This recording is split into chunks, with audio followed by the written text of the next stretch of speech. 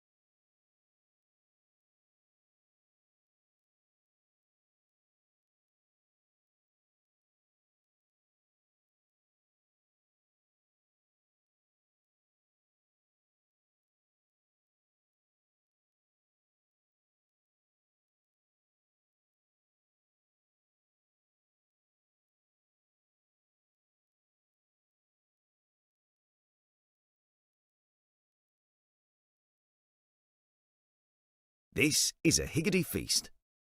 There's plenty of this, and these as well. We top it like this, and bake it like that.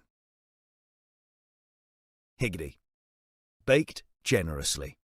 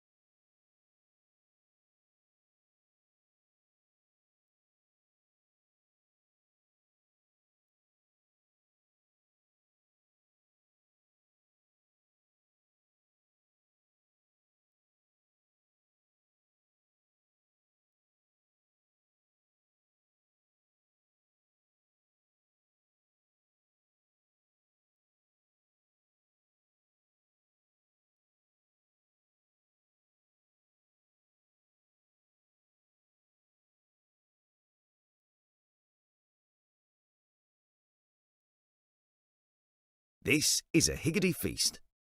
There's plenty of this, and these as well. We top it like this, and bake it like that. Higgity. Baked generously.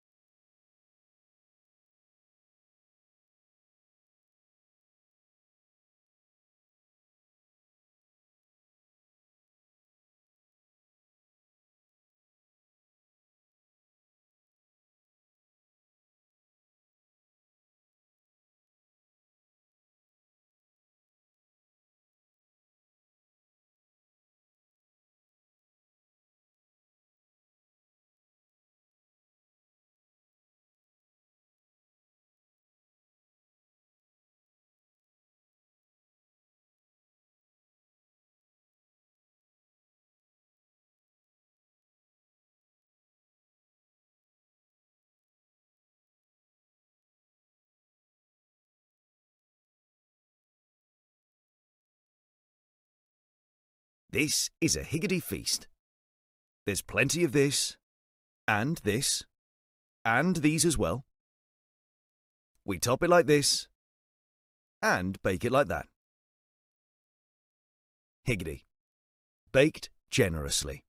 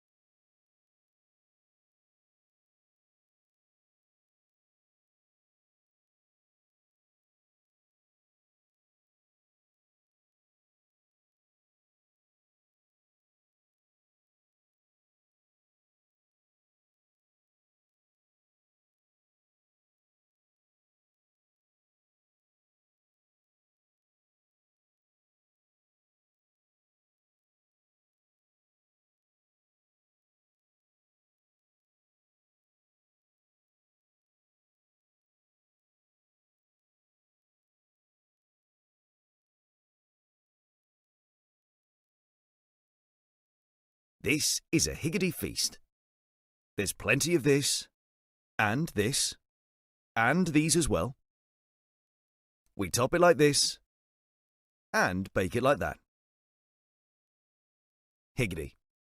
Baked generously.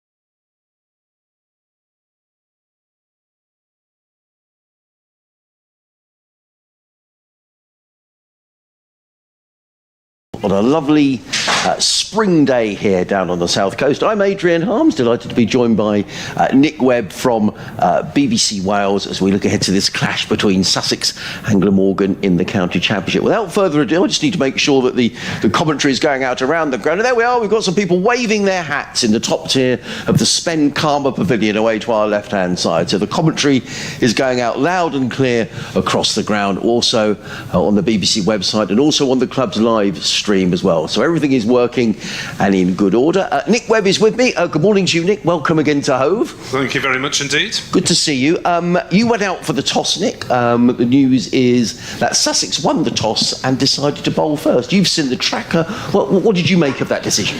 A little bit of green in it, not exceptional amounts, I suppose, but yeah, one of those that could have gone either way. I would have thought today was more of a batting day, but on the other hand, Mr. Pujara has played hundreds of international cricket matches and I haven't, so I'll trust his judgment. Well, let's go to our visitors first, and let's talk about the visitor side, because the speculation was about the Australians who were playing. I think we all thought that Marnus Labuschagne would play. We were slightly unsure whether Michael Neser would play, but the good news for the crowd, and it's a decent crowd here at Hove today, is that he does play. Yes, Glamorgan field both their Australians. Marnus Labuschagne, who's in the squad for the first test matches of the summer against India and the first couple against England, and Michael Neser, who it's understood will attend a training camp as well, and whether he'll come back from that to Glamorgan ranks is another question. As far as the Glamorgan team news is concerned, well, David Lloyd, the captain, is out with a hamstring injury, suffered batting in the win over Worcestershire at the weekend. Slightly surprised with that, because he didn't retire at the time or show any signs of distress. So David Lloyd is out. Kieran Carlson captains the side for the first time in Championship cricket, and there is a debut for the 22-year-old all-rounder Zain ul Hassan. Now, he was born in Islamabad, Pakistan, but has been on the Worcestershire staff in the past, made one List A appearance for them, and earned a Glamorgan contract for this season. He's been doing well for the second 11, batting in the middle order and getting wickets as well as a seam bowler, but a big ask for him to open the batting on first-class debut. So the umpires are out in the middle. That's Rob White and Martin Saggers. The Sussex players just gathering on the in front of the pavilion away to our left-hand side. The Sussex team news: there are 3 changes from the side that drew the last game as the players make their way out into the middle. Tom Haynes comes back into the side as a replacement for Tom Clark. Ollie Robinson back in the Sussex attack, which is great news for Sussex, and it'll be good, hopefully, for his England chances as well. Picked up 14 wickets in his last outing for Sussex down at Worcester and bowled beautifully. The other change, Jack Carson comes into the side as a replacement for Henry Crocombe. So Sussex just going with the 3 seamers in Finn Hudson-Prentice, Ari Carvelas and Ollie Robinson. The spin option provided by Jack Carson and by James Coles as the players make their way out to the middle. There's a bit of blue sky above Hove. It was a beautiful morning down here on the south coast, but since then a bit of cloud has built up, but it's sort of cotton wool fair weather cloud, and we hope very much that we're going to get a full day's play here. Your commentary team, as I say, Nick Webb, myself, Adrian Harms, Kevin Howells from 5 Sports Extra, and we'll be joined also throughout the day by Georgia Adams, who is the daughter of Chris Adams, the skipper here when Sussex first won the county championship back in 2003. So very much looking forward to Georgia joining us as well. Plays for the Southern Vipers, so we'll hear all about how the Vipers are doing this season. and get a real insight into the women's game so far this season. But it's going to be Ollie Robinson who's going to open the bowling from the Cromwell Road end of the ground. He's got a nice pair of orange-heeled boots on, has Ollie Robinson, and our commentary position here is right in line with the stumps. So we've got a terrific view. For those of you who don't know Hove, it'll mean that Ollie Robinson is opening the bowling running down the hill, and at the far end of the ground we've got temporary seating which has gone up in the last couple of weeks, and that's all ready for the T20 Blast which starts here next Friday with a game against Somerset. So Sussex starting with 4 slips: Tom Alsop at first, Steve Smith at second, Jack Carson at third, Nally Orr at fourth, and here we go. Here comes Ollie Robinson down the hill, comes in and bowls, and forward comes Zain Al Hassan and plays that out into the offside, and there is no run. So 4 slips, a backward point, mid-off, mid-on, and a fine leg literally down in front of us, who's Ari Cabelos, who's doing some warm-up exercises, and looks like he's going to be opening the bowling up the hill. Well, what a baptism of fire for young Zain Ul Hassan, the 22-year-old's left-handed bat, and making his first-class appearance against Robinson. Who's coming in from the Cromwell Road end, over the wicket and bowls, and let go outside the off stump, taken by Ollie Carter, and there is no run. So just to repeat, 3 changes for Sussex for their game last week. Still undefeated are Sussex in the county championship. That was a draw at Leicestershire last week. Sussex have had 3 continuous weeks on the road. We've been in Bristol, then down to Worcester and Leicester last week. Sussex's 1 victory this season came in the first match of the season here against Durham, then a draw against Yorkshire, and those 3 draws away from home as Robinson is on his way. The first over of the morning, down the hill, comes in and bowls to Al Hassan, who plays that away on the offside, fielded at backward point by Finn Hudson-Prentice, and there is no run. Plenty of noise from the Sussex fielders. Steve Smith, who's standing at second slip at the moment, he didn't really contribute with the bat. He only made 3 last week, Nick, but I don't know if you saw it. Amazing catch he took at second slip. Indeed, yes, I saw it and heard your description together with Richard Ray. Yeah, I thought we got went viral. We got a bit excited, to be honest, but it really was an amazing catch as Robinson, the ground completely in shade at the moment, is in and bowls, and forward comes Al Hassan and plays straight back down the tree. He looks very organised, Nick. Left-hander, playing very straight. Yep, first team appearance in a competitive game of any sort. As I say, just played the one List A game for Worcestershire against the West Indies several years back as a teenager. But interesting story, really, how he went around the counties looking to earn a contract last summer. Robinson again in this first over of the morning is in the bowls and hits on the pad. That's a good shout. We're pretty much wicket to wicket here, but I think that was just maybe pitching outside of leg stump, and it wasn't an overly convincing appeal from Ollie Robinson. I think they were rather more excited behind the stumps. Ollie Carter, the wicket keeper, was up, but umpire White deciding that's not out. And still we await the first runs of the morning.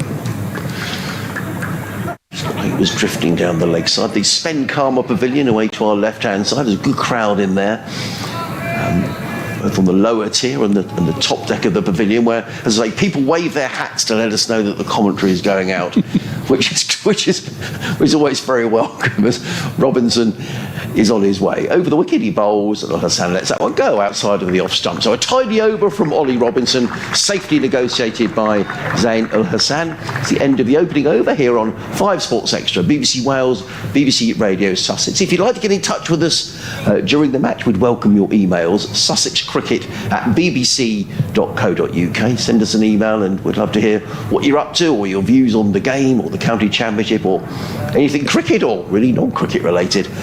Or you can tweet us at NickWebb2017, and it's going to be Ari Cabelos who's going to open the bowling from the C end of the ground. Thank you very much indeed, Adrian. So Al Hassan surviving that first over, but not yet off the mark. So still nervous moments for the 22-year-old. Slightly less so for Eddie Byram, who has, by and large, made a success of opening the batting for Glamorgan. He's averaging 45 this season, did the job from around about May onwards last year, as Karvelis bowls and Byram is forward defending to mid-off, and there is no run. So the Glamorgan side in approximate batting order: Ul Hassan, Byram, Labuschagne, Northeast, Carlson, Root, Cook, Neser, Van der Hoogten, Harris and McIlroy. The players named in the squad but missing out therefore Salter and Gorvin, as Karvelis is in to bowl and Byram plays it on the leg side, and there is no run. Looking at the pitch, Adrian mentioned it was pretty much straight in line from his point of view. It's just about a straightish long off from my viewpoint. A couple of metres to Adrian's right as we look up the slope behind Karvelis bowling from the sea end. 4-5 slips as Byram drives straight down towards us, and that'll be running down the hill, and Robinson gives chase, chucks it back in field, but he's indicated that he did slide over the rope with the ball in his possession. So very sporting from Ollie Robinson, who could possibly have got away with that one. Only we would have known, really. And it was right in front of us. Glamorgan are off the mark with a 4 for Byram. Nice shot. 4 slips, I can't count, as Karvelis bowls and Byram just deflects it down gently into the gully, and there is no run. So apart from that coterie of slips, there is a point, a mid-off, a mid-on, mid-wicket and a long leg. Up in the distance towards the dressing rooms away to our left. Karvelis is into bowl and Byram on the defensive plays it back to him. Karvelis, a Greek international, not many of them in county cricket. No. Aristide Karvelis, born in South Africa, formerly with the Gauteng team there. As he runs up once more, tall man, right arm over, and that is... Is that dropped? Oh, has that carried to slip? I think that was a keeper's catch. Or the keeper with Carter diving across in front of slip. Not sure whether it would have carried to slip, but it looked as though it may just have bounced before it got to Ollie Carter. A despairing dive forwards and sideways. I'm not sure that we'll put that one down as a chance. And Byram playing with soft hands and just about getting away with that one.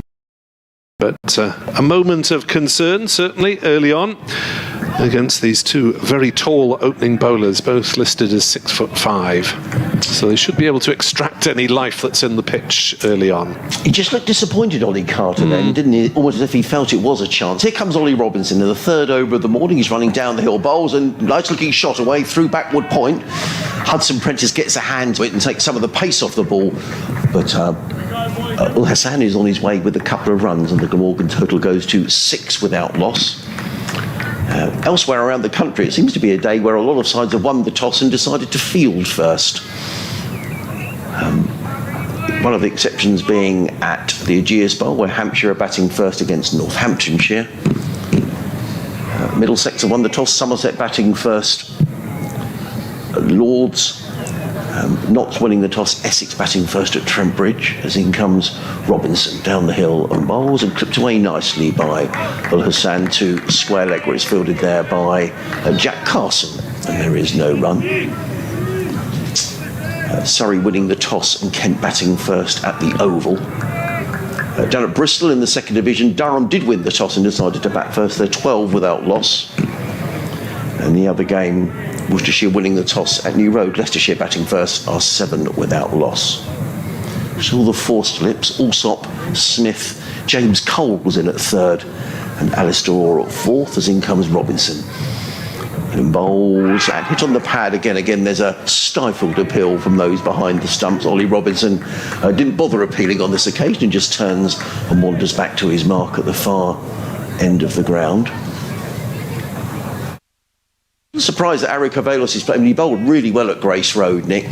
Picked up 5 wickets in the match, but it was his first game for something like 8 months. He had a knee operation in the winter, a lot of physio, and he bowled 41 overs at Grace Road in a game that finished on Sunday. And I wonder whether he might have been rested, but clearly he feels he's fit to play, and he's opening the bowling with this man, Ollie Robinson, who's in and bowls outside of the off stump, let go by Al Hassan, and the ball goes through to Ollie Carter. And there is no run. You had a short week last week, Nick, with a good win against Worcestershire. Don't tell my bosses that. The game was over by 2 o'clock on the Saturday, so yeah, barely 7 sessions really.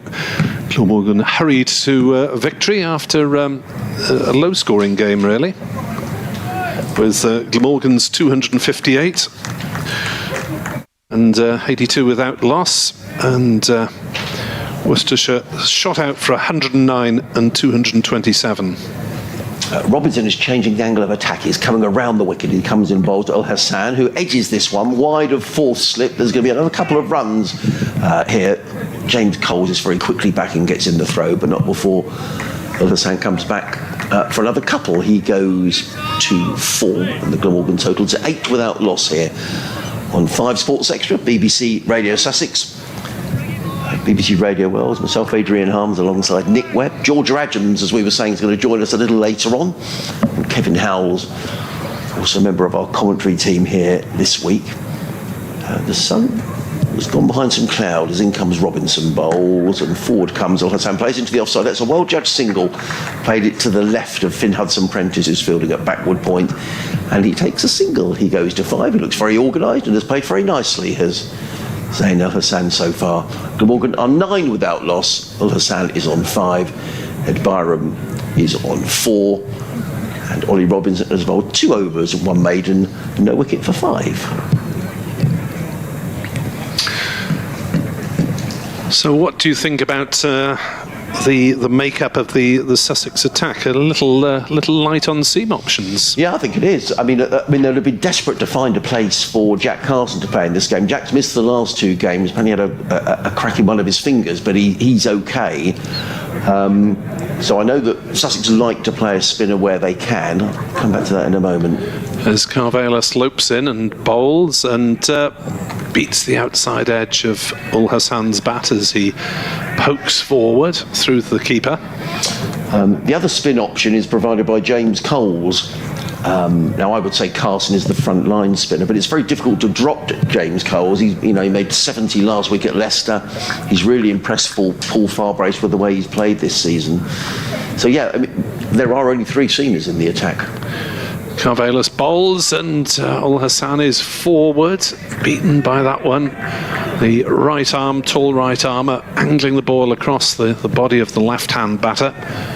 And through it went to Ollie Carter. I mean, another option would be Tom Haynes, who's back in the side this week. Tom has missed the last 2 games with a knee injury, so he can bowl some medium pace. So I would imagine we'll see quite a bit of Tom Haynes bowling to back up the seamers.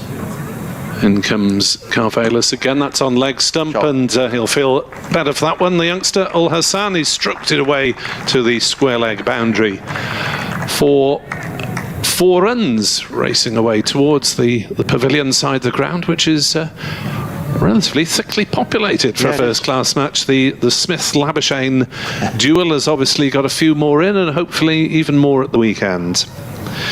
Although, of course, it's a game between 2 teams in 11 and not just individuals, as the coaches always emphasise every time we bring it up. As this one is pushed out into the gully by Al Hassan, and there is no run, though Matthew Maynard did agree that it would be great for the county game to get this extra spotlight, extra radio coverage, the articles in the national papers, online, etc. And hopefully there'll be a really big crowd on Saturday to see this. As Carvelis in to bowl to Al Hassan, who turns on the leg side, and there is no run. 13 without loss then. Al Hassan has 9 of them, and Byram the 4 that opened proceedings, driven down the ground. A boundary apiece in these early stages. The wicket is towards the old scoreboard side of the ground, and therefore the screen at the far end has had to be augmented. As Carvallis bowls wide outside off stump, through to Carter it goes, and at the end of the over it is 13 without loss. No, it is a good crowd, Nick. I mean, generally you wouldn't see the Sven Karma Pavilion that full on the opening day of a championship match. And in terms of the other end of the ground, there are 4 temporary stands which have been put up in the last couple of weeks for the T20 campaign. Now, those people would normally be sitting in the deck chairs at the far end of the ground, but that they would make a good crowd at the when the stands aren't there. So I would say this is certainly an above average attendance for the opening day of a championship match.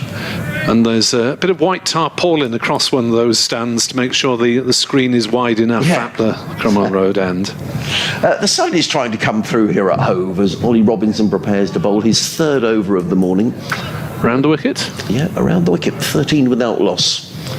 Glamorgan having been asked to bat in comes Robinson, bowls, let go outside the off stump to Ed Byram, taken by Ollie Carter, and there is no run. An early wicket has gone down at Lords. Toby Rowland-Jones picking up the wicket of Stephen Davis for a duck, so Somerset are 8 for 1 in the first division of the championship. Elsewhere, Hampshire 26 without loss against Northamptonshire, Essex 12 without loss against Nottinghamshire at Trent Bridge, and Kent 8 without loss against the leaders Surrey at the Oval. Still those 4 slips in place. Robinson is in again, bowls, and again Byram lets that one go outside of the off stump, and again taken by Carter, and there is no run. Tom Alsop claps his hands at first slip. It's been a good week for Tom Alsop. He's was awarded a new contract earlier on this week. He's done really well since his move from Hampshire last season. That was initially on loan, and now a permanent deal. Well, then this morning he was awarded his county cap. So well done to Tom Alsop. And Steve Smith was also awarded a county cap this morning as well. He's standing next to him at 2nd slip as in comes Robinson and bowls, and forward comes Byram, plays into the offside, and there is no run. 13 without loss. Well, it's always used to be the case here at Hove that if you're an international player, you automatically got awarded a county cap. All right. But I think that's changed now, and it's at the discretion of the coach. So clearly Paul Farbrace thinking that Steve Smith is worthy of a county cap. And he's wearing it very proudly, standing at it's that 2nd catch slip. last week, a catch that went viral. Yeah, we got a bit excited about that. Well, that was a tremendous effort. But he'll be looking for some runs here this week as Ollie Robinson is on his way to Ed Byram. Byram with a play and a miss outside the off stump. That was a loose shot. The ball goes through to Ollie Carter. And there is no run. Rather than Byram like that. He's usually fairly disciplined. Usually has a minimalist leave, but that was definitely a waft. It was. Outside of the off stump. Taken by Ollie Carter.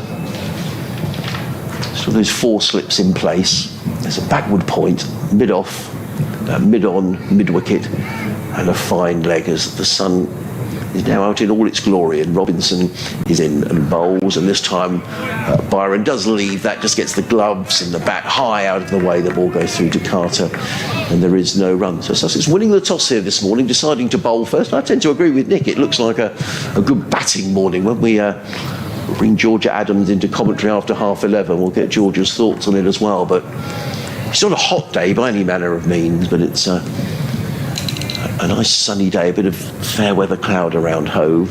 The forecast pretty good for today, possibility of a shower, and the same tomorrow, but over the weekend a really good weather forecast, which is great news as Robinson is in again, bowls, and Byram up on his toes steers that into the offside. Fielded at mid-off by Tom Haynes, and there is no run. Yeah, Glamorgan with a bit of an opening bat problem at the moment. Lloyd and Byram are the established pair. Byram, I'd say, was the more natural opening bat of those, but David Lloyd was promoted a couple of years ago to bring a bit of aggression to the top of the order. But when one of them is out injured, Andrew Salter deputised last time, but to no great success. The sun has just gone in as Robinson In again bowls, and Byron plays inside the line of that. The ball goes through to Carter, and there is no run. That's the end of Ollie Robinson's third over. 3 overs, 1 maiden, no wicket for 7 for Ollie Robinson. And Glamorgan, having been asked to bat here at home this morning, are 15 without loss. Zain El Hassan is on 9. Ed Byram is on 4. And a very good morning wherever you're listening on 5 Sports Extra, BBC Radio Sussex, BBC Wales, myself, Adrian Harms, alongside Nick Webb. I was thinking about Ed Byram. I thought he made runs against Sussex last year. He made 176 at Cardiff, so he enjoys playing against Sussex. Carvelis bowls, and that's played down into the ground by Ul Hassan. Bounces up to 4th slip, and there is no run. We had a rather soporific end to the season here, didn't we, on the last day when Sussex were batting out Glamorgan. Their chance of promotion had gone the day before because of results elsewhere, so we had rather a somnolent time as Carvelis bowls, and that's left by Ul Hassan through to Carter. We've had our first email of the day through sussexcricket@bbc.co.uk. If you'd like to join our conversation here from Hove, or you can tweet us at NickWebb2017. Emails from Ben Silk. I'll read it at the end of the over, Ben.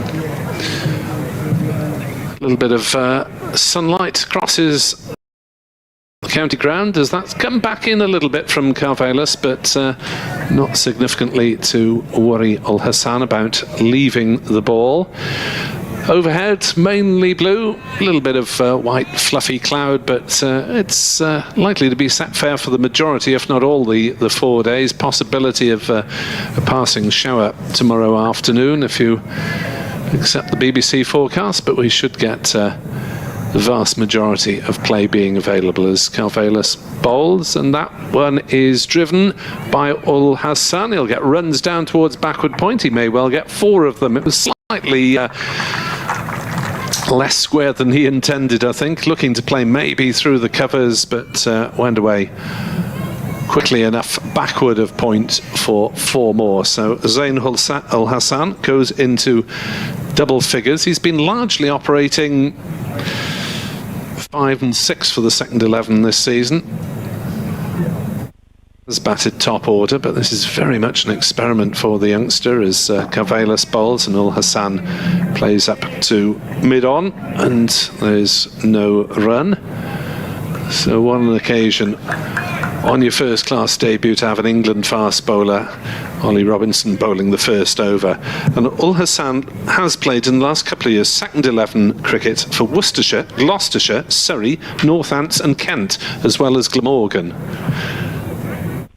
As forward he comes and plays out into the covers, and it's fielded by the skipper Pujara. There is no run, so he's tried his luck with 5 other counties other than Glamorgan in the last couple of years, having briefly been on the Worcestershire staff, made 1 appearance while he was still in their academy, but shows the persistence that you need to hang on in there and pursue your dream, I guess, of being a pro cricketer. Oh, most definitely. So Ben's been in touch. He wrote to us last week because he was thinking of bringing his 7-month-old son to the match today and wasn't sure whether it was a good idea or not, and him and his wife were discussing it and deciding the best thing to do. Well, the good news is that they are here, and he sent a photograph of his son asleep in the pram. As in comes Ollie Robinson and bowls, and forward comes Byron, plays down the onside of the track, fielded by Robinson. There is no run. So he says, I wrote to you last week about my dilemma regarding bringing my 7-month-old son to the match. Well, I'm pleased to say we took your advice and we're here. The Sussex office were very helpful, telling me where the changing facilities are. He's very excited and woke up just in time to see Ollie Robinson open the bowling. I think there's a bit of you, Ben, that's excited about that. Hopefully it's the start of a long love affair, says Ben. So Ben, welcome to Hove. I hope you're having a great day. And your 7-month-old son's asleep, so that sounds good news as well. As in comes Robinson and bowls, and wide of the off stump, he's annoyed with himself, Ollie Robinson, as the ball goes through to Ollie Carter, and there is no run. No, they're not moving much by that age, are they? They're not on the crawl. And I don't know, Ben, it would be quite nice if we could use your picture. I don't know if you could just drop me a line and let me know whether that's acceptable to you, but quite a nice picture you've sent through to us here on the BBC. Adrian Dawson's been in touch. He's listening to the game down in Plymouth. Sunny Plymouth, he says. Ollie Robinson, in bright sunshine now. He's down the hill and bowls. And Byron, well, I give him credit of the doubt. I think he just literally pulled the bat inside at the line at the last moment. The ball go through to Carter, who takes the ball low down in front of Allsop at first slip. Adrian says, I'm picking up the thoughts from last week regarding the balance of the side.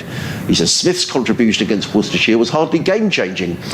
It strikes me there's no shortage of runs in the Sussex side, and with Coles having earned his place with 2 good scores, we've sacrificed the bowling attack to include Steve Smith. This is a must-win game.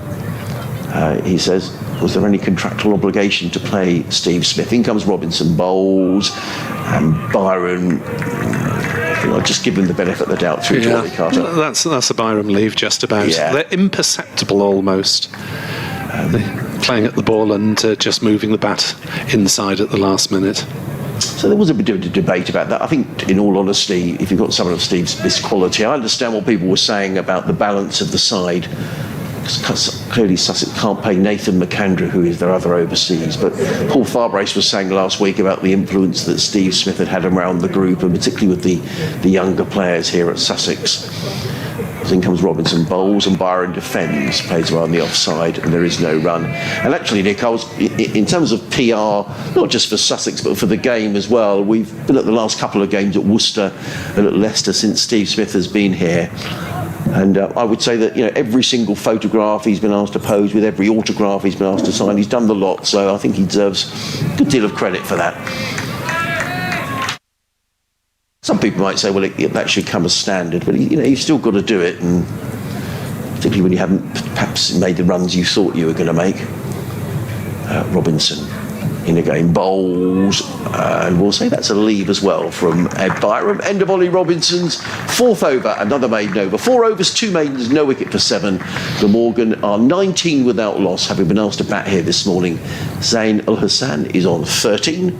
Ed Byron is on 4.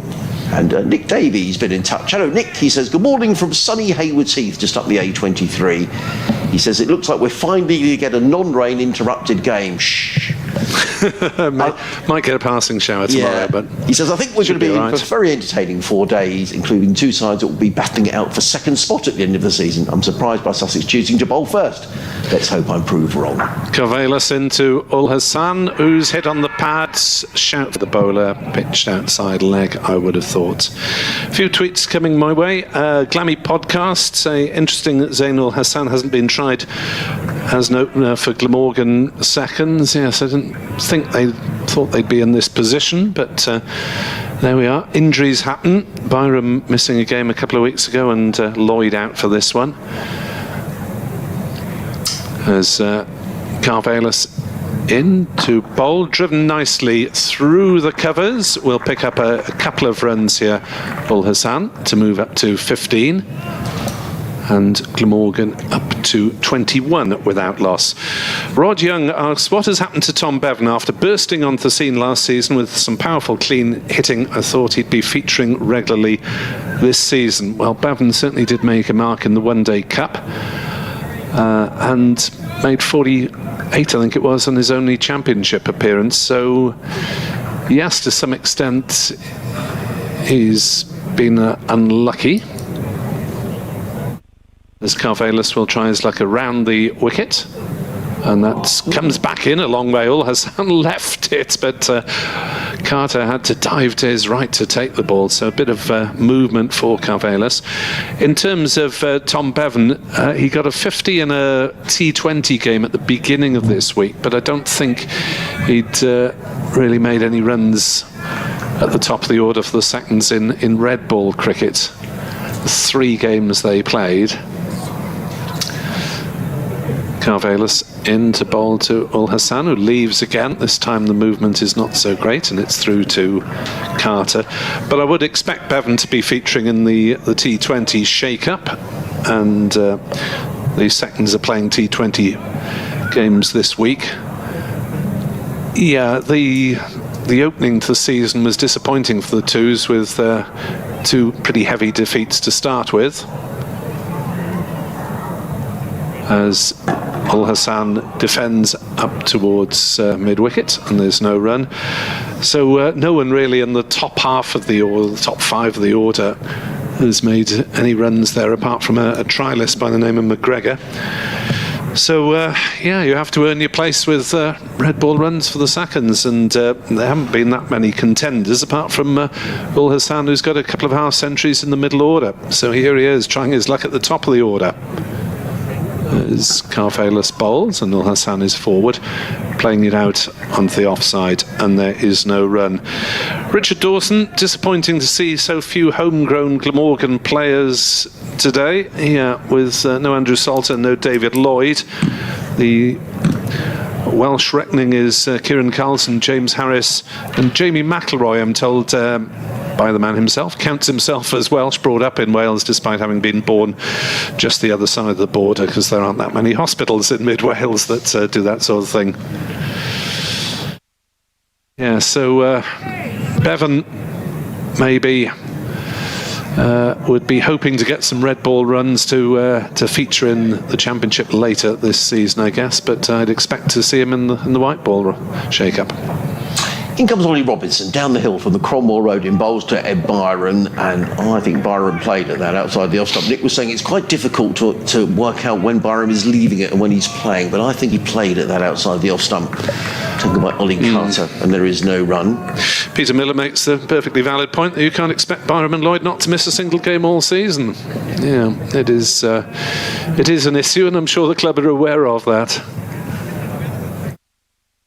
Slips a backward point, mid-off, mid-on, mid-wicket, and a fine leg. The sun trying to break through here at Hove. Lots of cotton wool cloud around the county ground as Ollie Robinson, in his 5th over of the morning, yet to take a wicket. He comes in and bowls, and it's on the pad. I got the thing that was probably straying down the leg side. The ball bounces out on the offside. There's a loud appeal from Steve Smith, Tom Alsop, and Ollie Robinson.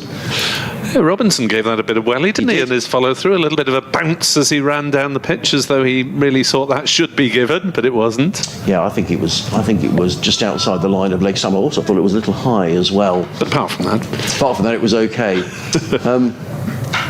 Just bring you up to date in other games around the championship. In the First Division, Hampshire 46 without loss, off to a flyer against Northamptonshire at the Aegeus Bowl. Somerset with a couple of wickets down already at Lords against Middlesex, 21 for 2. Essex 28 for 1 at Trent Bridge against Nottinghamshire. Robinson is in bowls. That's down the leg side, taken by Carter, and there is no run. And at the Oval, Kent 13 for 1 against Surrey. Division 2, Michael Jones already out for Durham. They're 22 for 1 at Bristol against Gloucestershire. And Leicestershire off to a good start at New Road, 34 without loss against Worcestershire. Yeah, it has been an issue producing top 3 batters for Glamorgan in particular in recent years. The overseas filling the 3 slot at the moment, with Labuschagne to be replaced by Ingram.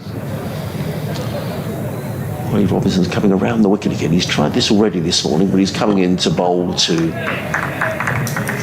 Zain Hussain, who plays it away on the offside. There is no run. But I guess it's not just Glamorgan. I mean, Sussex have got lots of options at the top of the order, really, with Tom Clark missing out today and Tom Haynes coming back in. But if you look at the England situation, is there a specialist England opening bat? Crawley has struggled really to get his average up towards 30, and Duckett has played most of his championship cricket at 3 and 4.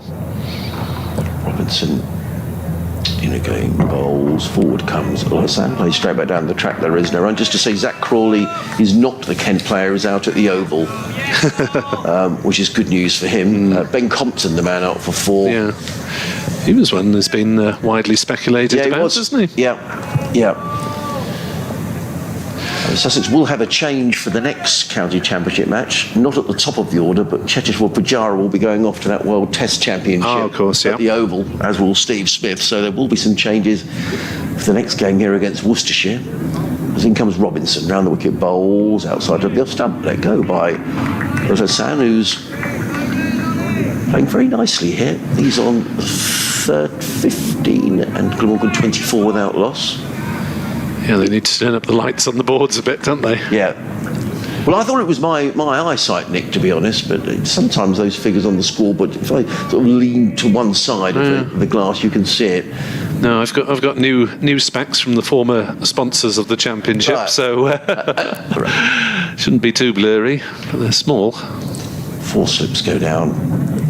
Comes Robinson, bowls, and forward comes Hassan, plays around the leg side. There is no run. It's the end of another tight, accurate over from Ollie Robinson, but he's yet to take a wicket here, the England seamer. He's bowled 5 overs, 2 maidens, no wicket for 10.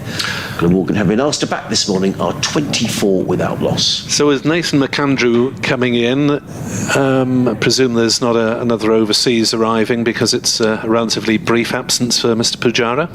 Yes, I mean, there is talk around whether Sussex, because, you know, Ollie Robinson will go off for this test match against Ireland, so you'd have thought that that's where Sussex have needed they've needed wickets, haven't bowled sides out in previous seasons, so I suspect maybe there may be some reinforcements coming. As that's played to mid-wicket, the first ball of the Carvalhais over. And there is no run. Ed Byram on strike. He was wearing 97. Ul Hassan 27. Pleasantly surprised that he's got a number, actually, given that his championship debut. We'll get Georgia Adams warmed up. If you can just do your loosening exercises, Georgia, you're on next over. Carvalhais is in to bowl, and that's allowed to go through outside off stump, and there's no shot played. I presume Sussex will be bringing Hudson Prentice on fairly soon. Just watching Ollie Robinson down there, he's doing some sort of Pilates exercises down on the outfield, stretching out his back. Nothing to alarm anybody. Everyone's getting the jitters, aren't they? Like England fast bowlers have only got the hobble, and oh no. Carvalhais in bowls and left by Byram through to Carter. Yes, we had the spotlight on Johnny Bairstow's return for Yorkshire against Glamorgan the other week, and one point he was hit on the leg. Update for BBC Radio Sussex to come fairly shortly. 5 Sports Extra and BBC Sport Online at the moment, as Carvalhais turns and runs in, bowls to Byram, and there's bounce and there's an edge as well. Byram goes, Carvalhais gets the breakthrough, and Glamorgan are 24 for 1. Byram has gone for just 5, and Carvalhais getting an extra bit of bounce with his height there, and through to Carter comfortably chest high. Good delivery, wasn't it, from Ari Carvalhais? Bit of extra bounce and lift and a little edge through. We don't know whether Ed Byram was dropped a little earlier on off the bowling of Ari Carvalhais, but that's largely irrelevant now. Byron gone for 5. Yes, thanks very much, Sarah. You join us actually just as Sussex have taken a wicket. They won the toss this morning, decided to bowl first, and they've just picked up the wicket of Ed Byram, who's been caught behind by Ollie Carter off the bowling of Ari Carvalhais. So early reward here for Sussex. Glamorgan 24 for 1. Just in terms of the game itself, we've been hearing that Steve Smith, the Australian, is playing for Sussex. Ollie Robinson playing as well. Marnus Labuschagne is just coming out to bat. He gets a terrific round of applause from the Sussex crowd. He's another Australian who will be playing in the Ashes that start in a few weeks. And Michael Neser, the Australian quick bowler, was playing for Glamorgan as well. So a star-studded lineup here at Hove this week, but a good start for Sussex, picking up that early wicket. And at the Oval, Kent batting first against Surrey. Kent are 27 for 1. The man up, Ben Compton, for 4. That's our update done. I'll let Nick finish off this over, and then we'll bring Georgia into commentary. Edward Cooper, with reference to waxing lyrical about the Smith catch last week, reminds us that Labuschagne took a pretty good one to get rid of Worcestershire's Azhar Ali, a key strike for Glamorgan in that last match. And Marnus Labuschagne then on the strike in what is likely to be his final game for Glamorgan this summer, scratching away. Innings of 170 not out up at Yorkshire. Innings of 64, 65 and 42. His last other 3 knocks for Glamorgan. And he'll be hoping to finish on a bang as he goes into the Test arena. Right-hander, 4 slips remain, just swapped to the other side of Ollie Carter, and Corvallis is waiting to get at him. Labuschagne is waiting or prepared to make the bowler wait as he surveys the field, checks exactly where all the fielders are, and wants the game played on his terms. Marnus Labuschagne then faces up to his first ball from Harry Corvallis. It's through wide outside off stump, and Labuschagne with the slashing leave rather than the unobtrusive one. He's got a pretty ostentatious leave as Marnus Labuschagne, and a little bit of a hop and a skip as well, and lets it go through. Last ball of the Corvallis over then. He has 1 for 14. This is the last ball of his 5th in the Sussex sunshine. And then he comes to bowl to Labuschagne, who defends and goes for a quick single and through. They scamper for the run. And, well, that is the joy of batting with Marnus Labuschagne. You have to be on your blocks like a sprinter to run those 22 yards. And Zainul Hassan might have had his heart in his mouth there on first-class debut as the Australian star at the other end decides he fancies a quick run off the mark. There was a little underarm shy at the stumps, but I think Al Hassan would have been all right. Here on 5 Sports Extra and BBC Sport Online, I'll be replaced by Georgia Adams. Well, what that does mean is that we're now going to get, well, this could be a foretaste of the summer to come, because we're going to get Ollie Robinson, who's going to be bowling down the hill to Marnus Labuschagne. Sussex have now got 5 slips in place. Tom Alsop at first, Steve Smith second, James Coles in at third, Alistair Orr at fourth, Tom Haynes at fifth. Now another change in the field, because the mid-on, who was Finn Hudson-Prentice, now come to a leg slip. So only 2 fielders in front of the bat. There's a cover point, a mid-on, and a fine leg of the other fielders. So Sussex has certainly put the pressure on.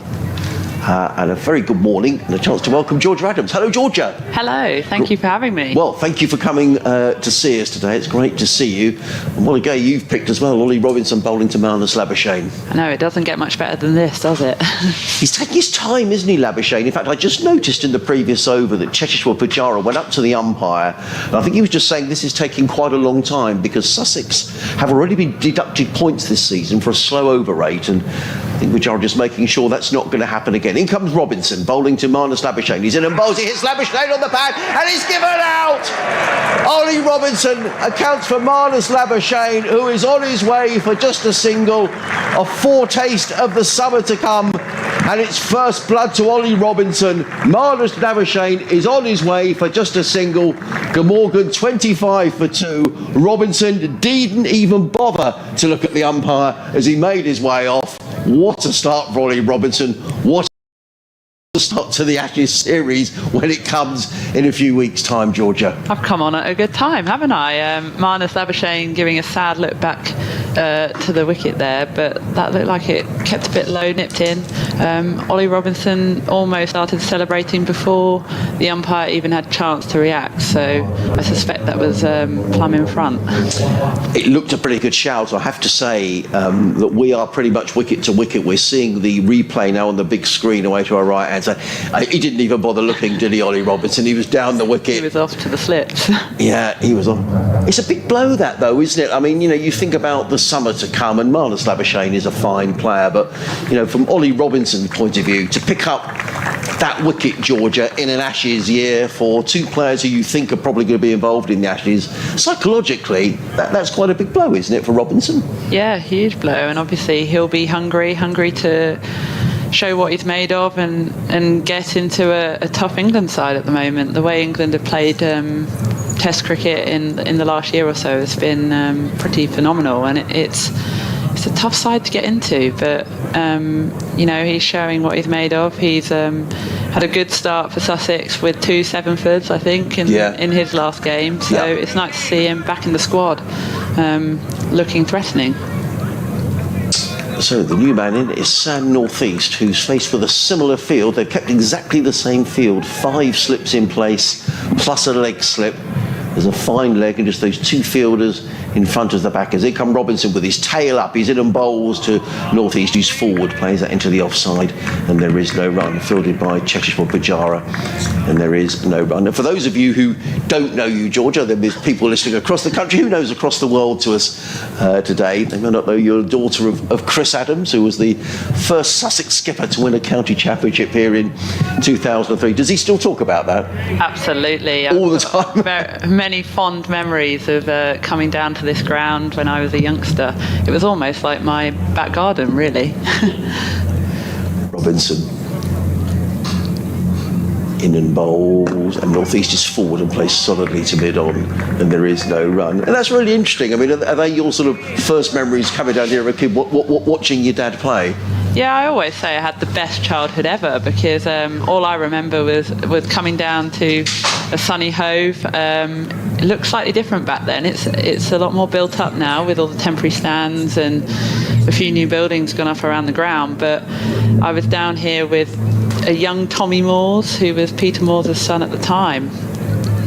Robinson in bright sunshine here at home. Glamorgan 25 for 2, bowls to Northeast, who's forward, clips that to mid-on, and there is no run.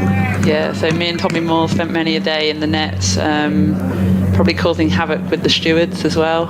Sam's still on the gate down at the front, which is great. He snuck me in this morning. Yeah, but I absolutely loved it. I just had the best time ever. And I still remember 2003 very vividly, when Sussex won the championship for the first time. Were you here? I did come down. I was actually at school at the time in a maths lesson. Robinson down the hill from the Cromwell Road and bowls to Northeast. Go out the off stump, there is no run. Yeah, I didn't quite realise the severity at the time. I think I was 10 years old, and I was sat, I went to Hancross Park School, and I was sat in a maths lesson, and in burst my headmaster.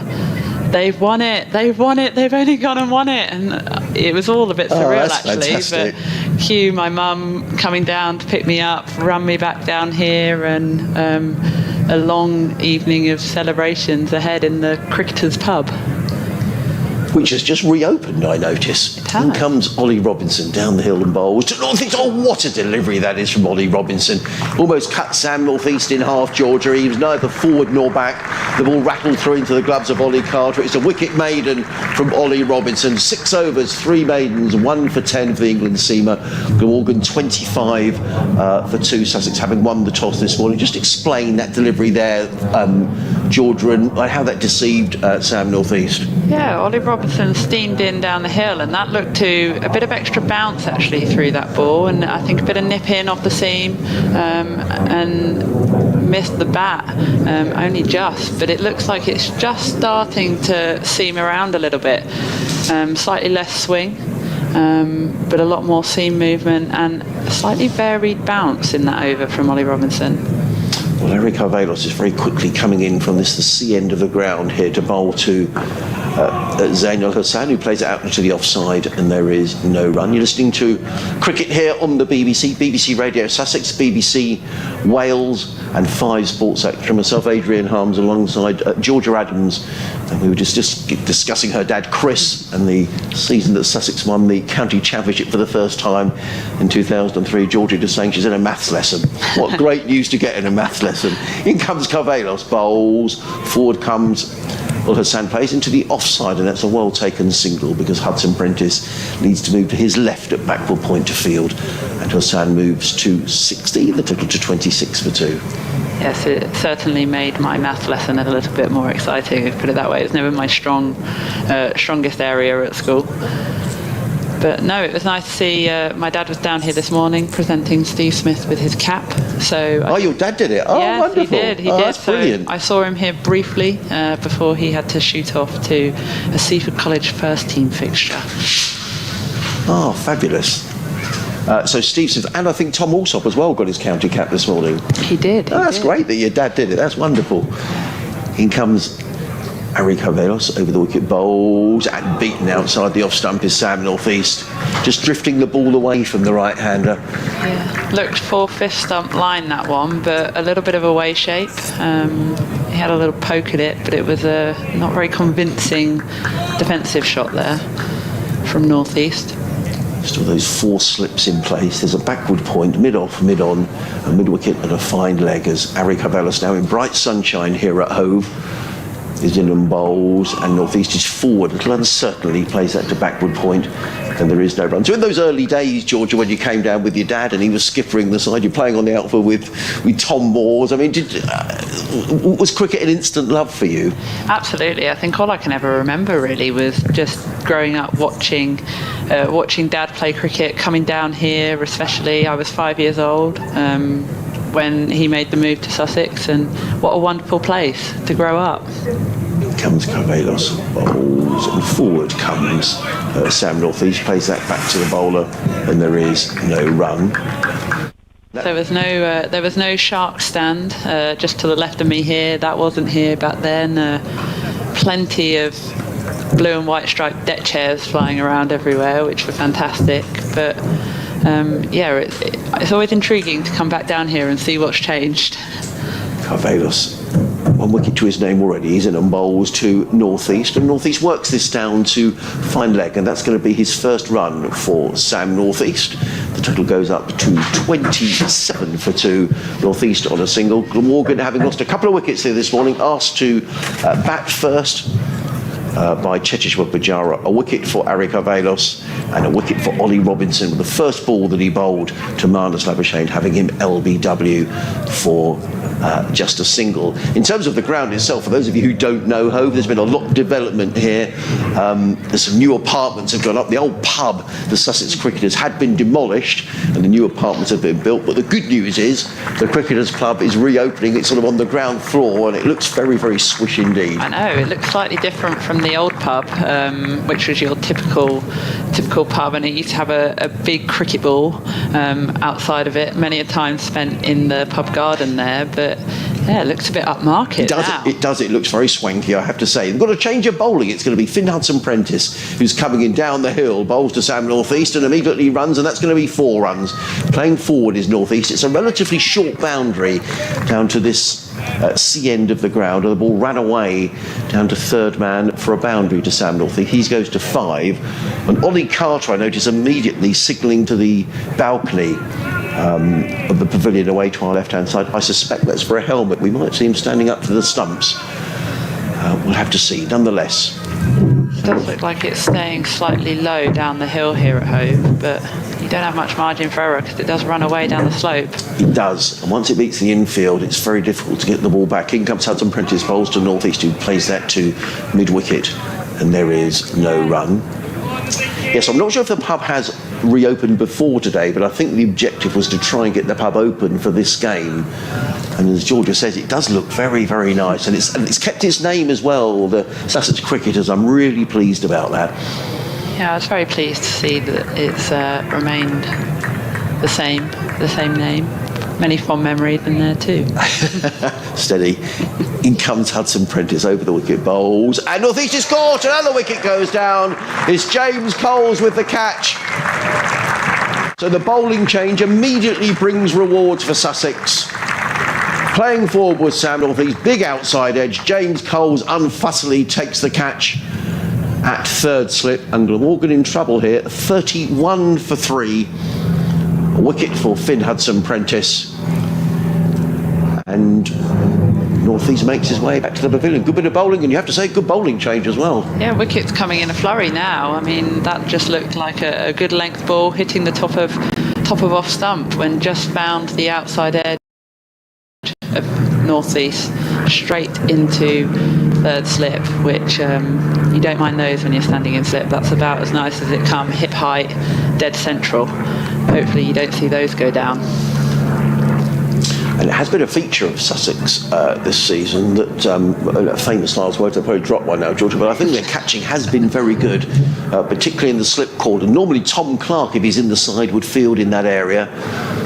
But even without Tom Clark in the side, Sussex catching so far this morning has been very good. Glamorgan 31 for 3, and now the skipper for this game, Kieran Carlton, makes his way to the crease. Just in terms of that particular dismissal, I mean, Sussex bowling a good line here, Georgie. You're talking about, top of off stump. Very good line actually from Finn, and I think with Hudson Prentice, he's not express pace, but what he can offer is a bit of movement, hopefully a bit of swing. There's a little bit of cloud cover here, so hopefully it's offering a little bit of movement for Finn Hudson Prentice, but he just puts the ball consistently in a good spot. He looks difficult to drive, especially up the hill as well, and I think, often gets batters trapped in two minds, whether to leave it alone or whether to play at it. Well, Carlson is marking out his crease. Leslie Sharma has been in touch. Hello, Leslie. Good to hear from you. Sussexcricket at bbc.co.uk, or you can tweet us at NickWebb2017. Myself, Adrian Harms, alongside Georgia Adams. As in comes Hudson Prentice, bowls, and forward comes Carlson, plays to Pujara, who comes racing in from mid-off to field. So Leslie says, enjoying the commentary. I can hear at the moment you're with George Adams on commentary. He says, I was with the Aldridge Cricket Academy in Falmouth from 2020 to 2022. I wanted to ask for your own opinions from both of you about the Sussex season so far, based on the team being unbeaten and being in winning positions in the draws we've had this season. Hope you're both well, says Leslie. Great to hear from you. As in comes Hudson Prentice in bright sunshine over the wicket bowls, let go by Carlson outside the off stump. There is no run. I know it's always easy to say, Georgia, when the side has started off well, but certainly in terms of, we'll talk about the women's game as we go through the day, but in terms of the men's side, it's been a really disappointing couple of seasons here at Sussex, and there just seems to be a different feel around the club at the moment. Would that be something that you've sort of found around the club and talking to your dad and people at the ground? Yes, absolutely. And I think that win against Durham, first game of the season, was absolutely pivotal for Sussex, really, to get some momentum. In comes Hudson Prentice bowls. Carlson covers up to a bowl of good length that would have hit the top of off stump, played into the offside. There is no run. Terrific over from Finn Hudson Prentice. His opening over. He picked up a wicket. Wicket of Sam North East and conceded 4 runs, and Glamorgan at the end of that over are 31 for 3. Yes, that game against Durham, I think, could have gone either way, and getting over the line and getting a win like that can be crucial in setting up your season. So I was really pleased to see them get off to winning ways. Obviously a little bit disappointing to draw the last 4, and with the new point system, obviously there's slightly less value in a draw now, but like you said, they've just been lacking the ability at times to bowl teams out. I think they'll be probably frustrated this season to get those draws when they've probably been in good positions to get a win. But hopefully with a start like this, we'll see a result at the end of the 4 days here. Well, we thought Tom Haynes might bowl, and indeed he is. He comes in from the CN, bowls to Zain Hassan, plays out on the onside. There is no run. Keeper Carter is standing up to the stumps to Tom Haynes. How would you just say Tom Haynes is brisk medium, or would you say he's medium pace, Georgia? I mean, he certainly charges in, doesn't he? He gives it a good nudge up the hill. Looks quite skiddy. Stays low, skids it on to the batter. Very good description. In comes Haynes and bowls. Anderson is beaten outside the off stump, taken by Ollie Carter. There is no run. He's one of these bowlers, Tom Haynes, I think, who doesn't give the batsman any peace at all. He's always at them. Yeah, it looks like it just gets onto the batter a bit quicker than they expect. But I've not seen much of Haynes bowl, actually, so it's quite nice to have got the best view in the house, I think, right behind him. He's running around the wicket, comes in and bowls, and forward on the bounce. He's going to get 4 runs. That was an edge, and it goes through the legs of second slip, through the legs of Steve Smith, and runs away for 4 runs. Tom Haynes' hands on hips. It wasn't a chance. It did bounce in front of Steve Smith, and the ball races away for 4 runs. Yeah, didn't quite. He does come in quite. He looks like he angles in quite wide on the crease as he approaches. Maybe slightly round arm, but he's got good arm speed in his bowling action, which is probably how he gets it down there at decent pace. Some discussion there about a field change between Haynes and Pujara. There are just 2 slips in place as Tom Haynes is around the wicket, in and bowls to Al Hassan, who plays that in the offside. There is no run. The rest of the field, there's a backward point cover mid-off. There's a short extra cover, a mid-on, a mid-wicket, and a fine leg. Ollie Carter, that's the sound you can hear in the effects microphone, banging his gloves together. He makes a hell of a racket, does Ollie Carter, when he does that. Haynes is in again, bowls, and Al Hassan plays this firmly in front of wicket to mid-wicket, and there is no run. And that looks to me like Henry Crocombe is on the field, and I think Ollie Robinson has gone off. Yeah, I can't spot the bright orange boots anymore on the pitch. He's taken a wicket, and then he came off for the next over as in comes Haynes and bowls. Al Hassan is forward, clips to mid-wicket as Henry Crocombe has to chase the ball back towards the boundary. Al Hassan goes through for a single. It's the end of Tom Haynes' opening over. Al Hassan goes to 21. Glamorgan 36 for 3 here on 5 Sports Extra. BBC Wales, BBC Radio Sussex. Adrian Harms and Georgia Adams on commentary with you. For those just joining us, the news here that Sussex won the toss, decided to bowl first. And they picked up 3 wickets already. Ed Byram for 5. Marnus Labuschagne, who was LBW to the first ball he received from Ollie Robinson, for a single. Sam Northeast out for 5.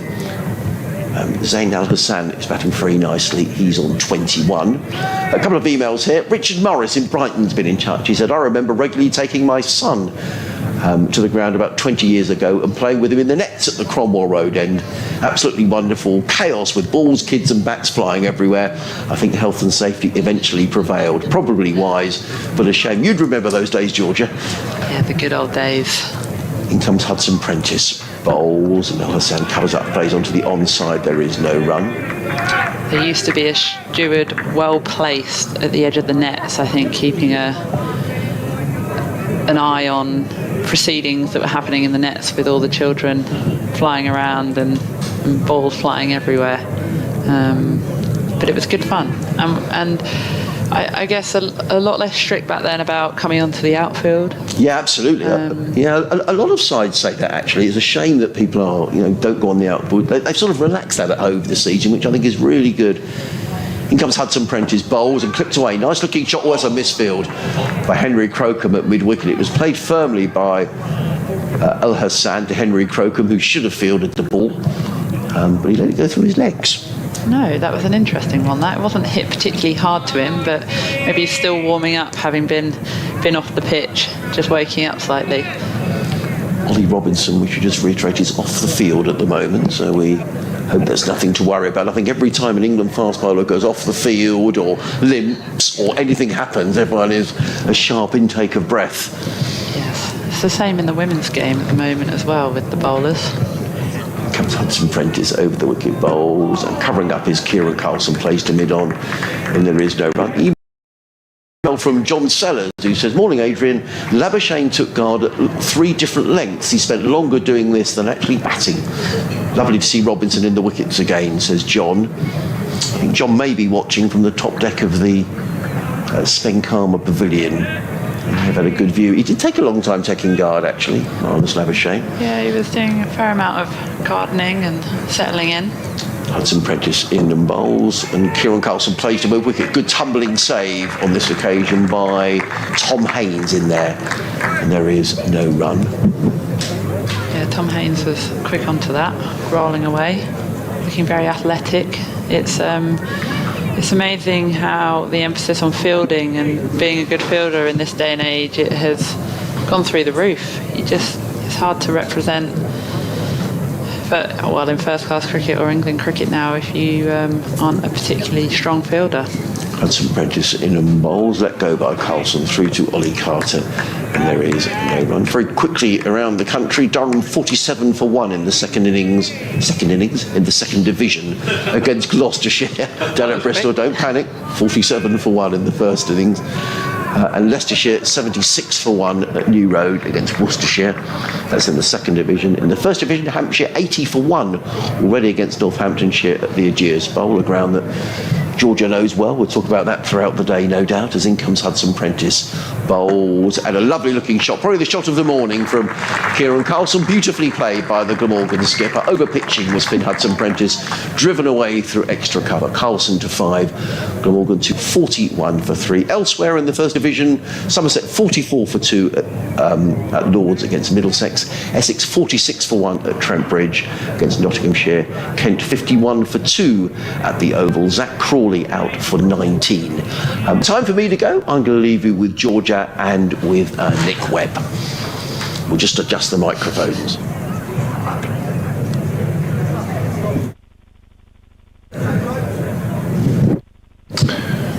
Thank you, Adrian. So very much Sussex's first hour of the day, as Haynes, last season's captain, prepares to purvey his medium pace, and that's edged and caught, and Ul Hassan has gone, and Sussex's bowlers all in the wickets in the first 65 minutes of this game. Zain Ul Hassan, a decent enough start to his first-class career, but he's gone now for 22, and Glamorgan 41 for 4, and all over the place. Georgia. Glamorgan in a little bit of trouble here. Zain Ul Hassan was looking pretty solid, I'd say. Was playing quite convincing shots off the front foot, but got trapped there, found the outside edge. Bit of strange dismissal, actually. The ball sort of flew up in the air. I think he'll be very disappointed with that one. Yeah, catch for the keeper, as we get a replay on the screen. Difficult to make much of it at this angle. Just orthodox catch for the keeper, I don't think. No, it sat up slightly. It come maybe off the shoulder of the bat. Maybe an awkward one for Carter to take, but take it he did. And Glamorgan are all over the place at 41 for 4. Zain Ul Hassan has gone for 22, and there has been a wicket apiece for Robinson, for Hudson Prentice, for Carvelis, and for Tom Haynes, which is really good sign, really, for Sussex, isn't it? It's what you want, all your seamers in the game early on. Yeah, they're sharing it around this morning on what we thought first thing looked like a very good batting track, but just proving a little bit more difficult in the last 5 overs or so. Yes, the one that got Byram climbed a little bit from Carvelis. The one that trapped Labuschagne possibly kept a little low, as Haynes is in to bowl to Billy Root, who drives it through the covers for 4 runs. The new batter off the mark, first ball. 45 for 4, and Glamorgan will need all the depth they can muster in this batting lineup. They have got established batters in Root and Cook at 6 and 7, and Neser, who's got an 86 and a 90 this season. Van der Hoogten's got a half century as well. So Glamorgan do bat fairly deep, but they'll need to, because the top order have failed. As that's driven again by Root, and well stopped by a tumbling Pujara in front of us at mid-off as they go through for a single, maybe 35 years old, but chucking himself around like a spring chicken on that occasion. I say if 35 is old, I'd love it to be 35 again. As Glamorgan move on to 46 for 4 here on BBC 5 Sports Extra, BBC Sport Online, from BBC Sussex and BBC Wales. Pleasure to have you on board wherever and however you're listening. BBC website and app, as well as on your digital radio. As Carlson on strike and pushing the next ball from Haynes back out on the onside. And there is no run. What do you make of the pitch so far? It looks quite nice. I was fortunate enough actually before the game to get out there. By pure coincidence, I found myself there for the toss. It's a nice wicket. As Haynes is in, bowls, and a slashing attempted drive by Carlson misses through to Carter standing up. Yeah, I thought it might have been a bat first job, but Pujara definitely relieved that he chose the other option. Yeah, I was quite surprised to see the outcome of the toss. Don't know if they knew something that we don't. But I think at Hove, with the slope, it always typically sits a bit up the hill, skids on down the hill.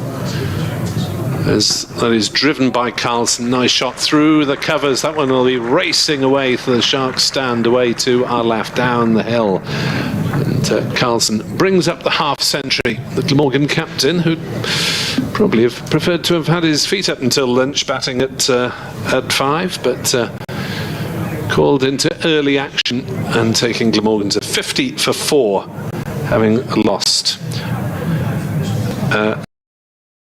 Ed Byram for 5, Marnus Labuschagne for 1, Sam Northeast for 5, and latterly Zain Ul Hassan for 22. So there might have been some concern about the stand-in opener, but he lasted longer than the rest of the top order. Yeah, a string of cover drives we've been treated to in the last couple of overs. As Billy Root faces up to Hudson Prentice and just chops that one down to point. And there's no run. Certainly one of Carlson's favourite shots, and works well for Root when he gets going as well. So the string of not outs this season, Billy Root, which is partly why he's averaging 70, 283 runs, 1 century and 1 half century. Kieran Carlson averaging 33.8, has been a bit up and down, a couple of centuries and a few low scores as well. Hudson Prentice bowls to Root, who drives back where it came from, beats the tumbling bowler. That one will race up the slope for 4 more. And certainly Glamorgan managing to find the boundary often enough. Yeah, Billy Root's come out looking very positive off the front foot. A couple of wonderful drives there, and that one straight through mid-off, up the hill. Glorious drive back past the bowler. 4 slips still, so there are plenty of gaps in the field. A little bit more cloud now, but still pretty bright as Hudson Prentice bounds towards us and beats the outside edge of Root's defensive push. And there is no run. Through to Carter. Glamorgan's second 11 in T20 action today. 98 for 3 off 11 against Gloucestershire at Newport. Colin Ingram, the South African international who will be replacing Marnus Labuschagne after this game, he made 43 of 21 balls, so sounds as if he's in fairly decent nick there. As Hudson Prentice bowls, that one's gone away outside off stump, but Root had nothing to do with it anyway. Through to Ollie Carter, who got 185 in Cardiff last year, so Glamorgan will be wary of his batting prowess, as well as his snapping up the catches behind the wickets. He's still got the mullet. Yeah, there's still a strong mullet going on there. I think they're all back in fashion, you know. Coming round again. I was there first time in the 80s. Don't do it, boys. Hudson Prentice bowls and Root drives through the offsides. That one, I think, will reach the pavilion boundary as well. 4 more. 54 for 4. 58 for 4 even. Another lovely looking drive from Billy Root there, straight through cover. Big gap towards the pavilion. Yeah, it's the lefties off drive. Always looks a thing of beauty when it gets going. So Glamorgan looking to steady the ship. This game has raced on apace. The 17th over of the day, and 4 wickets down, 58 for 4. As here comes Hudson Prentice, right arm around, bowls to Root, who pushes forward and is beaten, and a little bit of bounce there as well from the far end of the over. 58 for 4 it remains. Yes, the bounce has not been entirely consistent this morning. I mean, it's not been shocking, but just enough to possibly influence a couple of dismissals. Yes, a lot of extra carry on that last delivery from Hudson Prentice. The keeper took it almost at shoulder height as it zipped through. I think Ollie Robinson looked like he got a few, not necessarily to stay low, but just skid on, hit the pads, and from this end again, I think Tom Haynes, the nature of how he bowls, just skidding through to the batter. Haynes is in and bowls, and that's allowed to go through by Carlson. Paul Harding replies to our Test match special colleague, shouldn't be letting the Aussies play anywhere, don't want them getting used to conditions. Well, that's one viewpoint, but a bit of stardust on the county game really hurts, and certainly got a bit more attention for this game than it would otherwise have got. Smith's only home performance for Sussex as Carlson defends that one out on the offside, and there is no run. Labuschagne and Neser, I think, are in a slightly different category to some of the Australian imports playing this summer, in that they've been around for a couple of seasons and are not just flying in for the occasion. Yeah, it's a controversial topic, really, isn't it, having the Aussies over? As that one is through outside off stump, no shot played by Carlson. Hopefully what will be an exciting summer of cricket for everyone, really. Indeed, England with the first test against Ireland, which, all due respect to the Irish, you would have thought would be seen as something of a warm-up. As Haynes is in to bowl and Carlson prods forward and is beaten. Australia, of course, have duties against India in the World Test Championship final. Exciting. Yes, England's squad announced a couple of days ago. Nice to see Bairstow back in the ranks. Yeah, I think everyone's agreed it's nice to see him back. It's just the man that he's replacing has drawn the short straw as Haynes bowls and Carlson is forward defending. What do you make of the omission of Ben Foakes? Yeah, you can't help but feel for Foakes. I mean, his level of his keeping ability is simply world class. I think he's by far the most talented keeper on the ranks, and if I'm truly honest, I don't think he's done a lot wrong with the bat either. Haynes to Carlson, who's forward defending, no run. Tight over, 58 for 4 it remains, a maiden over. Well, that's the issue, isn't it? Whether, obviously, you want to get Bairstow into the lineup somewhere, given the way that he won Test matches for England before his injury. But Foakes, just because he doesn't play baseball necessarily with the bat, seems to have suffered slightly unnecessarily. Yes, and I think, I don't know about Ireland, but when you know you've got an Ashes summer and you're coming up against the Aussies, it'll be interesting to see how baseball goes, really. As Root allows the first ball from Hudson Prentice to go through outside off stump, Ollie Robinson is back on the field, so it was presumably just a change of boots after his bowling spell. A lot of bowlers look to nip off and change their boots, whether they're bowling or just fielding for a while. But I think I would have been tempted to go down a different route and try and persuade either Stokes or Bairstow to open the batting for England. As Root leaves another one from Hudson Prentice outside off stump. Since Ben Stokes plays in a baseball plus ultra plus style anyway, might as well open the batting possibly. One way of calling it, yeah. I thought we'd see Bairstow back at the top, really, but they seem to like Zach Crawley. He's sort of the man in coming up a lot. He's in contention, really, isn't he? And he's a hot topic of the hour at the moment.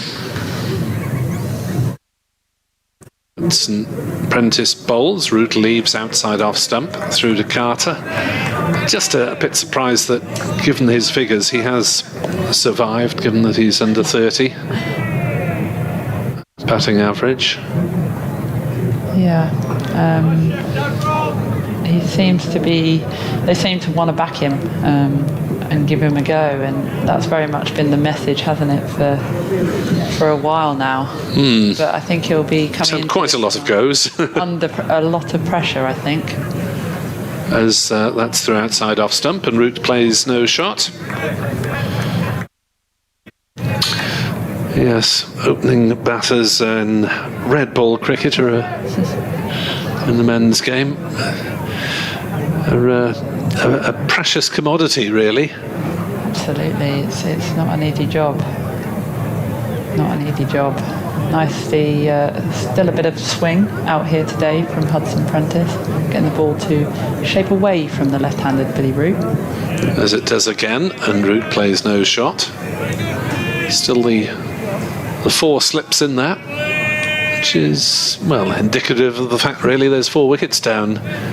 Still have 4 slips after, where are we, hour and a quarter nearly? Keep the cordon in. Don't often see fields like this in our games, I'll tell you that. I'd love it. A day standing in slip would be my ideal. As that sees Root playing forwards, it just eludes the bowler, so there's actually a quick single. Well, not too quick a single because they thought of 2, but Carlson had slightly overrun the stumps in case there was a throw coming his way. The ball had just run up through mid-on. Root single to take it to 59 for 4. And if you are just joining us, the headline of the morning: Marnus Labuschagne leg before to Ollie Robinson for 1. The first delivery that the England quick bowled to Labuschagne, who pinched a single second ball to get off the mark off Carvelis at the other end. But Ollie Robinson getting 1 to nip back in and win the verdict of the umpire. Yeah, as a Sussex fan, I probably shouldn't be saying this, but slightly disappointed I only got to see one of the Marnus Labuschagne leaves, which is much spoken about. Here comes Haynes in to bowl to Root, who noodles one down into the gully, and there's no run. Mentioned about him taking different guards on different lengths. I think that's probably because he likes to bat out of his crease, but obviously can't do so on with the keeper standing up.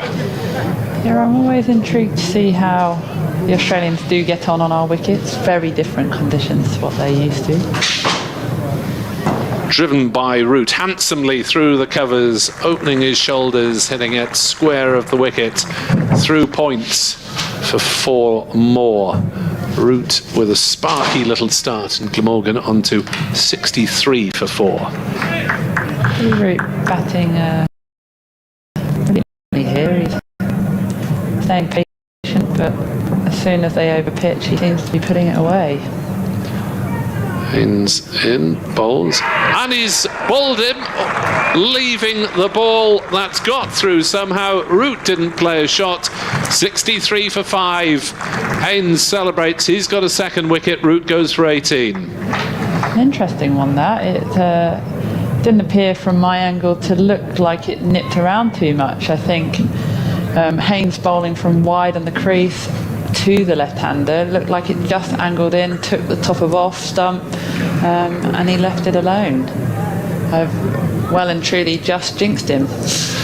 That is the commentator's curse, Georgia. And you have struck for Sussex.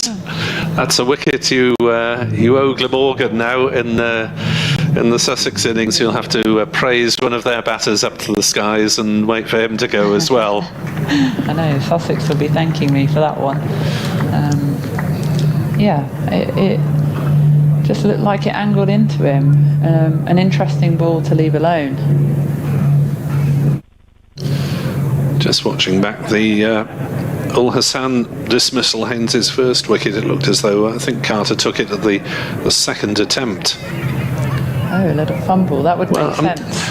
I can't quite see whether it's second attempt or whether it's sort of bat and pad and looped up a little bit, but it was certainly not the average standing up sort of catch.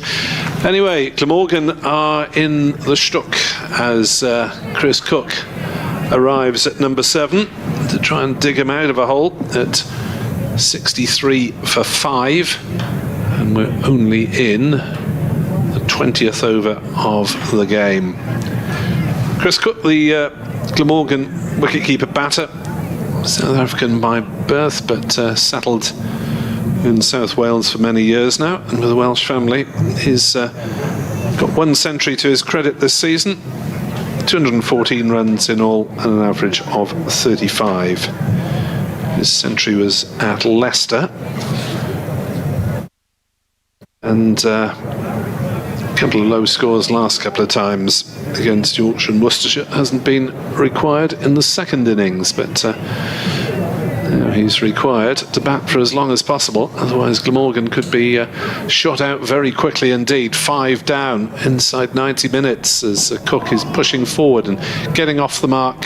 First ball with, they're coming back for a second, they'll have to hurry, and they do hurry as Carlson gets on the afterburners to get back to the non-striker's end. That was a tight 2 as Cook played it towards mid-wicket, but these are 2 of the nippier runners in the Glamorgan ranks. He was running down the hill as well. I always appreciate that when I play here. Forward comes Cook to the next delivery, plays it out into the covers, and there's no run. It's one of the more pronounced slopes around the county circuit, isn't it? It sure is. I think when you're fielding down at the sea end at long on and long off, it's quite noticeable actually how quickly the ball arrives at you when it's hitting the air. Travels very quick. Haynes in, bowls, and Cook rather squared up, plays it off a thick edge out in the point area. There is no run. The applause from the home crowd for another successful over for the home heroes. Tom Haynes has got 2 for 20 in his 4 overs, and Glamorgan is 65 for 5 now at the start of this county championship match, and the home side definitely profiting from that decision to bowl first. Maybe a bit of sun on the wicket, and they hope it'll flatten out. You can only hope. I mean, the weather looks good, so hopefully as the day goes on, see the wicket flatten out. But I think, Sussex wickets this year have been very good actually. They often do favour the bowlers slightly, especially on day 1. They seem to be flat of late. Still the 4-slip cordon with their backs to us. As back comes Robinson and bowls the first ball of his new spell to Carlson, who defends it. So Ollie Robinson's first spell was 6 overs, 3 maidens, 1 for 10. And he's back for more just 85 minutes into the game. I think he wants to get in on the action. Replacing Finn Hudson-Prentice at the top end. He bowled 4 overs, 1 for 18, so Robinson hasn't actually been off for very long. He's in, bowls outside off stump, keeping a little bit on the low side as it went through to Carter there. Yeah, a little stayed low, that delivery, and a little bit of nip in off the seam, making it all the more difficult for the batter to know what to leave alone and what to play at. What Ollie seems to do very well. Doesn't often miss a good length, Ollie Robinson. Kieran Carlson leading Glamorgan for the first time in 4-day cricket. Has been the One-Day Cup captain. Robinson into ball, he's bowled him, playing no shots. Carlson sees his middle stump leaning back. Disastrous misjudgment from Kieran Carlson, with Glamorgan sinking deeper into the mire at 65 for 6, and Robinson strikes again. But it's that nip back that did him again, just as you were saying, Georgia. Yes, that nip back in looked like to nip in a lot more than the previous delivery did, but again staying low. An interesting one to leave alone, I think. It does look like it's nipping into the batter more than it's moving away at the moment. But that's the challenge of red ball cricket, especially in a situation like this. It becomes mind games for the batters because you're vulnerable, aren't you? You know you've got to dig in. you probably err on the tentative side, and then it's knowing what to play at, what to leave alone, and trying to still be as positive as you possibly can as you're walking out to the crease. Yes, I mean, most times a player is bowled leaving the ball, you see maybe top of off stump, given a nudge. That one was very much middle and off, wasn't it? Middle stump leaning back, and Ollie Robinson has his second wicket of the day to add to his 14 of his last appearance for Sussex. Michael Neser, well, he's got a couple of decent performances with the bat. His innings this season, 199 and 86. So although he's very much in Glamorgan's ranks as a bowler, he has taken part in a county record stand with Chris Cook up at Leicester. Fresh off the back of an 86, I believe, as well. Yeah, top scorer in the match at home to Worcestershire. What can he produce here? Well, I think he'll be fairly keen to play shots, given the errors of his comrades in the last couple of overs. As Robinson is in to bowl to Neser, who gets a thick inside edge down to square leg, and there is no run. Ollie Robinson looks like he is gunning for those stumps and that front pad at the moment. Absolutely keen to make his mark, and he has already, with the wickets of Labuschagne, LBW for 1, and Carlson bowled for 8. Not much in the way of preparation for Neser. Likes to get on with proceedings as Robinson bowls to him, and Neser is forward defending to mid-on, and there is no run. 65 for 6, Glamorgan having been put in. 2 wickets apiece to Robinson and Haynes, 1 apiece to Carvallis and Hudson Prentice.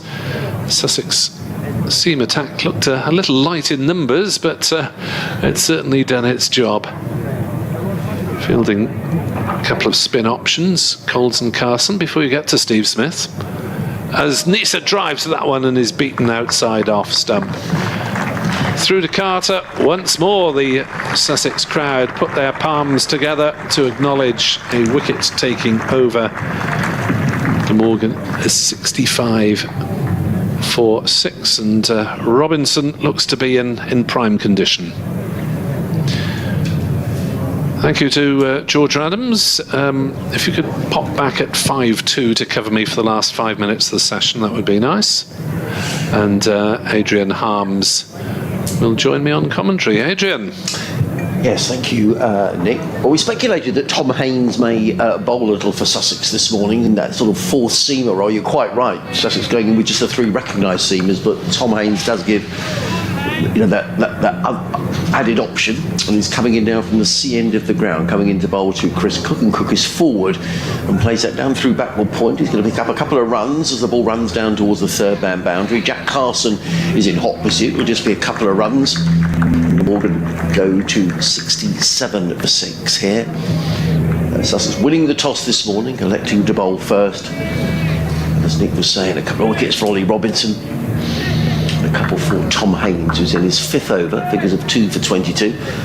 Great to have Georgia Adams on commentary this morning, and Georgia will be back with us, as I say, when Nick goes off at about 5-1 to do his update to the listeners in Wales. I mean, would you say there's been... I mean, the Carlson dismissal was a poor dismissal, wasn't it? I don't think you can really afford to leave balls from Ollie Robinson. But I think Sussex have bowled well here this morning. They have. They've bowled straight and tight, and there's been very little that's been hittable. Haynes in bowls, forward comes Cook, plays to mid-off, fielded by Pujara. There is no run. But apart from Zain Ul Hassan, 22 on first-class debut as an emergency opener, then there The rest of them won't be remembering this with any great fondness. Eddie Byram, I think, was undone by the extra bounce, so he was got out by Carvelis. Right. Similarly, Labuschagne was the one that nipped back quite away from Robinson. Haynes. It again bowls forward, comes Cook, plays into the offside, no run. But if you're outplaying those shot, well, yeah, it is kind of asking for trouble, particularly against Robinson. Yes, Hiraeth on Twitter questioning the performance of the Glamorgan top order in no uncertain terms. Tom Haynes is signalling, but he had a little natter to the umpire then. He's obviously wanting something brought out. I'm not entirely sure what. Cheteshwar Pujara is now coming in to have a word to umpire. Is it umpire Sackers at this end? I think it is. Yeah. But there's a bit of a debate. Now, what are all that's about? Tom Haynes was ready to bowl. The umpire came in and had a word to him. And there was frantic signalling going on towards the balcony of the pavilion away to our left-hand side. I can only assume they're waiting for something to be brought up. I can't think for the life of me. Well, there's no hurry here, is there? Now, it looks like a 12th man making his way down the pavilion steps. Now a little more urgency. Helmet? Looks like a helmet. Is someone too close to be fielding without a helmet, maybe? I wonder whether maybe one of the slips. I mean, Keeper Carter is standing up now. Yeah, Carter's got the lid on, but maybe the umpire ruling that one of the slips is close enough to have a mandatory helmet. I think it's James Coles who's in there at third slip. I wonder whether his position is going to change. He's just taking off his floppy sun hat. Looks like he's putting something on his feet as well there, James Coles. I think that's a little extra protection around the central areas. Right, there we go. That's what it was. So he's going to come into ultra slip. He's now dropped something else on the ground, is James Coles. Anyway, we're all ready. Well, I think we're ready. Yeah, he's come to third slip, but he's about a couple of metres ahead of the others. Comes Haynes and bowls and let go outside the off stump by Chris Cook. There is no run. Lily in Yorkshire says, good to see Johnny Bairstow back in the Test squad, but not at the expense of Ben Folkes. She would have opened with Mr. Bairstow. Robert Logan, Welsh supporter in Plymouth, reports that it is sunny there and his wife has come into the room and Glamorgan have lost 4 wickets. He comes Haynes, bowls and forward comes Cook and plays solidly to mid-on, fielded by Robinson, no run. So perhaps, Mr. Logan, you could suggest gently to your better half that she might well follow the game if she wishes to from another room. It's obviously who's jinxing Glamorgan, along with Georgia, who was just talking up whether the Glamorgan batters the ball before they were out. Haynes wheels round in front of us and is coming into bowl to Chris Cook, who's 4 not out. He's in and bowls.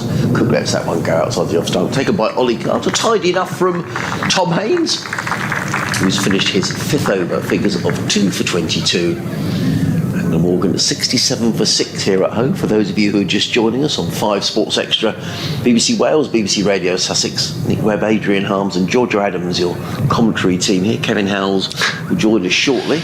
Freddie Jones in Swansea says that was a tidy spell from Georgia Adams in terms of taking wickets for Sussex. Hopefully she can do us a favour when we have a bowl, and hopefully that's not before lunch. Ouch.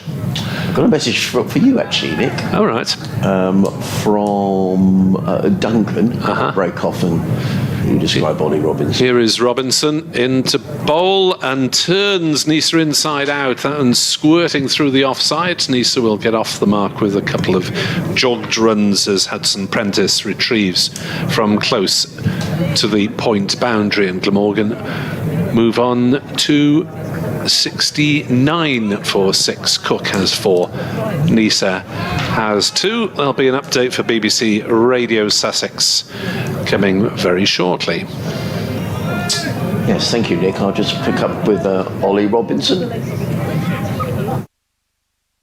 Yes, thank you, Sarah. A really good morning here for Sussex. I just break off as Ollie Robinson is coming in to bowl and the ball hits the pad, bounces away on the offside because Sussex winning the toss this morning, electing to bowl first. They've reduced Glamorgan to 69 for 6. 2 wickets for Ollie Robinson, 2 for Tom Haines, and a wicket apiece for Ari Carvelos and for Finn Hudson-Prentice. And one of those Ollie Robinson wickets, the wicket of Marnus Labuschagne, the Australian, who is very likely to be playing against in the Ashes in a few weeks' time. So a really good start for Sussex and a good start for Surrey as well up at the Oval. Kent are 80 for 4 in their first innings. The wicket shared around, but Zach Crawley, the England opener, out for just 19. As in comes Robinson bowls and he beats Neser outside the off stump taken by Ollie Carter, and there is no run. So 4 slips in place, a backward point, mid-off, mid-on, a mid-wicket and a fine leg.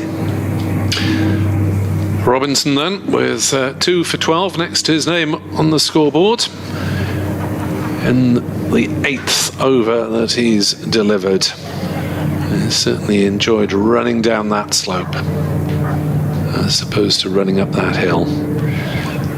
As Neser drives but hits it hard down into the ground, bounces up to cover, and there's no run. It was the Kate Bush follow-up, wasn't it? I think it was. Running down that slope. Yeah.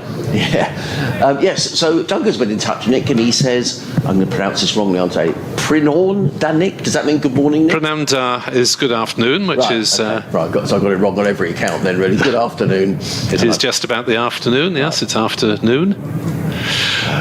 Robinson then with still those 4 slips, and Michael Neser into the game rather more early than he would have wanted, and Robinson bowls and that catches a thick edge shoulder of the bat but just lobs down into the gully safely enough. Well, Duncan's enjoying the coverage, but he says a much better start for Sussex. And you must have been talking about wicket keepers when you were with Jordan. He says, whilst I think Ben Foakes was unlucky not to be picked, the emergence of Harry Brook and the wet weather lately means YJB is more likely to thrive in the UK. YJB? Yorkshire Johnny Bairstow. Thank you. Is there any update on the Neser situation? Asks Duncan. As Neser is facing up to Ollie Robinson, who hits him on the pad and is out. Robinson's got a third. He's got both Aussies among them. Glamorgan 69 for 7. Neser, LBW, Robinson for 2. Ollie Robinson is on fire. He is. His third wicket of the innings, and again he didn't even bother to look at the umpire, did Ollie Robinson. He was absolutely trapped bang in front with Michael Neser. What a morning this is for Sussex.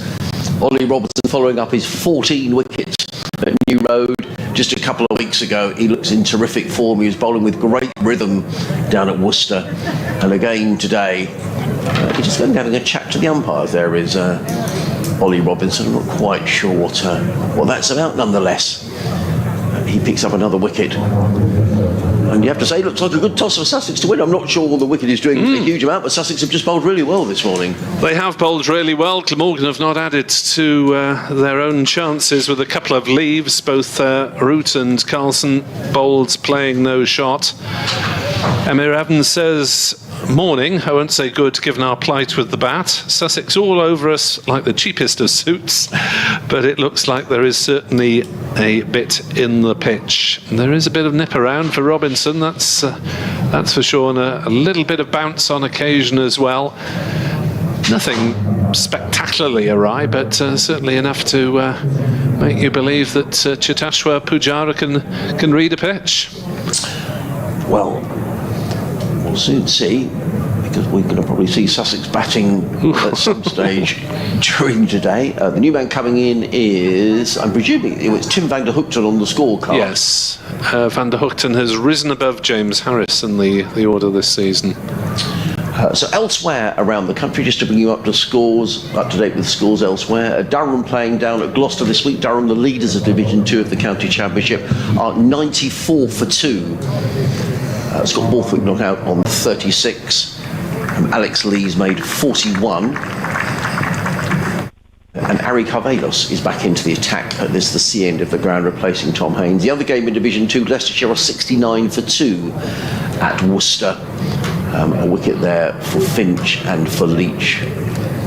Sol Bollinger making 30 for Leicestershire. In comes Carvelos, bowls down the leg side. Carter fumbles the ball down the leg side. He didn't get a nick, and there is no run, so the total remains as it is.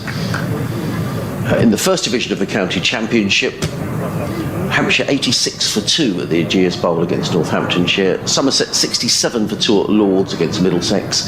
Essex 70 for 1 at Trentbridge against Nottinghamshire. And Kent 82 for 4 at the Oval against Surrey. Carvelos running in bowls to Cook, who lets that one go outside the off stump. And there is no run. Cook on 4, Van der Hookten yet to score. Harry Carvelos 1 for 17. He's in his 7th over.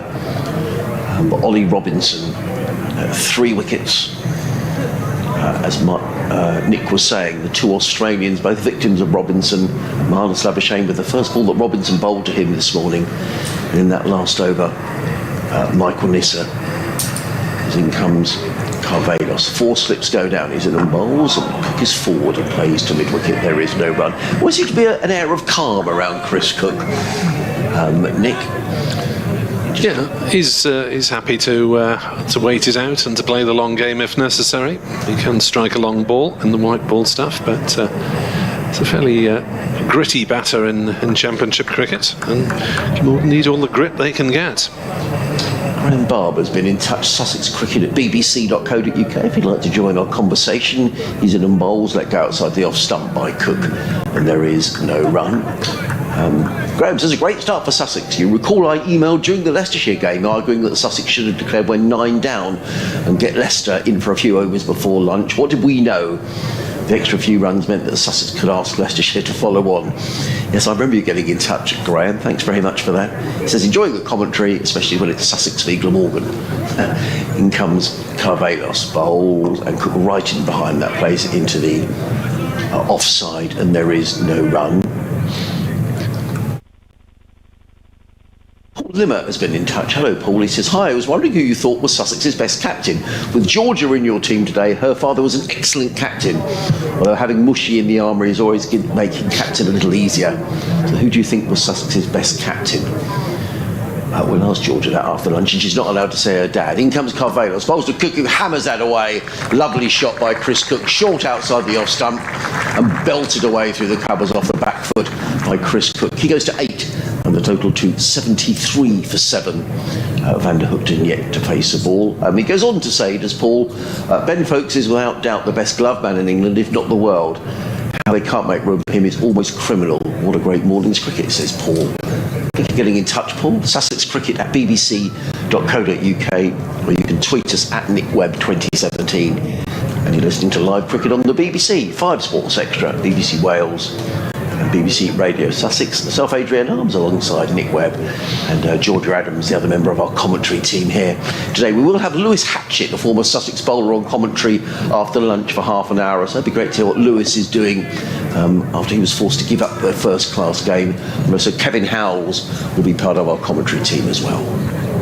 Here's Robinson then running down towards us and bowling to Tim van der Hoogten, who is forward playing out to point, and there is no run. Dr. Andrew Hignell's statistics remind us that Glamorgan's last championship success here was back in 1975. Wow. Where the principal protagonists for Glamorgan included Roger Davis with the bat, John Solanke and Tony Caudle with the ball. I ran out Roger Davis once. Trouble is, I was batting with him at the time. 73 for 7, Glamorgan. No run-outs, but every other sort of catastrophe on the playing field as Van der Hoogten pushes forward into the covers. Glamorgan's last 3 games here in 2019, 2021 and last year have been drawn, but there was a pretty comprehensive victory for Sussex here in 2018 where Glamorgan were rushed out for 85 and 88. And the game was over inside 2 days. Edward Cooper tweets, can't blame a pink ball on this occasion. Did Joffre get a stack of wickets in that game? As Robinson bowls and Van der Hoogten defends, you may well be right. I've tried to blank it from my memory. Looks like the lunch club is here. There's a good crowd in regardless on a lovely sunny day. But away to our right in the corporate hospitality area, looks like maybe there's a business lunch about to get underway. People enjoying a glass of wine or two. It's very busy here at Hove today. Great to see. Lovely buzz around the ground. Well, they're quite likely to see, fairly likely to see Steve Smith bat as well as Marnus Labuschagne, because the latter didn't last very long. 3 balls out for 1. Robinson bowls and Van der Hoogten gets a thick edge down through the gully. It's running down towards those corporate diners and it's run down towards the third man boundary for 4 runs. Safe enough, but not quite where he was looking to place it. Glamorgan onto 77 for 7. Yes, Glamorgan's experience of pink ball cricket has not been glorious over the years. There was a defeat here and there was a defeat at home to Derbyshire where they got completely tied up by Hamidullah Qadri, the young spinner who was 16 at the time. As Robinson bowls and Van der Hoogten plays it into a gap on the leg side, and it's in fact fielded by the keeper, but since Carter was at square leg at the time, they were comfortably able to go through for a single. 78 for 7. You're going to have a word with those scoreboard designers, Adrian. Those numbers are. Well, I thought it was just me. Rather on the small side. I'm kind of quite pleased, actually, Nick, that especially you've got new glasses. Yeah. That you're struggling to see it as well. I don't know whether Georgia can make them out as well, but they are. She's 30 odd years younger than us. Yeah. We'll rely on Georgia to tell us the score if we get it wrong. Robinson bowls and Cook is forward, defending to cover. 5 runs off the over, 78 for 7 Glamorgan. Chris Cook is 8, Tim van der Hoogten is 5. The men out today, it is a long list. Glamorgan losing Eddie Byram for 5, Marnus Labuschagne for just a single, Sam Northeast for 5, Zain Ul Hassan, the debutant, opening the batting, he went for 22. Then Billy Root for 18, Kieran Carlson for 8 and Michael Neser for 2. A sorry tale from the Welsh perspective. There's going to be Eric Hovelos who's going to carry on from the C end of the ground. For those of you who don't know Hove, it means he's running up the hill here. You see about 400 yards behind us here at Hove. The sun is out, it's a glorious day, there's a good crowd inside as well, as in comes Eric Hovelos with 4 slips to bowl to Tim van der Hoogten, who's 5 not out, and Van der Hoogten with a play and a missed a ball that just drifted away from Van der Hoogten through to keeper Carter, and there is no run. That game you were talking about, Nick, was back in 2018. Sussex made 327 all out. And Glamorgan didn't. Yeah, Glamorgan were out for 85 in their first innings. Jofra Archer taking 4 for 15 in 10 overs. And then out for 88 in the second innings. In comes Carvelos over the wicket bowls, and Van der Hoogten just steers that to Pujara at mid-off. There is no run. And Jofra Archer took 4 for 31. And, hugely disappointing the news about Jofra Archer this week. And let's just hope that this latest period of rehabilitation works for Jofra and we see him back on a cricket field here at Hove at some stage. As in comes Carvelos, bowls and steered again by Van der Hoogten to mid-off, fielded by Pujara, and there is no run. You wonder with Archer whether it is time, unfortunately, for him to be driven down the Tamal Mills route and to become a specialist white ball, if not just T20 player. It's such a shame, because to see Jofra here, and we saw him in the early stages of his career, playing red ball cricket was just fabulous. Comes Carvelos, bowls, and Van der Hoogten defends into the offside, and there is no run. I'm not sure whether he's back at Sussex or now under the care of England as he looks to recover. The last time we saw Jofra here in a county championship match was against Kent. That was a couple of years ago. Eric Hovelos with 4 slips, a backward point, extra cover mid-on, mid-wicket at a fine leg, runs away from us. He's in and bowls, and Van der Hoogten shows good judgment, lets the ball pass by outside the off stump. There is no run. He looks a very accomplished batsman. I haven't seen a lot of Tim Van der Hoogten batting, Nick, but he's certainly leaving the ball confidently enough. Yeah, half century in game 2 against Durham. Glamorgan could do with him hanging around. Ian Shin has been in touch. Hello Ian, on Sussex Cricket at bbc.co.uk, as Ari Carvelos is in again, bowled, and Van der Hoogten plays is firmly into the offside, fielded by Pujara. There is no run. It's the end of a maiden over from Ari Carvelos, hence the applause. 8 overs, 1 maiden, 1 for 21. Glamorgan are 76 for 7, with Chris Cook on 8, Tim Van der Hoogten on 5. Ian says, hi guys, I'm really enjoying the coverage. I'm a happy Sussex fan. I was going to send an email this morning saying Sussex should have batted. But it appears that Pujara has played a little more cricket than me. But I must admit, I was surprised when Sussex decided to bowl first. It's a lovely day for batting. But Sussex have bowled really well here this morning, not least this man, Ollie Robinson, who's going to come in from the Cromwell Road end. Here is Robinson then, bounding down the slope and bowling to Chris Cook, who works it to square leg. There's a slight misfield from Jack Carson. Stopped the ball, but then managed to palm it sideways for some reason, and they've gone through for a single. So no attempts by Cook to protect Van der Hoogten, whose highest career score is 85 not out at Headingley a couple of seasons ago in the snow hit game up there. Ah, yes, I remember you sending pictures of that, Nick. He's on strike. He's on 5. And Robinson is in to bowl wide outside off stump, and Van der Hoogten is not tempted by that at this particular juncture. 79 for 7. I was vaguely thinking of whether Glamorgan might be all out in one session, or the 9 wicket down and late lunch rule being applied. Difficult times for Glamorgan then, here on BBC 5 Sports Extra, BBC Sport Online, as Ali Orr seems to be beckoning for a helmet at slip now.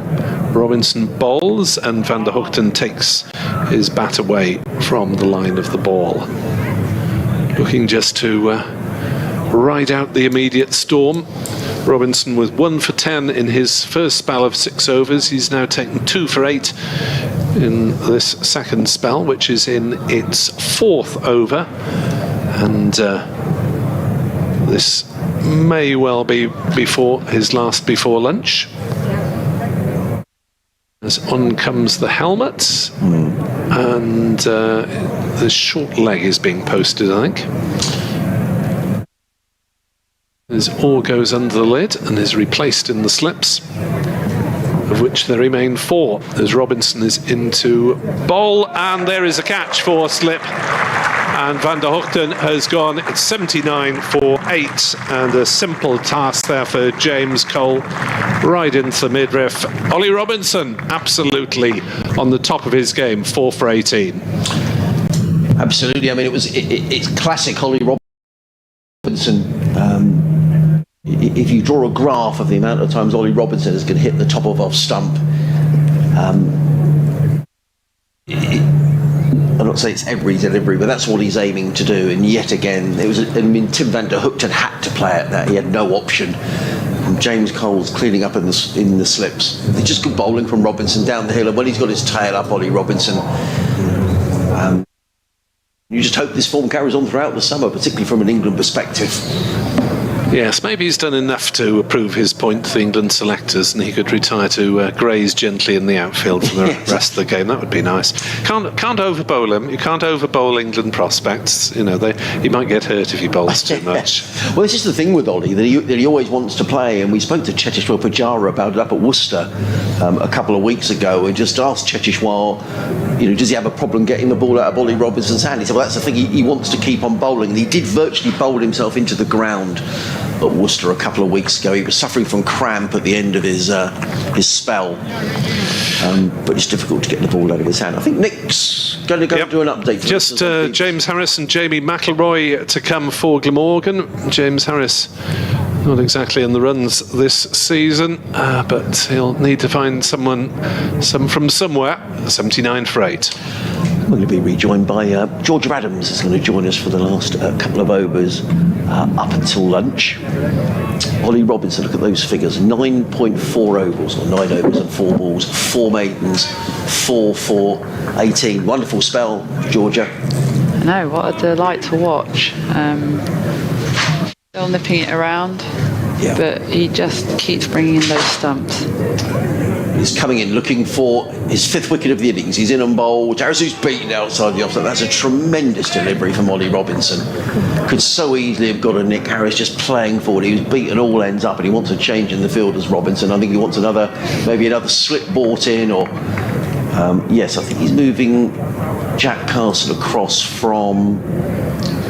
He's actually moving Tom Haynes into 5th slip, and he's moving Jack Castle across to mid-off. So it's all attack here, Georgia, and why not just before lunch? Absolutely, they'll definitely be looking to get another before they head in, if not 2. We may well have a delayed lunch if that's the case, as in comes Robinson down the hill from the Cromwell Road end. He bowls and Harris drives into the offside, and actually he's going to pick up 4 runs. Slightly overpitched by Ollie Robinson and driven away by James Harris, so he picks up a boundary of the final ball of the over. And Glamorgan go to 83 for 8. Chris Cook is on 9, James Harris is on 4. Ollie Robinson, wonderful figures, 10 overs, 4 maidens, 4 for 22, and it's almost been a masterclass, Georgia. Absolutely, it's a pleasure to watch, and nice to see him back in the team, showing how threatening he can be with the ball, but he gets so much movement. And I mean, not making excuses for the Glamorgan batters, but at times the bounce has looked slightly varied. You see ones that are flying through to the keeper, and then some that are trapping batters below the knee roll of their pads. In comes Harry Carvelos, running in, comes in to bowl to Chris Cook, who plays out into the offside. There is no run. Ollie talks a lot, Georgia, about the fact that he likes to bowl. He doesn't like to miss games, and he feels he's in good rhythm when he's bowling all the time. Can you sort of understand that as a professional sportsman yourself? He just likes to be in the action. He doesn't like to rest particularly. Absolutely. You saw him quite eager to get back in on the action there, having only 4 over spell from Hudson Prentice. Carvelos in bowls. Cook lets that go through to Ollie Carter. There is no run. But I think with a game like cricket as well, when you're in good form, you want to keep going, and you've got to make the most of it, because it can be a tough game at times and a brutal game at times. So I do think, with a game like cricket, when you're in form, you've got to roll with it, and you've got to play as much as you can. Harry Carvelos with 3 slips, he's in and bowls, and Cook up on his toes, plays that down the offside of the track, fielded by Carvelos, and there is no run. And interesting, your thoughts on the wicket as well. And I got a message in to say, they think there's a little bit of grass on the wicket. I mean, you can never tell until both sides are batted. And when Glamorgan have been in decent form this season, but 83 for 8 makes you think that maybe there is a bit there for the bowlers. Yeah, absolutely. And I mean, it looks a great wicket from here, but often grass on wickets nowadays isn't always a bad thing. Carvelos in bowls, and Cook covers up and plays defensively down the onside of the track, fielded by Carvelos. There is no run. It typically used to be a green seamer was what they would refer to, a wicket with a bit of grass on, but I've certainly played on a few wickets that have been relatively green and have been batting paradise. Carvelos on his way, but also Cook a little late on that. He played it onto the onside, and there is no run. I think there was a little bit of movement there. Georgia, it seemed to keep a little low. Stayed a little low, looked like it angled in, a bit of nip off the seam again. We've seen a lot of that this morning. But then the likes of Hudson, Prentice and Haynes opting for more swing rather than nip. But no, it's been a rather dominant session for Sussex here. Carvelos bowls. Oh, he beats Cook outside the off stump. Ollie Carter thought he maybe got a little nick on that. The ball goes through, and Umpire Saggers decides that's not out. End of the over. Another good over from Ari Carvelos. 9 overs, 2 maidens, 1 for 21. Cook is on 9. Harris is on 4. And that is going to be lunch as the players make their way off the field. What a morning for Sussex. What a morning for Ollie Robinson. He's picked up 4 wickets, including that of both Australians. Perhaps most importantly, Marnus Labuschagne out off the first ball he faced from Ollie Robinson. Michael Neser, another one of his victims. Tremendous morning for Sussex, Georgia, and I guess fully justifies the decision to bowl first. Yeah, absolutely. It shows it was a questionable decision at the toss, but a brilliant morning nonetheless for Sussex. A word about Ollie Robinson, Georgia, who, he comes into bowl to Marnus Labuschagne, he gets him out first ball. Just, we were talking about psychologically the impact that might have on both of them, and indeed of the Ashes itself. Yeah, I think, Ollie Robinson is a fiery character, and he wants the ball in his hand, and he wants to take wickets, and you can't dispute that, and you can't dispute how well he's done, actually. So that'll be a huge psychological advantage for him, knowing that he's got Labuschagne in his pocket, so to speak, already ahead of a exciting Ashes series coming up this summer. Well, let's give you some of the scores in the other games as well. Kevin Howells is going to join us shortly. He's going to be speaking to the Sussex batting coach, Grant Flower. Just in terms of some of the other games around the country, let's start in Division 2, where Durham are 127 for 2 against Gloucestershire down in Bristol. Scott Borthwick going along very nicely. He's on 46. Alex Lees made 41. In the other game in Division 2, Leicestershire at lunch are 83 for 4. I should say, against Worcestershire. Colin Ackerman not out 16, Sol Bullinger making 30, and a couple of wickets there for Matthew Waite. In the first division, Hampshire going to lunch 96 for 3 against Northamptonshire. Somerset 96 for 2 at Lords against Middlesex. Essex 86 for 1 against Nottinghamshire at Trent Bridge. And Kent 96 for 4 at the Oval against Surrey, with Zach Crawley out for 19. We're going to hear from Grant Flower shortly here on 5.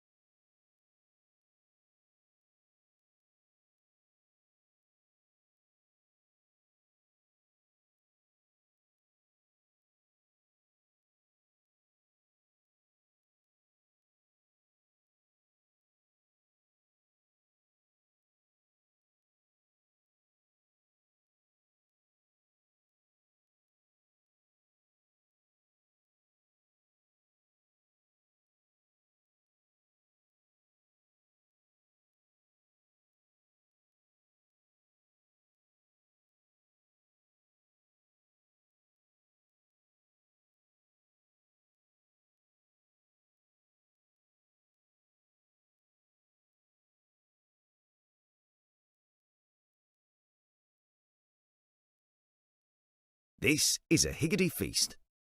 There's plenty of this, and these as well. We top it like this, and bake it like that. Higgity. Baked generously.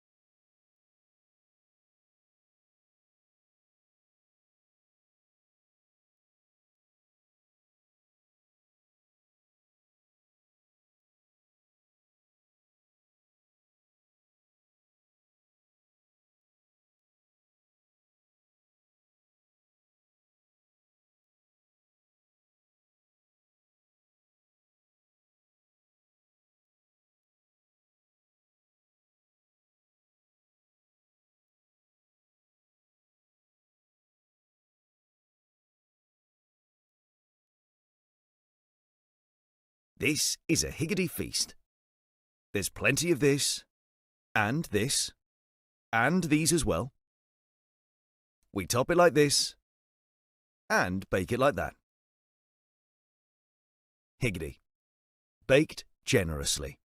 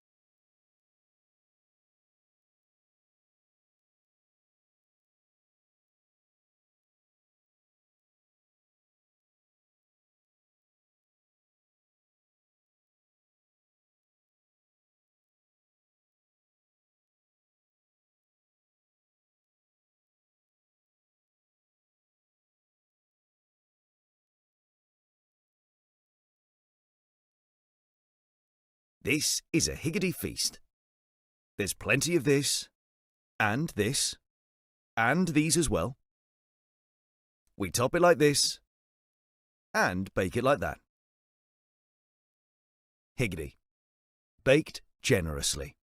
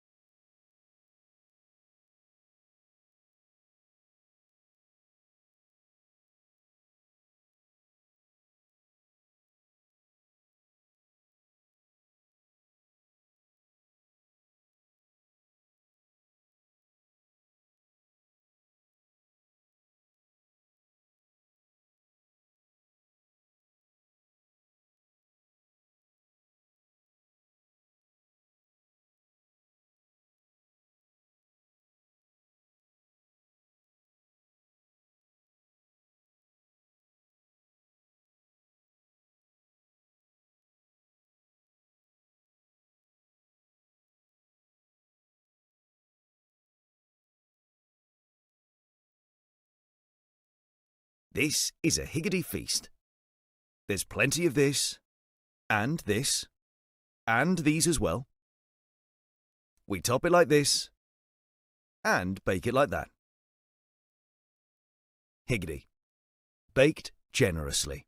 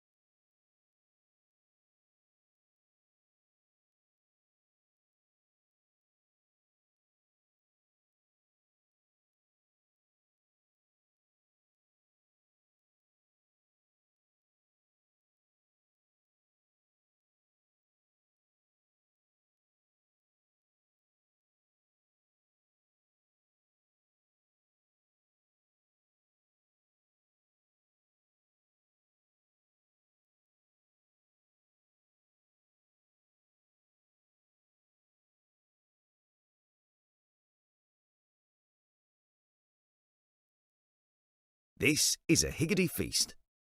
There's plenty of this, and these as well.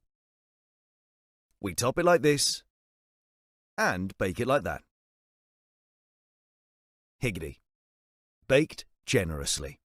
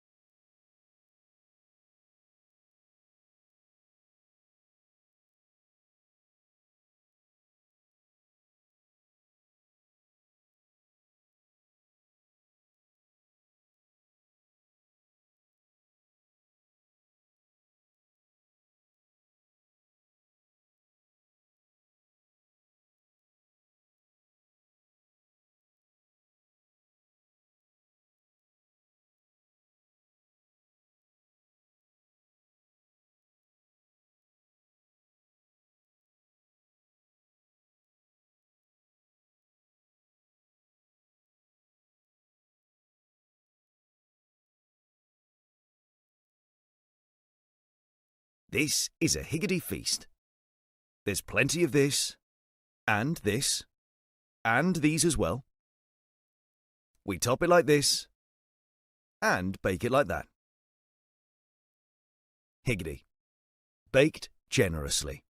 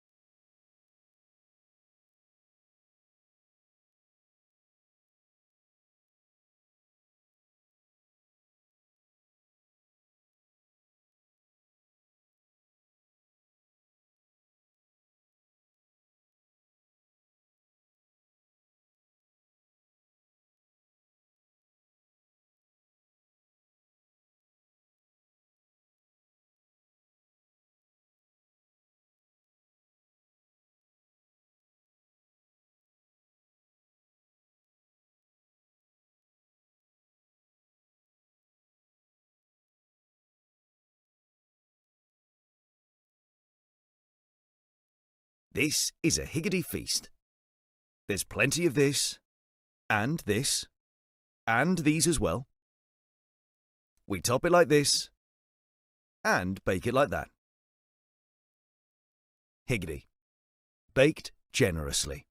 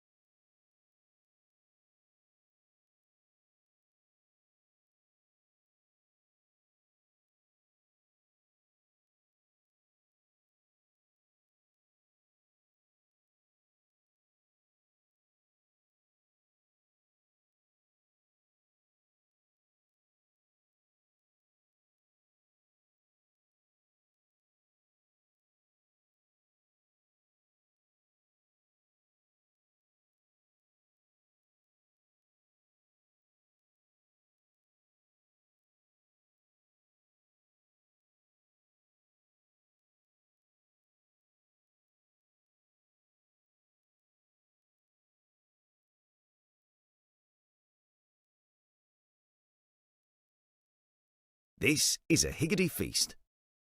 There's plenty of this, and these as well. We top it like this, and bake it like that. Higgity. Baked generously.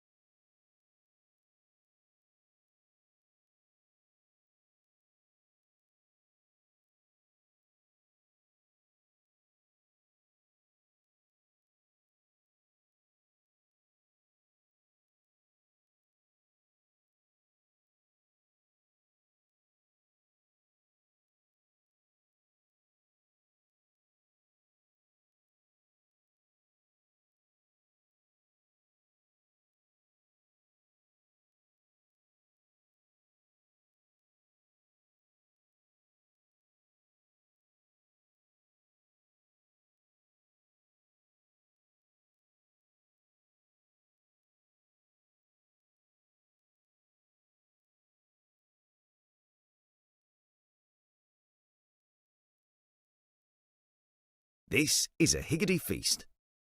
There's plenty of this, and these as well. We top it like this, and bake it like that.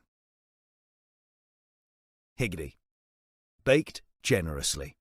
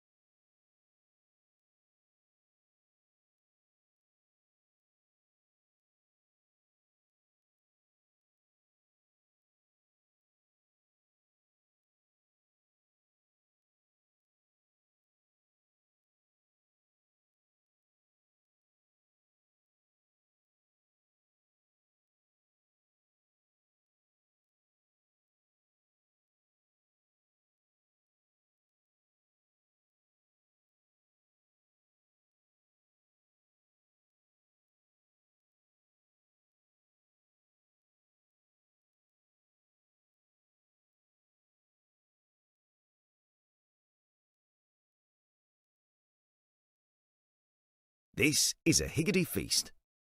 There's plenty of this, and this, and these as well. We top it like this, and bake it like that.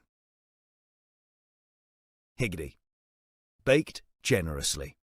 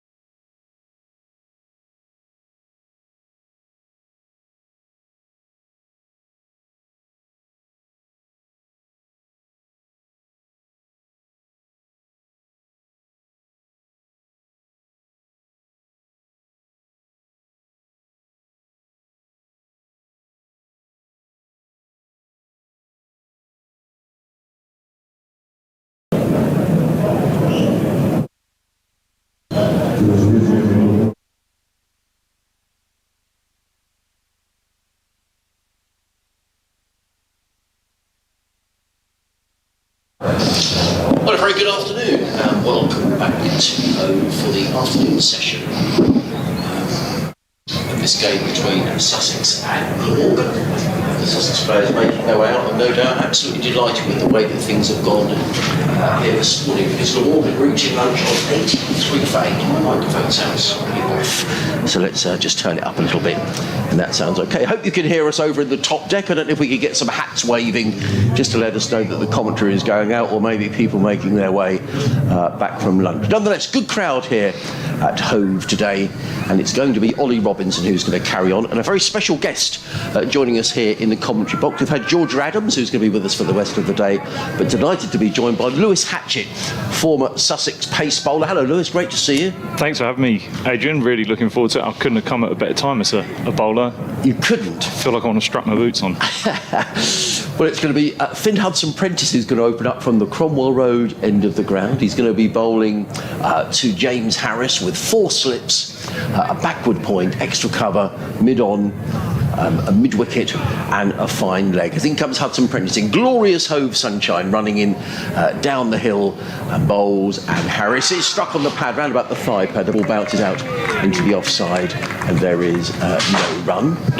So dot ball to get things underway after lunch. I know you've only just arrived at the ground, Lewis, but what are your impressions of this Sussex performance this morning, particularly someone you know very well, Ollie Robinson?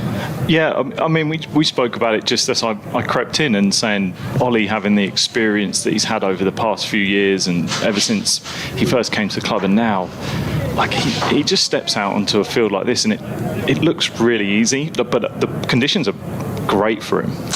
Comes Hudson-Prentice over the wicket and bowls, and driven nicely by James Harris to backward point. Good tumbling stop there by Tom Haynes.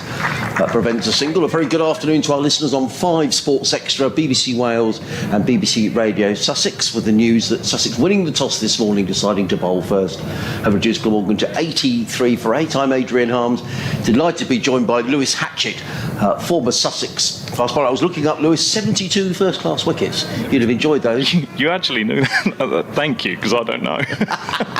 You did? I only know the 3 fifers. Yeah, and I was at one of those. Okay. In comes Hudson-Prentice in lovely sunshine over the wicket and bowls, and driven nicely by Harris. He's a stylish player, but straight to mid-off, fielded by Cheteshwar Pujara, and there is no run. I was at Derby back in 2016, and you took 5 for 58. I think that was my last one. Yeah, that was because I was a year retired. Right. It got struck down with injury at the end of that year, and then that was it. But I remember that game.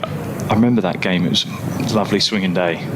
We'll talk a bit about your career, Lewis, and what you're up to now, and why your career finished sadly earlier, as in comes Hudson-Prentice over the wicket and bowls, and Harris drives into the offside. He picks up a single to the left of Cheteshwar Pujara. Glamorgan go to 84 for 8, and James Harris goes to 5. Just we talk about that, Ollie Robinson, a player that you know well, and you were playing in that, well, it is a famous match up at Durham, where Ollie made his debut and scored runs as opposed to taking wickets, really. Yeah, now, like I was just kind of alluding to, he's so in control of his skill.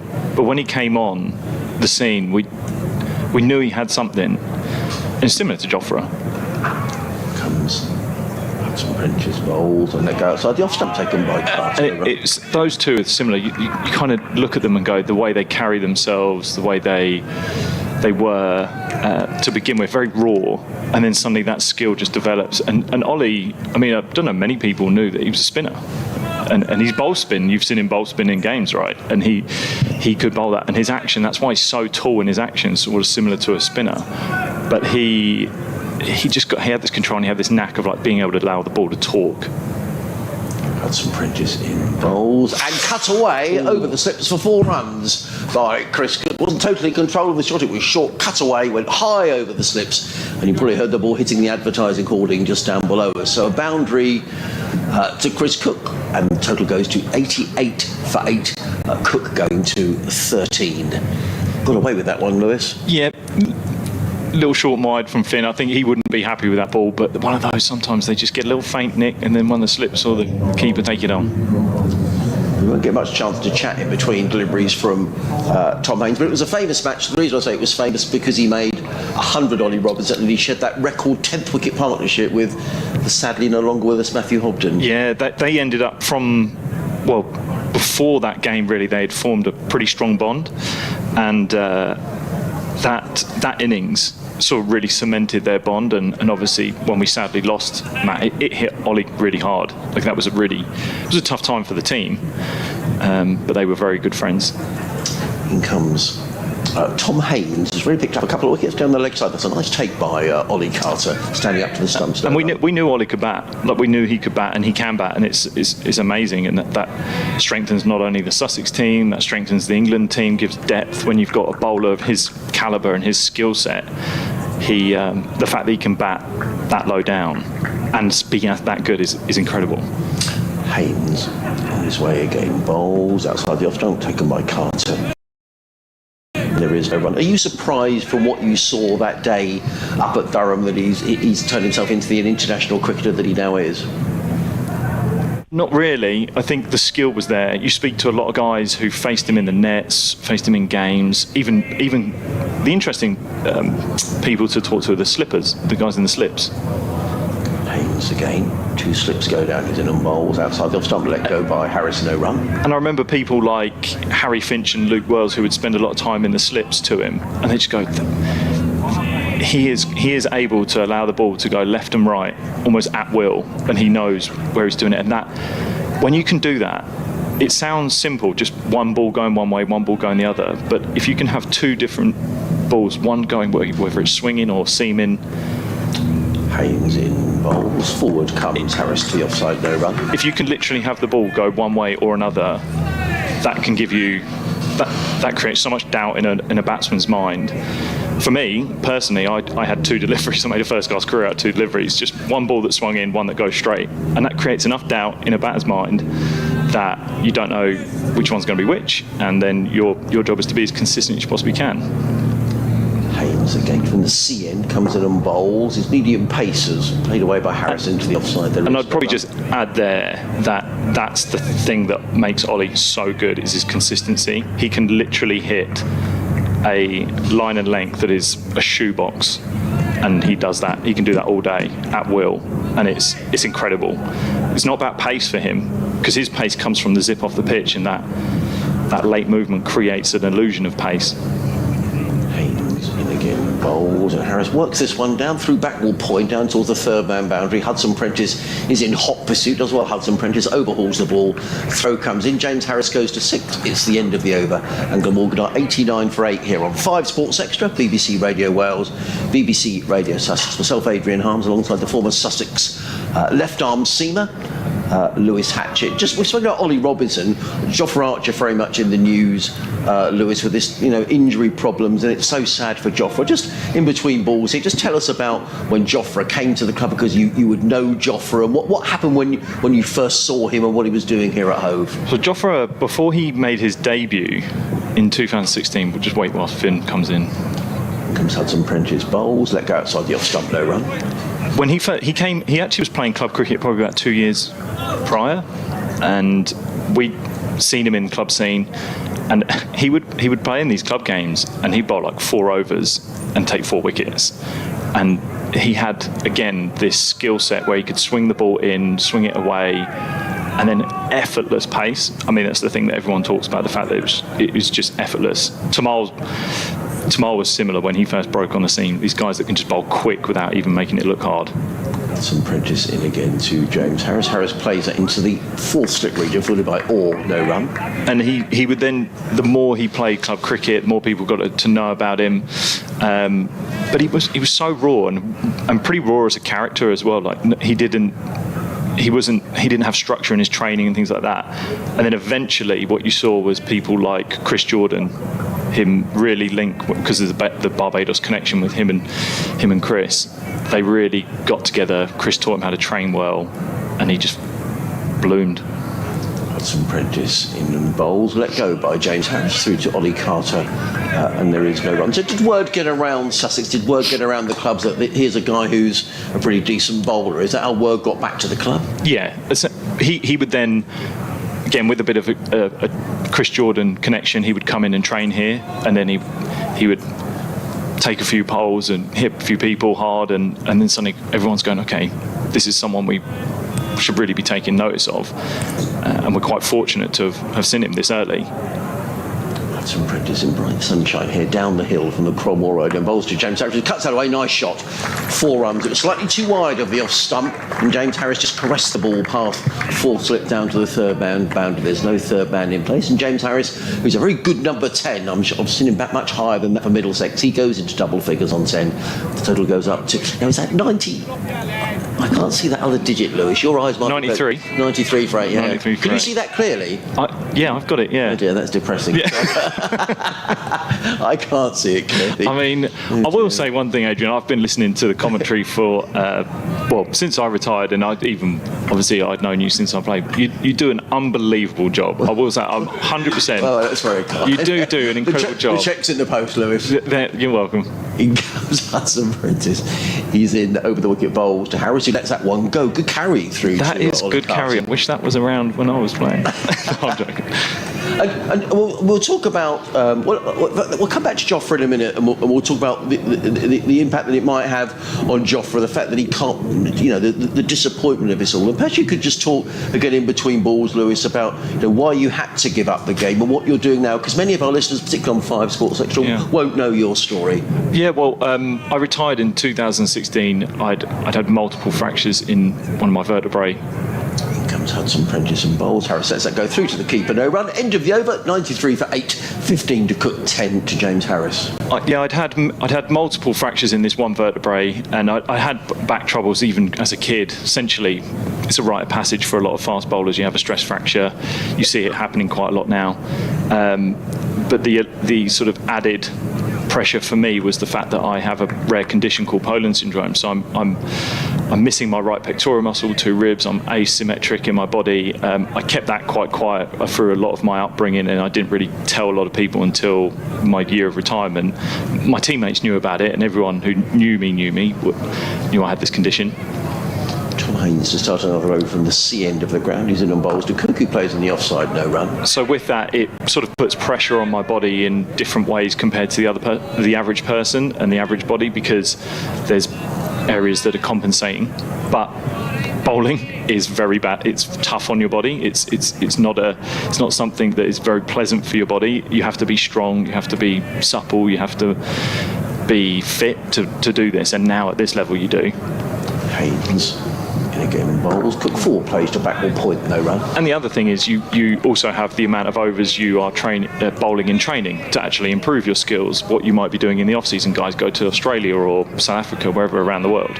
Franchise cricket now, right? But for me, I got to this stage where this vertebrae was taking a battering, and the fractures were getting worse, and the options were to screw it or... Haynes bowls, played firmly by Cook to mid-off by Robinson.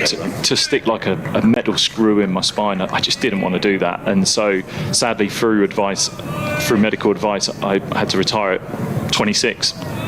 And that is, I see a lot of that happening in sport, whether it's in cricket, football, rugby, any sport, right? Haynes, bright sunshine running up the hill from the sea, and comes in and bowls. Clipped away by Cook. That's going to be 4 runs. A rare loose delivery by Tom Haynes, over pitching and just eased by Cook down to fine leg. Picks up a single. He goes to 17. The total to 97 for 8. And so my story in that sense of ending my career through injury, it's not overly uncommon in sport, right? You see it happening, but what it does do is it leaves you with this loss of identity. I identified as a cricketer all the time. What are you up to playing cricket? Haynes in bowls, and Cook steers this onto the onside field at mid-wicket. There is no... And then literally overnight, 7th of July 2016 was the last time I wore a Sussex shirt. Is that etched in your memory? Yeah, because I remember the day, a painful day, but that was literally the last day I played at a second team game. I was actually getting prepared. I was preparing. I was so excited because I was preparing. We were playing Pakistan, and I was due to play. Comes Haynes bowls. They go outside the off stump. Take away Ollie Carter. End of the over. 97 for 8. Cook on 17. Harris on 10. You're listening to Adrian Harms and Lewis Hatchett, former Sussex bowler, telling us his story here on 5 Sports Extra, BBC Radio Sussex and BBC Wales. And I mean, a lot of England fans will be really happy because the fact that I missed that game through injury that ended my career, the person who took my spot in the Pakistan game was Jofra. So that'll do. And he took wickets as well. And he absolutely did. Yeah, we're sorry for you, Lewis. No, I know. For England fans, I'm so happy for you. On a personal level, it hurt. But no, it was. That 7th of July 2016. Here comes Hudson Prentice over the wicket bowls, and Harris again just eases that one down to third man. There was a howl there from Hudson Prentice. He was annoyed with himself there. There's no third man. It was wide of third slip. Was that? Would you say that he needs to bowl with a third man here, Lewis? He's bowling down the hill here at Hove, and it's all boundaries tend to come down this way. To hit that ball back up the ground, you've got to hit a hell of a shot, or you've got to over-pitched. I wouldn't be putting it in a third man right now because Sussex are in the ascendancy. He's kind of guided that down there, if I'm really honest. Haynes goes back to his position at backward point as in comes Finn Hudson Prentice down the hill, bowls to James Harris. He's That's short again, wide. Slightly wide outside the off stump, and this time he's played away nicely by Harris between backward point and cover for 4 runs. He's a good player, James Harris. I've seen him make runs for Middlesex, but he's not the standard county number 10. No, if he starts to get a bit of a momentum, his strike rate will go up as well. He can start to hit the ball hard. But yeah, the ball's moving around enough this morning. You've got the Duke's ball. I've seen it been swinging this morning. There's enough there for the bowlers. All that Finn's got to do is just try and stay. If the ball does go down the third man, don't get angry. Just keep trying to hammer away at that line of length. Here comes Hudson Prentice again. Bowls there you go. Outside of the off stump, taken by Ollie Carter, and there is no run. So what next, Lewis? You're 26 and you've finished. It's a really challenging place because I wanted another 10 years, right? So you want another 10 years, and that's you. But with my condition, with everything that I've gone through, to have 6 years, I'd have bitten your arm off if you told the 15-year-old me that I was going to get that. We'll just wait for Finn. He's running in from the Cromwell Road end over the wicket bowls, and that's a good delivery. It's worked away by Cook onto the leg side, and it's going to get a couple of runs to Chris Cook, who comes back for his 19th run. The total advance is by 2 to 100 and... I'm struggling to see the scoreboard. Yeah, I think they're 2... What are you looking for? Sorry, 2 to James Harris. I'm sorry, Harris to 12. I'm looking for the total 107 for 8. There you go. See it now. Both Georgia and Nick have said the numbers aren't clear on the total, so perhaps we all need to go to a particular optician's. I will know. I'm the only one without glasses in this room. You are. In comes Hudson Prentice bowls outside the off stump. Let go, taken by Ollie Carter. No, sorry, Lewis. I'm only winding you guys up. So I finished my career, and you spend your whole time saying you're a cricketer, you want to be that, and when people would ask me, what are you up to, I'm a cricketer, and then that's ripped away from you, and you don't know who you are, and you haven't really thought about everything else. And I'm quite a deep thinker. I go quite deep into subjects that I get involved in. But naturally, when you finished, I just started coaching, just started helping out people who wanted to improve their game. Some Prentice in bowls and driven down the onside by James Harris. End of the over, 107 for 8. Harris is 20, Cook on 17. And so people would come to me for advice, mainly bowling advice. Batting advice would come every now and then, but the bowling advice was the most prevalent thing people would come and ask me about. And naturally I would do that. And I never really wanted to be a cricket coach. That wasn't really what I wanted to do, but it was just sort of a stopgap. I actually then got into helping out my brother, who was setting up a business, who works with Brighton of Albion and other sporting clubs. That wasn't really what I wanted to do. But within that coaching, I recognised that people had heard about my story, heard about how I got to where I was, and they were starting to ask me more questions around mindset, and especially then I was discussing mental health a lot, like sort of what was going on with me and what I'd experienced. Tom Haynes in over the wicket bowls. Hit on the pad is Chris Cook. I think that was going down the leg side. Maybe a bit high as well. Yeah, I think so. And there is no run. And so those discussions, and people would ask me like, well, okay, if I've got the skills, how do I mentally deal with it? What mental skills can I have in order to improve my game? And it's something actually that I was very curious in, because I had known I needed to develop them myself. Haynes in again, bowls. Slow as delivery to Chris Cook, driven away. Ball took the, I think it's Jack Carston there who took the In fact, it's Tom Clark who's on as 12th man. So someone has gone off the field here, and I think it might be. I can't see Ollie Robinson out on the field. Yeah, I think Ollie's just taking a break. 107 for 8.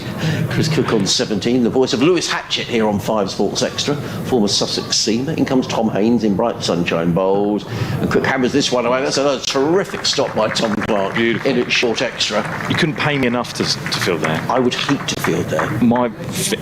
I've broken fingers, dislocated them, and I feel they wouldn't last much longer in there. And you can always get away with it as a bowler. You can just say, my fingers are valuable for the team here. Put me at fine leg, put me at deep square. He's right in close there at short extra cover is Tom Clark. In comes Tom Haynes, bowls. They go outside the off stump, taken by Carter, no run. We don't get much time to chat between Tom Haynes' delivery. No, I feel sorry for the batters as well. They almost put the guard, get set up and look up, and he's in his delivery stride. That could be quite off-putting. I get the feeling with Tom Haynes, he's kind of always at you. He bowls that nagging line and length. Yeah. I don't know much about Haynes' bowling to... He comes again, right arm over the wicket, bowls. Forward comes. Cook plays out to Tom Clark at short extra, no run. You would almost... He's a really great asset to have, because he's not holding... He is holding economy-wise most of the time. He's usually very economical. But he takes wickets. Yes, he does. That's the thing he does take. He takes wickets. He jags the ball enough to hit people on the pads, get those little nicks. 2 slips go down. Tom Haynes' final ball of his 8th over is in the bowls, and forward comes Cook, plays onto the onside, included by Ali Orr. It is the end of the over. Glamorgan are 107 for 8. James Harris is on 20. Chris Cook is on 17. Tom Haynes, 8 overs, 2 maidens, 2 for 27. You're listening to Adrian Harms and Lewis Hatchett, former Sussex seamer, here on 5 Sports Extra, BBC Radio Sussex and BBC Wales. So, you say you're a deep thinker, and yeah. So I was coaching with cricketers, and then I started to tell my story. People started to hear about it, and they were asking questions around mindset, mental health, and obviously we all know that discussion was just skyrocketed through the pandemic, but also more and more athletes were talking about it. And so I then started really mentoring people through how they develop a mindset to go about how they go about doing things. So getting them more confident, building their resilience. And one thing really was about building perspective. And the way I ended up landing on it was I recognized that a lot of people were focusing on what they were doing and identified with what they were rather than who they were as a human being. So I focus now when I'm working with a client is on them as a person first, so that the performer can come out. Ollie Robinson back into the attack, comes in and bowls to James Harris, who works as to backward point, and there is no run. And is that work around sports people specifically, Lewis, or? So it's actually spread. So I started working obviously with cricketers. So I have a few professional cricketers that I work with. Then that actually expanded into I've got rugby players. I even worked with a skeleton racer in the World Cup in the Olympics. And then now I'm expanding it into corporates and schools. I've recently built an online academy where I can take how I work with someone and spread it to more people. Robinson, familiar approach to the wicket, bowls, and Harris clips this through mid-wicket. They take a single, a good humbling stop there by Ali Orr, but Harris goes to 21, 108 for 8. And I like a lot of these things. I just started using social media as a bit of a tool here to spread positive psychology. I've actually enrolled in my master's in performance psychology, so working through that as well, and going to do a really interesting really interesting research project where I'm been inspired by Bazball, and it's on perfectionism and fear of failure in sport. Robinson, beautiful afternoon here in Hove, running in down the hill, comes in and bowls to Cook, who's forward. Robinson stops the ball with his foot, managed to to mid-on, and there is no run. And so a lot of my work essentially revolves, if I could really describe it, it revolves around just improving the confidence in athletes, as both human beings and as athletes. And I define an athlete, you don't have to be a sporting athlete, you could be a student athlete, a corporate athlete, a musical athlete, drama athlete, whatever you want to be, right? It's just someone who is trying to improve themselves from where they were yesterday. And we all are looking for confidence. We're all looking to reduce anxiety. For sure. Robinson with 4 slips coming down the hill to bowl to Chris Cook. He's in the bowls. And Cook I thought he was going to be caught. It was a full shot off the outside edge. Tom Alsop stopping the ball on the bounce at first slip. And there is no run, wasn't a chance. That's nicely played, though, as a batter. Soft hands, doesn't go at it hard. It's a good ball from Ollie. It's just good cricket, just unfortunate it doesn't carry. Tom Alsop, who got his county cap today, awarded by... Did he really? By George's dad, by Chris. Oh, did he really? Wow, I missed that this morning. And Steve Smith as well. So Steve Smith and Tom Alsop, who's got a new contract this week as well, a 3-year contract, and has done really well since he's come from Hampshire. In comes Ollie Robinson, down the hill, bowls, and Cook manages to work this one back to the square on the onside. They've taken one, they're going to come back for the second. They will. That's good running between the wickets. Ali Orr gets in the throw over the top of the stumps. Ran that first one really fast. Chris Cook, good running. Yeah. Goes to 19 and the total to 110 for 8. I forget how big that boundary is there on that leg side. Yeah, it is, isn't it? It's a bigger boundary there. Ollie Robinson, I wonder if he's going to ask for a change in the field there. Yes, they are. Cheteshwar Pujara is calling his fine leg Let's just bring him up 5-10 yards just so that he's not on the boundary. I don't think he saw the signal actually. Harry Carvelos is down to our left. In comes Robinson, bowls, and forward comes Cook, plays to mid-on, and there is no run. And he predominantly goes there with Ollie. Ollie tends to dart the ball back in towards the right-hander. So if he does miss his line ever so slightly on the leg side, it's coming towards these two fielders, which, again, is just so impressive how he has so much space on that leg side, even though the ball's going to tend to go there, and then has these slips that he can just go the other edge. On the other edge, it's just so impressive. Tom Haynes having a quick word there to Cheteshwar Pujara from backward point to mid-off. In comes Robinson, bowls, and Cook again works this one onto the onside. That will frustrate Ollie Robinson. He's picked up a single there because the deep mid-wicket, the mid-wicket moved to a deeper mid-wicket. End of the over, one more to Cook. He's on 20, Glamorgan 113 for 8 here on 5 Sports Extra. BBC Wales and BBC Radio Sussex. Adrian Harms and Lewis Hatchett, former Sussex seamer, with us here in the commentary box. Just with your work that you do now, Lewis, and just coming back to Jofra Archer, it's desperately sad what's happening to Jofra. You know, we're saying, oh, we won't be able to see Jofra Archer in the Ashes, and that's a great shame for everybody involved with cricket. But this must be very difficult for Jofra as well to get your head around when you've been out injured for so long, and you'd hope that he's getting the support that he needs. Yeah, I think you can't discount the fact that, for whatever people are saying about Jofra, I think there's been huge amounts of support, which is fantastic. People want him back. Even if you look at England on social media, just speedy recovery, can't wait to have you back, you're going to be back stronger. That support is fantastic, but it doesn't discount how much this is actually going to hurt him as a person. Harry Carvelos is back into the attack, bowling his 10th over, comes in and bowls to Chris Cook, edges the slip, and the wicket goes down, and Steve Smith takes the catch. Carvelos back into the attack. Credit to Cheteshwar Pujara as a 9th wicket goes down, and Glamorgan are 113 for 9, and Chris Cook is on his way for 20. I thought he'd always put that down, Steve Smith. He sort of tumbled backwards, but he hung on to the catch, and the 9th wicket goes down, and a 2nd wicket for Harry Carvelos. That's where any part of your body will just count to hold on that ball, whether it's in the forearms, in the gut, just roll back, keep it on. He's a long way away, Steve Smith. I'm assuming it's Steve Smith because he has been standing at 2nd slip all the way, so that was a bit of a guess. I have called the wrong fielder. Nonetheless, Carvelos back into that. He's not express pace, is he, Harry Carvelos? But he bowls this nice line and length, Lewis. No, I actually learned a bit more about him probably last week. I had a few conversations. I haven't seen him bowl live, so I didn't know his pace. I didn't know. I only saw the results. I saw the wickets that he was taking last year, and yeah, he's not like express pace, but again, consistent, moves the ball.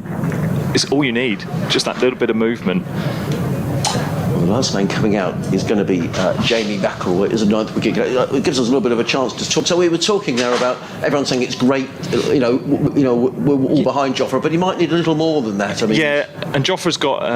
I don't know whether he'll maybe go back to Barbados for a bit of sort of mental space, give him some time off, or he's actually going to dive into a bit of his rehab and what that needs, because fractures, if he's fractured his elbow, it's a bone, that just takes time to heal. You've essentially just got to get that first bit healed up before you can start really going into the rehab. It's such a unique injury as well, and Jofra has got these unique injuries, but that's what happens when you are such a unique cricketer. I think it's almost being that good and that talented and that blessed. It's a blessing and a curse sometimes, because you'll get these unique cricketers that have these unique characteristics, and with it come these unique injuries almost. Let's just hope that he's getting all the support that he needs. Yeah. Harry Carvelos is coming running into bowl to the last man, who's Jamie McIlroy. He's in bowls, and McIlroy clubs that one away. Well, that's not the shot of an umbrella, but he's going to get at least a couple of runs, maybe 3 runs, as Cheteshwar Pujara chases out to the deep extra cover boundary, and they do come back for an easy third. Pujara sends in the throw. McIlroy is on his way with 3 runs. The total goes to 116 for 9. Carvelos wanders back to his mark. You've had a chance to assess the wicket since you've been sitting here for the last 20 minutes, Lewis. What do you reckon? Are Glamorgan seriously undercooked here, or is there a bit in this for the bowling side? First session on first day's always difficult. You never know what the pitch is going to be like. Carvelos is in bowls, and forward comes Harris, placed him in on no run. But the Sussex guys would have looked at that pitch. They've won the toss and bowled, so they know something's going on. Again, day one, fresh pitch. You want to come out of it with some wickets, but to have 8, that's gold. And as a batting unit, you want to get through that period, because you just want to get to the second, third spells for the bowlers, really tire them out. Carvelos in and bowls, let go outside the off-stump, taken by Ollie Carter. There is no run. The pitch might flatten out. The pace on the wicket might become a bit more consistent, but even that ball there, that's just risen up the hill, and that's quite I mean, when I was playing it didn't do that. So I know they've put a lot of work into the decks here, so that's amazing to see that you get some carry coming up the hill. That means that the edges come into play, and yeah, from a batting unit, you want to hold out as long as you can to get to the back end of the day. Carvelos in again, bowled and driven through the offside. Nice looking shot by James Harris. That's going to be 4 runs. The pace taken off of it by Tom Clark, diving away there at backward point. I think he got a hand to it, but nonetheless the ball still goes away for 4. Harris to 25. Glamorgan to 120 for 9. Be interesting to see how Harris plays, because I don't know how McIlroy can play. So he might start to up the ante. You might start seeing him coming out of the crease, trying to gate some of that movement and just get as many runs on the board as they can. And you never know what a pitch is like until 2 teams are backed on it. Harry Carvelos, final ball of his over, runs away from us. He's in and bowls. Short down the leg side, pulled away by James Harris. That's a good shot, but he just gets a single down to fine leg. The fine leg was a little, not quite as fine as I thought he was, but a single nonetheless to James Harris. He retains the strike. He goes to 26. The end of Carvelos' over. Impressive figures for Harry Carvelos. 10 overs, 2 maidens, 2 for 29. Glamorgan are 121 for 9. McIlroy on 3. James Harris on 26, which makes him the highest scorer in this Glamorgan innings. And Ollie Robinson peels off his sweater at the far end, looking for his fifer. Do you still play a bit of club cricket, Lewis? I do, yes. So East Grinstead is my team. Fortunately, with my injury that ended my career, it still meant that I could play once a week. The damage that I sustain on my body isn't too drastic. So yeah, I've been playing for East Grinstead ever since, and I love it. Honestly, it's full circle. I've gone back. In comes Ollie Robinson, running in down the hill, bowls to James Harris, looks to work then on the onside, gets struck on the 5 pad, the ball bounces in front of him, and there is no run. And yeah, we've got a really nice team. Finn Hudson-Prentice is at East Grinstead when he's not playing for Sussex, of course. We actually picked up Harry Finch. So Harry Finch came over and wasn't contracted last year, and someone like Harry was able to sort of spend the summer with us, and as he was trialling around, he was playing a bit of secondary cricket, and then finally had his opportunity with Kent. But yeah, we've got a good bunch of guys, we've got a good team. Ollie Robinson down the hill in bright sunshine, bowls, and James Harris works us onto the onside. He's clearly not bothered about exposing Jamie McElroy to Ollie Robinson. They take a single. He goes to 27, total to 122 for 9. And I honestly, I don't think I would play cricket if I wasn't playing for that team, because I now play it purely for enjoyment. I want to win the league with my team, with the guys, and that it's just this beautiful thing of going full circle. I came from club cricket. I didn't really come through the system. I came from club cricket. I played professionally. Now I'm able to go back into club cricket, and then we've got some juniors that are coming through, and I can offer advice on the field and hopefully see their careers improve. And yeah. Here comes Robinson. Down the hill, bowls to McElroy, who works us onto the onside.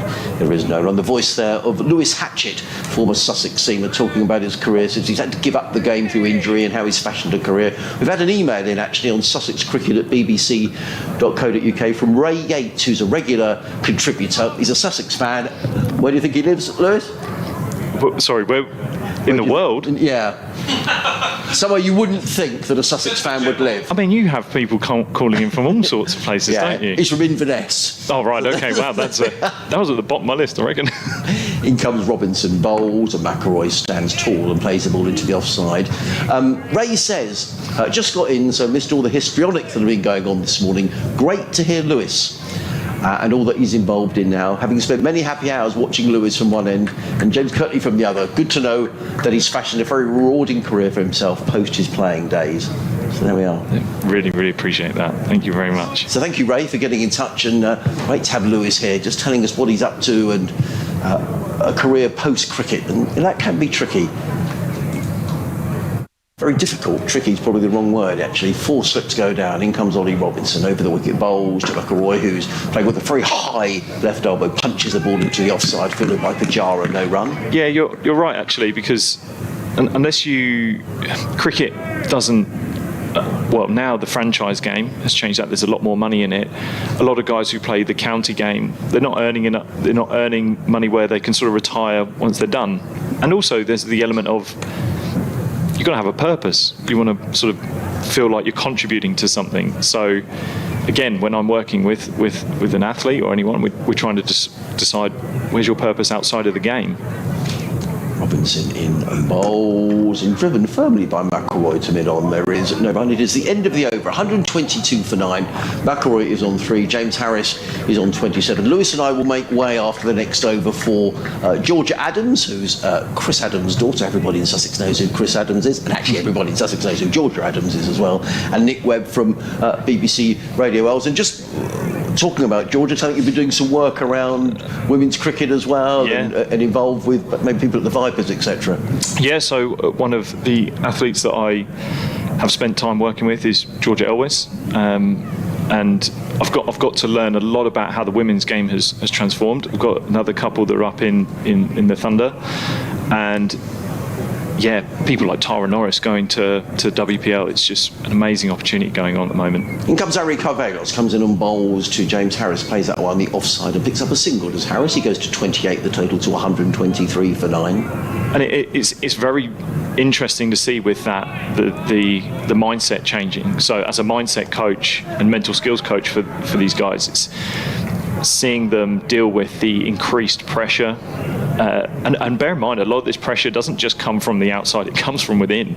The amount of expectation you can place on yourself as an athlete is incredible, and they're doing it more and more now, the fact they want to perform every game. Comes Carvelos over the wicket, bowls and played on the bounce to third slip, fielded there by James Cole. There is no run. And half of my job is actually lowering. It sounds crazy, but lowering those expectations. If you go out today in this game, for example, and you want to try and take a fifer, and you only measure your success and outcome success as if I take a fifer, today's been a good day, and you take 3 wickets. By your own measure, you've actually failed because you said, "Oh, well, I'm only sort of worthwhile if I take 5," and that is whether you're playing club cricket, whether you're playing professional cricket.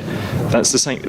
They almost don't think any different. It's just the environment is different. 4 slips in for Harry Carvelos. He comes in and bowls and plays slightly away from his body. Does McElroy out to the offside, and there is no run. And just finally, Lewis, Sussex have had a difficult time. You know, we can't skirt around that issue the last couple of seasons. How you know, you're playing in the club game around Sussex. How much of a lift does it give the club game as well that Sussex have started this season and they're doing well, they've won some games, and there's you know, quite a positive vibe around the cricket club. In comes Carvelos and bowls, and edge to slip, and Steve Smith takes his second catch of the innings. McElroy is gone. It's a third wicket for Ari Carvelos, and Glamorgan all out for 123. 4 wickets for Robinson, 3 for Ari Carvelos, who gets a pat on the back from his teammates. And now we'll see, when Sussex come to bat, just how difficult or otherwise this track is. That's it. 2 teams batting on the deck. You'll find out really what's going on. Right, so it is the end of the Glamorgan innings. First of all, a big thank you to Lewis Hatchett for coming in and chatting away to us. And Lewis, please do come and do it again. We'll be back for the resumption of the Sussex innings in a few moments' time, when Nick Webb and Georgia Adams will be with you. But for the time being, let's hand back to 5 Sports Extra and to Kevin Howells.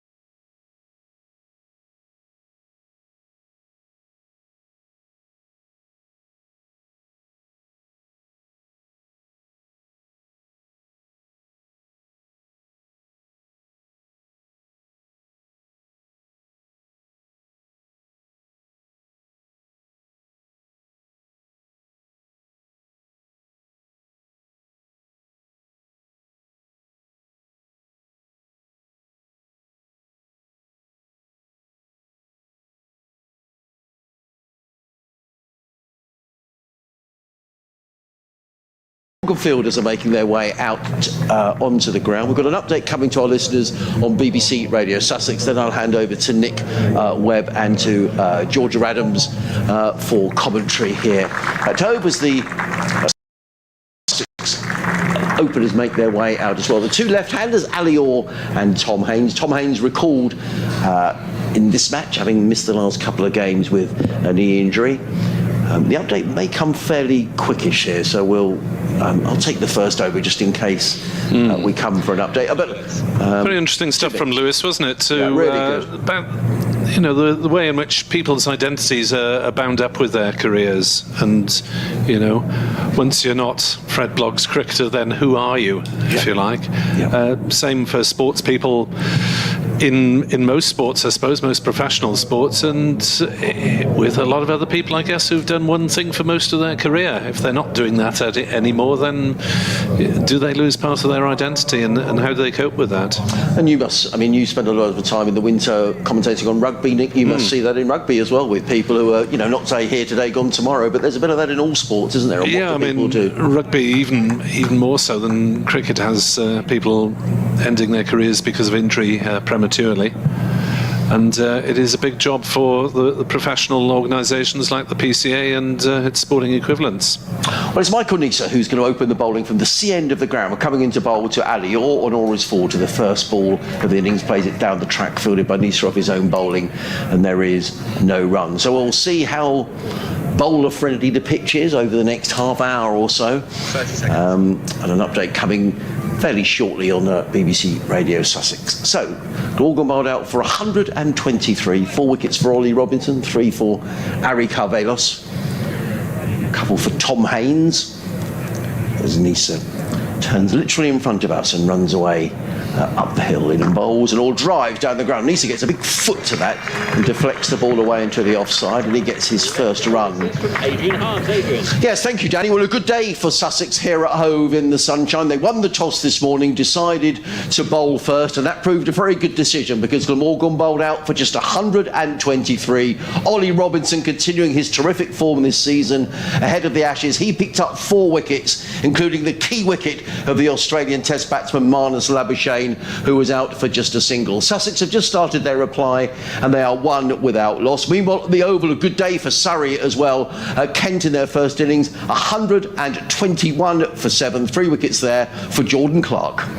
All right, so that's almost like T20 scores. Well, for Sussex, absolutely. I mean, the thing is, they bowled beautifully here this morning. It's a wicket that I think is giving a little bit of help to the bowlers, Danny. But Ollie Robinson is just in the form of his life. 14 wickets in the last game down at Worcester, 4 here today. And on that form, I'll be very surprised if he carries it on, if he doesn't figure in that first Test match at Edgbaston that comes up in 4 weeks' time.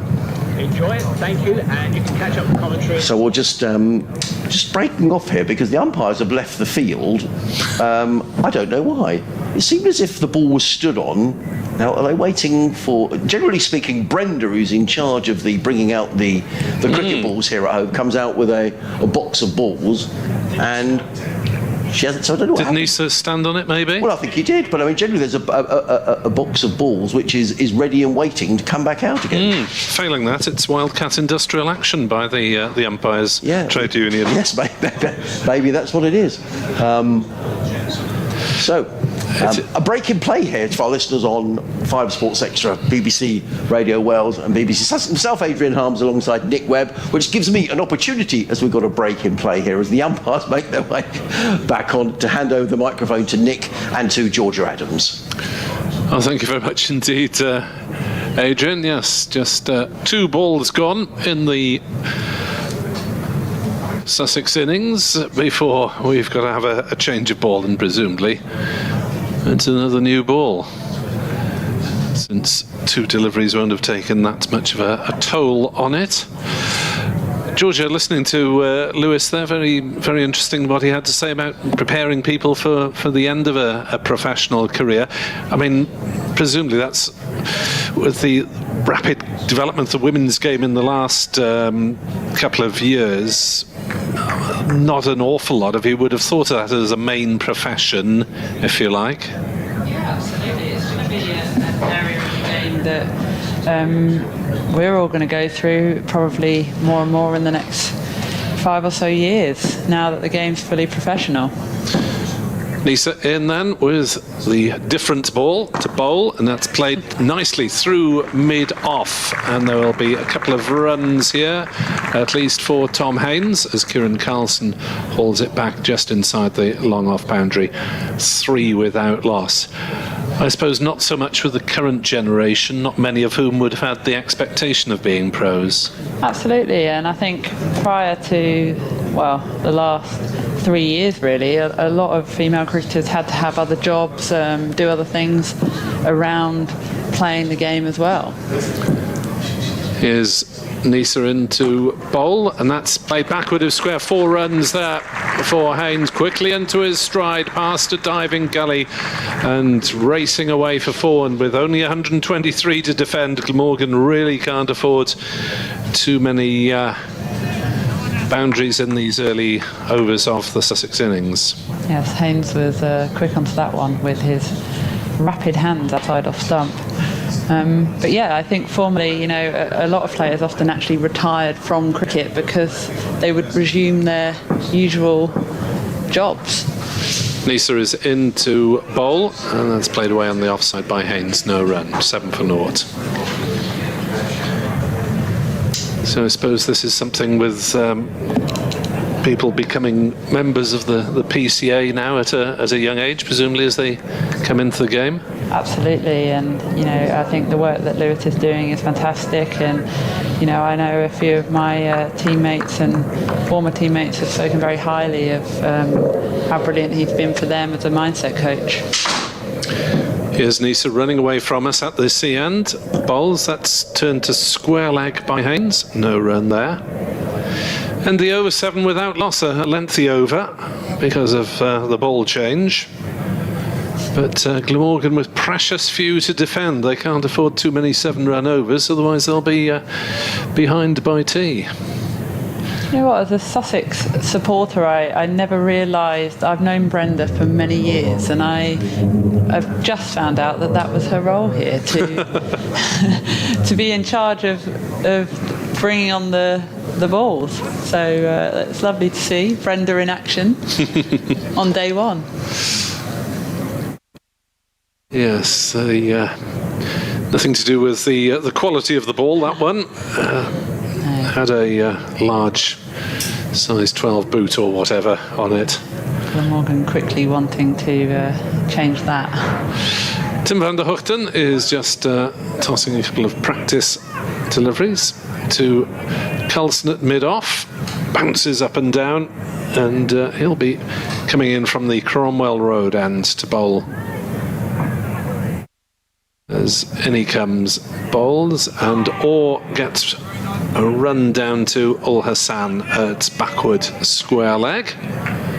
In the field for the first time in the first-class game, Zain Ul Hassan, formerly a Worcestershire Academy product, but has played for an awful lot of second 11s, half a dozen of them in the last couple of years, in a bid to get his pro career going. And at last he has a first-class innings and second top score, which sounds impressive until he realised that the top score was 28 from James Harris.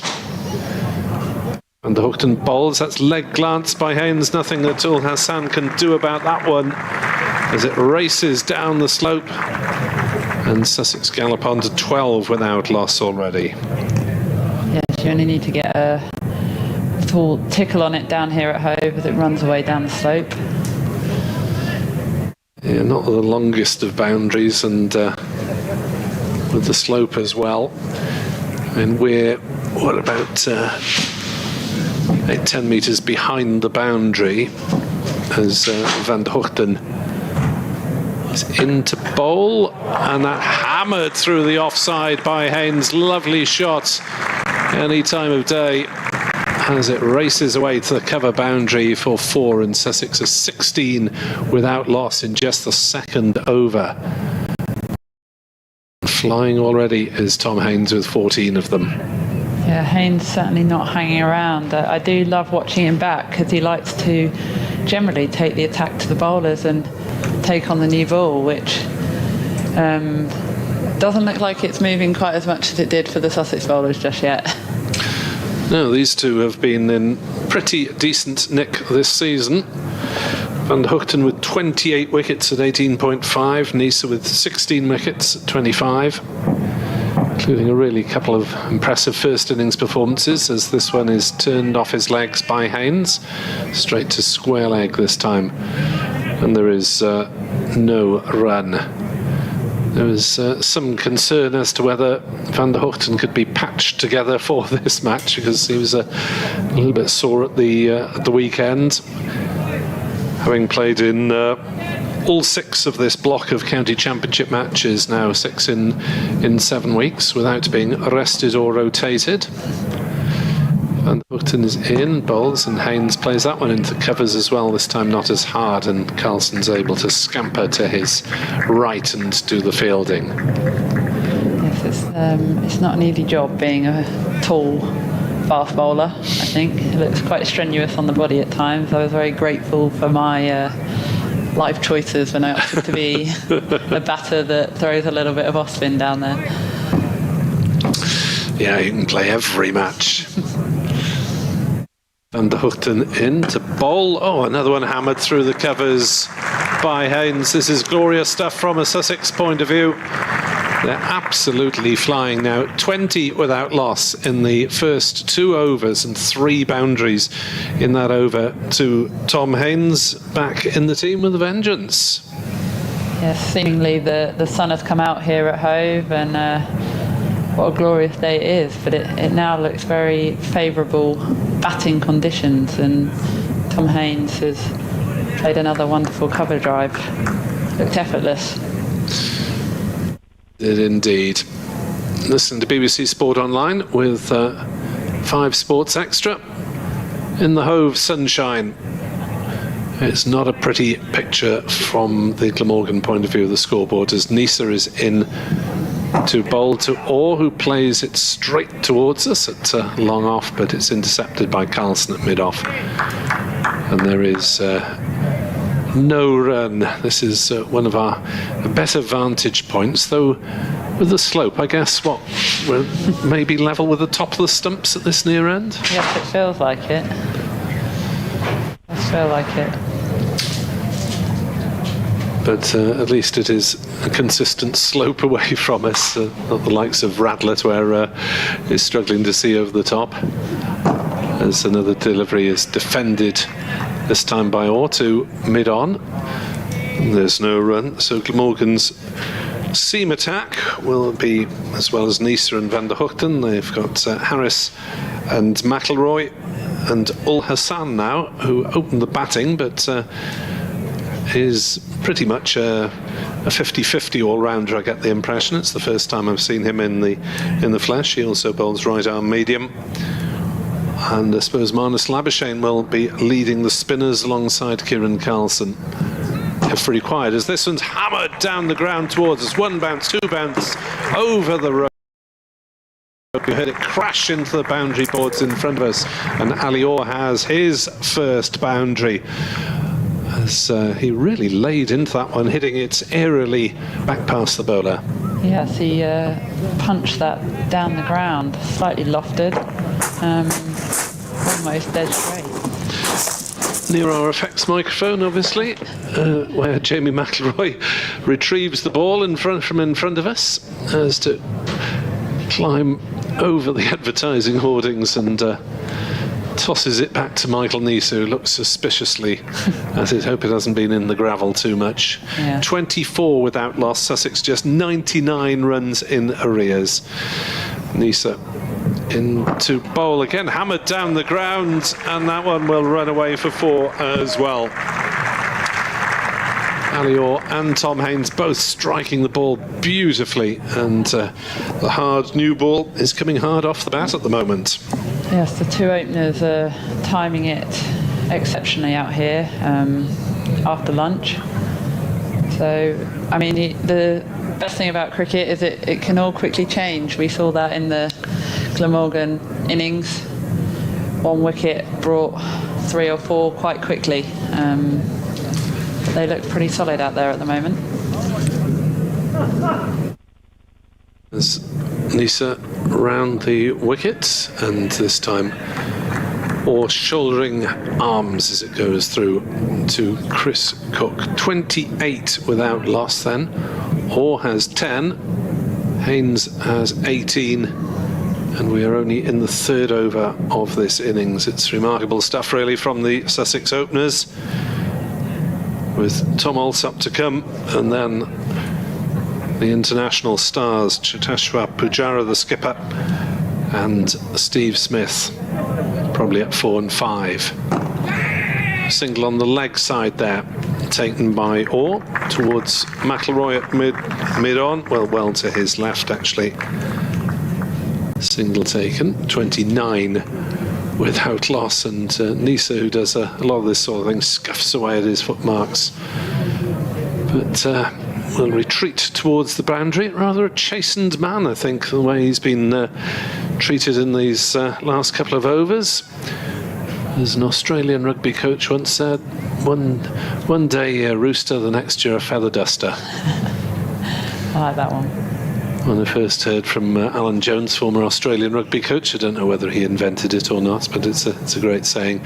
Glamorgan with the Roosters at the weekend, smashing Worcestershire inside 2.5 days. No, so far, the feather dusters. Van der Hoogten in towards us, balls wide outside off stump, allowed to go through. That must have been close to it wide actually, because it did pitch wide and go a little bit further away. A lot of width on offer there. Got away with it.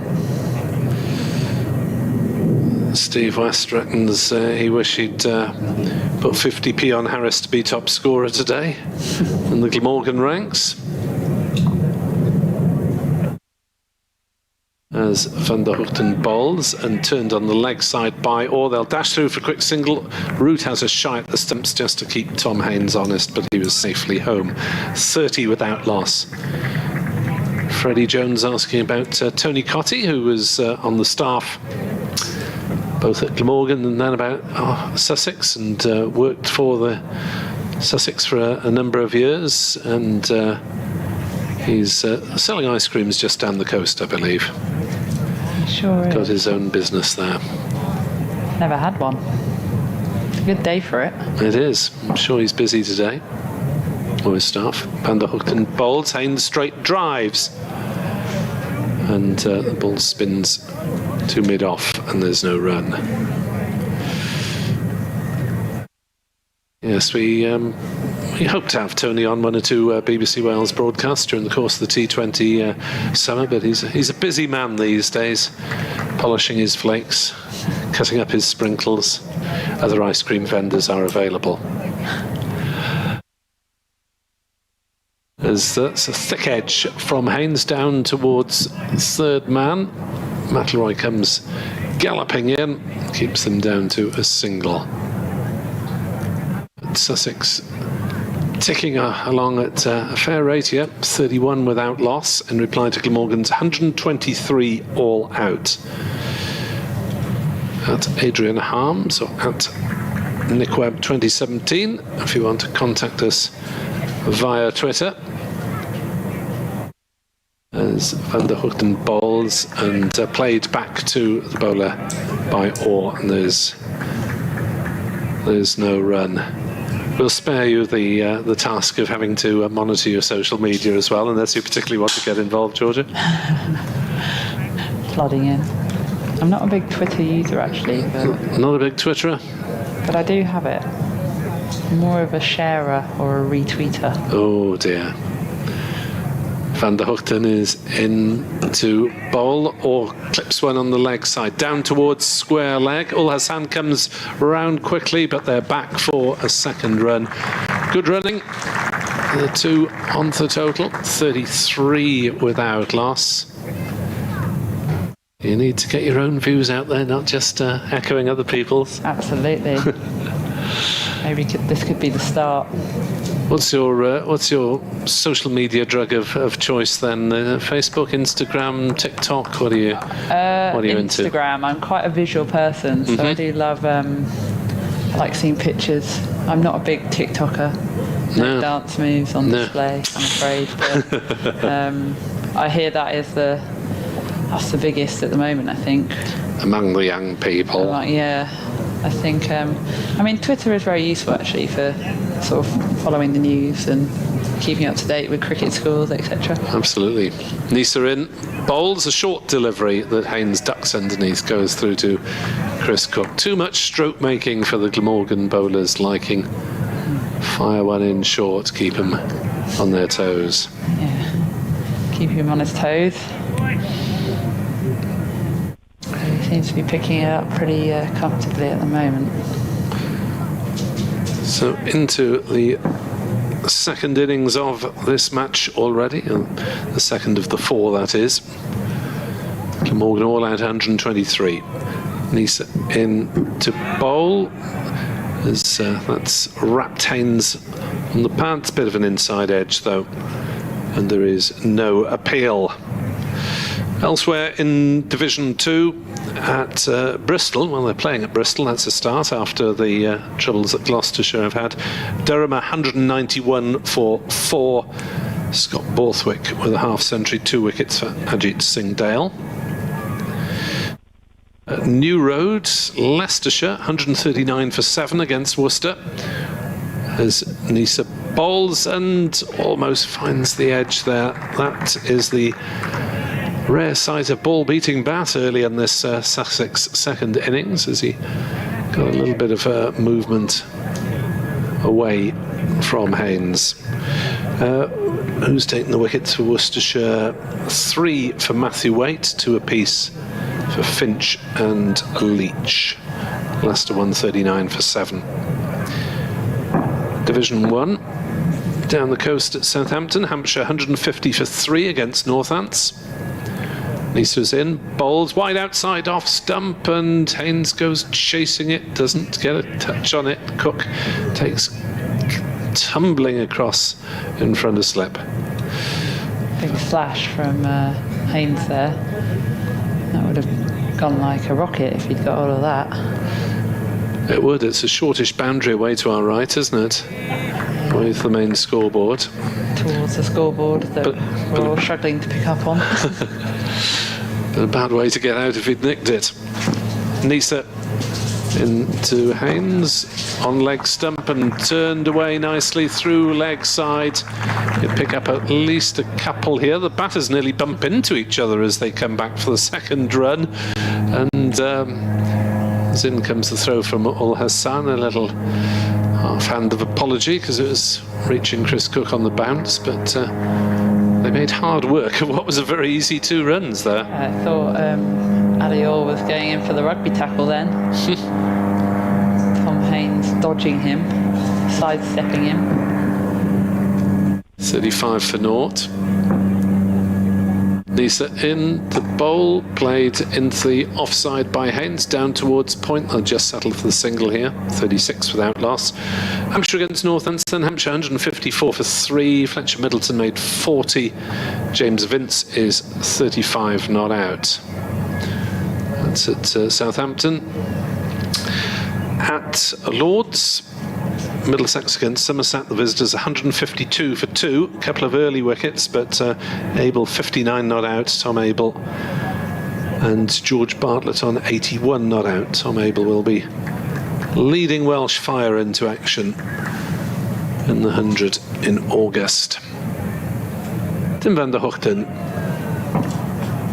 to his third over, 0 for 17 off 2. That's a rarity, as Haynes forced onto the defensive. Once plays back to the bowler. At Trent Bridge, Essex against Notts. Essex 152 for 2. Cook, Sir Alistair 72. Tom Wesley 55 not out. And at the Oval, Kent struggling on 145 for 7. Van der Hoogten bowls inside edge and pad, ball running down to third man, single taken, 37 for naught. Kent, well, highest score so far is Jack Leaning's 28. And for Surrey, Jordan Clark has got 3, Dan Worrell 2. But Glamorgan the only side to be bowled out so far in this championship round, as Orr off the back foot plays to Carlson at mid-off, and there is no run. What words of encouragement should Kieran Carlson be offering to his troops, do you think? Oh, it's a tricky one here, but I think this over's been a much tighter over. I don't know if the Glamorgan seam attack are going to start trying to attack the stumps a little bit more. They look like bowling much tighter lines now. Van der Hoogten bowls and Orr defends to mid-on. And there's no run. I suppose even when you've played here before, the slope must take a little while to adjust to. Yes, it's not easy for the seamers, I think. I know, speaking to a few fast bowlers, it takes a while to get into the rhythm of charging down the hill. You don't need to overrun it, that's for sure. But then at this end that we're at, you have to charge up the hill. Van der Hoogten bowls or plays to mid-on again, no run. But I can only imagine it probably will take a couple of overs if you're not used to it to settle in and find that rhythm of their run-up, which is also important for the fast bowlers. Just looking at who would have played here before Van der Hoogten. Definitely. Neser. Next delivery from Van der Hoogten, allowed to go through from or outside off stump into the gloves of Chris Cook. 37 without loss, Sussex, in reply to Glamorgan's 123 all out. And, well, Glamorgan's Australians managing just 3 runs between them, and both dismissed by Ollie Robinson, which is good for English hopes next month. Yes, we're not seeing quite as much carry as we did in the first innings from the likes of Robinson, and even Finn Hudson-Prentice got a few to really carry through at the end of the first innings there. Well, Glamorgan have gone for a rapid change of bowling. Michael Neser is off to try his luck later after just 3 overs. 0 for 19, and Jamie McIlroy, the left armour, will come into the attack. We watch from directly behind him as he bowls, and Tom Haines plays his first delivery to Ul Hassan at mid-on, and there is no run. Working away on the ball is Ul Hassan, who may well be in the attack in the next hour or so. Yeah, make sure they'll be looking after that ball. McIlroy bowls outside off stump, chopped down into the point area. Byram has to run to his right to field, and all goes through for the single. 38 without loss. Orr has 14, Haynes has 24. McIlroy shaven-headed, bearded, late into the first-class game. It's his 3rd season in Glamorgan's first team squad. He hasn't played that much before this season. As McIlroy bowls, and that's ended up playing off an inside edge from Orr. Not even sure whether he's looking to leave there. It's ended up at fine leg for a single. Interesting. I think he went to play and backed out rather late there, finding his inside edge, just missing the stumps by the looks of it, and the reaction from the slip cordon as it flew up the hill to fine leg. 39 for naught.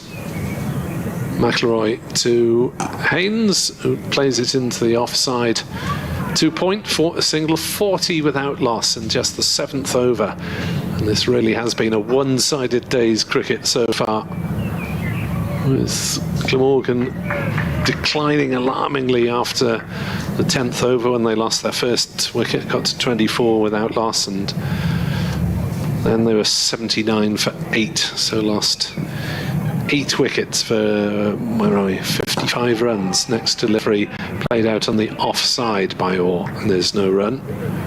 It was quite the collapse, just scrambling past the 100 mark. James Harris 28 not out, Chris Cook 20. Zainul Hassan 22, Billy Root 18. Those are the only players in double figures. As Ollie Robinson 4 for 29. And Ari Cavalis 3 for 30.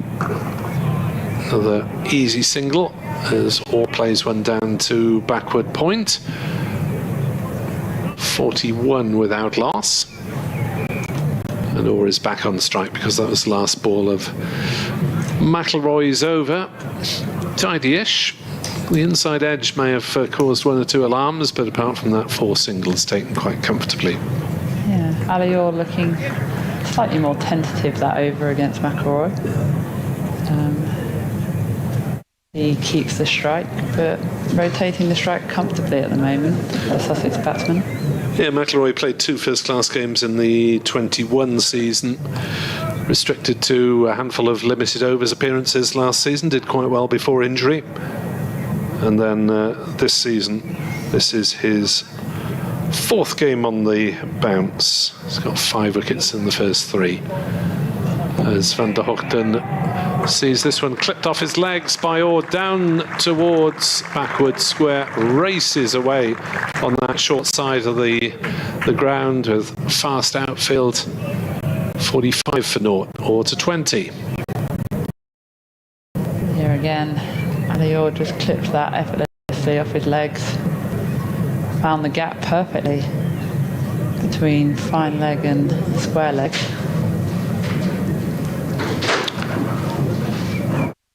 Next ball from Van der Hoogten is 4 more. Off possibly the glove, was that? It's thudded into the fine leg boundary boards in front of us. 49 for naught. This is a rout at the moment. It just flies away, doesn't it, down this hill? Don't get much on that at all, but certainly went the distance very quickly. Do you find yourself playing to the slope when you're batting here? You get very fixated on it, I think. Van der Hoogten bowls, played back past him, but it'll be fielded at mid-on, no run. In fact, when we played here last week, I got caught at long on, trying to hit straight down the ground to the off spinner. Right. I got a bit carried away, ahead of myself. But yeah, you have to be on it in the field. We always sort of have our fielders behind the wicket, fine leg, and third a little bit finer.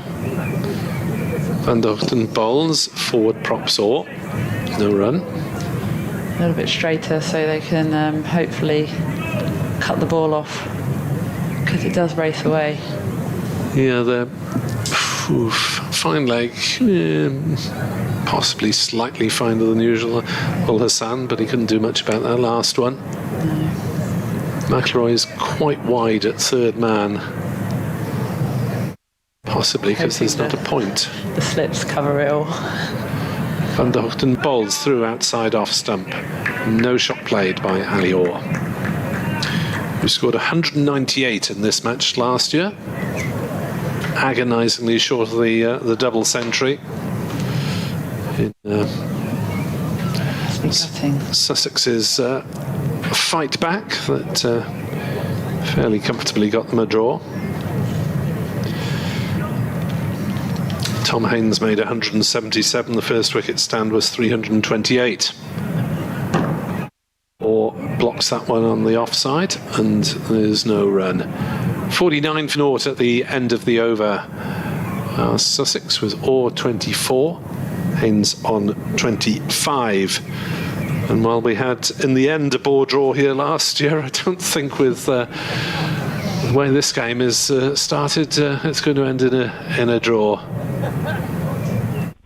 In fact, been speculating about how long it might go. It might get an early finish.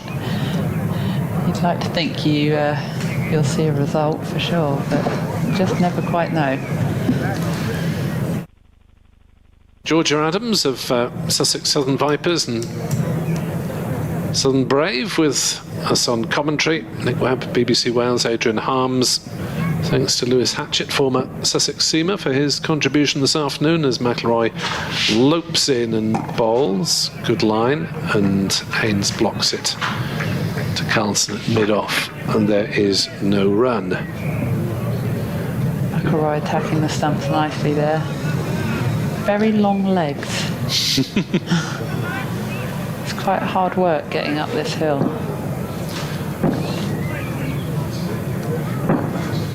As Annie comes to bowl, that's fenced away down to backward points. Single taken by Tom Haynes. The applause for a regulation single is for the 50 coming up, and that has taken just 50 balls, which is remarkable really. And county cricket to get the side scoring a run a ball at the start of their innings. It's more like the T20 that we'll be going into next week. McIlroy into bowl, another single for Orr, just playing it away towards point, and just seems to be an awful lot of gaps in the field at the moment. Every Sussex shot is earning at least a run. Yeah, these two are picking the gaps comfortably at the moment, and with T20 cricket on the horizon, they're preparing the crowd, I think. Nice crowd down here this afternoon at Hove. Yeah, it's one of the biggest you'll see here, I guess, for championship games, as McIlroy bowls and Haynes plays it back to him. Largely due to the only home appearance, you would suspect, of Steve Smith. Yeah, what an occasion. The sun's out, and I reckon they looked at the first inning score and thought they better rush down here in case Steve Smith gets in early. McIlroy runs away from us, bright red 35 on his back, and bowls. Driven, thick edge past a diving northeast gully. It was perfectly safe, and it's run away up the slope for 4 runs. Haynes to 30, Sussex to 55 without loss, and absolutely nothing is going Glamorgan's way at the moment. Yeah, I'd be interested to see how close that was to that gully fielder. Diving away, certainly a chance for Sam Northeast, I think that is. Yeah, don't think it would have carried, but Northeast found it worthwhile to put in the dive anyway. Made it look good. McIlroy bowls, hit down into the ground this time by Haynes. McIlroy fields in his follow-through. No run. 55 for naught, Sussex, in reply to Glamorgan's 123. The very definition, I'm afraid, from the Welsh point of view, of a one-sided scorecard. Looking at the fixtures next week, Sussex open up their T20 campaign here against Somerset on Friday the 26th, which is when Glamorgan start as well, but they're away for their first 3 matches, actually. They start at Bristol against Gloucestershire. I'll be bringing you coverage of that on BBC Sport Online as well. And the whole event actually starts on Saturday with a double header at Edgbaston as Warwickshire entertain Yorkshire, and Derbyshire have Birmingham as home ground as they face Lancashire. Van der Hoogten bowls, edged just short of Northeast at slip. Found the outside edge of Ali Orr's bat there, but just looks like it's staying very low at the moment. It looked varied in the first innings, but I would say it started to carry through quite nicely towards the back end of the Glamorgan innings. Here's a couple of slip catches taken by Steve Smith at the tail end. Van der Hoogten bowls, and that one has beaten the bat for once. Ali Orr prodding forward through to Cook. Doing a bit of gardening now. Playing a miss, just go and dab the pitch. Yeah, was it anywhere near where the ball actually pitched? That's what gets me about first-class players. Go and bang the pitch, and it's nowhere near usually where the ball actually lands. Van der Hoogten bowls or leaves that one through to Cook. Do you do that? Go and thump the pitch just to stop the bowler thinking they got one over you on you? Yeah, I do a fair amount of gardening, as they call it, but I think it's more to clear my mind rather than any effects on the pitch. Most of my playing misses are not from the ball zipping around anywhere. Get a bit carried away. Yeah, but you've got to let the bowler think it's due to that. Yeah. Or drives into covers, and we'll get runs here. Cover dived over the top of it, so Carlson has to pursue it around from mid-off. And it's a couple more to Ollie and to the Sussex total. Moves on to 57 without loss. Replied to 123 here on BBC Sport Online. Far away are we from tea? It's probably too early to be thinking that from a man who had chicken pie and chips at lunch. Van der Hoogten bowls or defends to mid-on, and there's no run. A little bit of time before tea, I think. 32 overs is when tea is taken, and there are, 46 remaining in the day. 14 overs until the tea break, so 4:10, somewhere around there. Van der Hoogten into bowl, allowed to go through by Orr, so Van der Hoogten finally managing to tighten things up a little bit, but rather belatedly, because Sussex have got off to a flyer. Their 50 came at a run a ball, and it's still nearly that. It's 57 off 10 overs here on BBC Sport Online, as Adrian Harms will take over from Georgia, who'll be back in half an hour or so.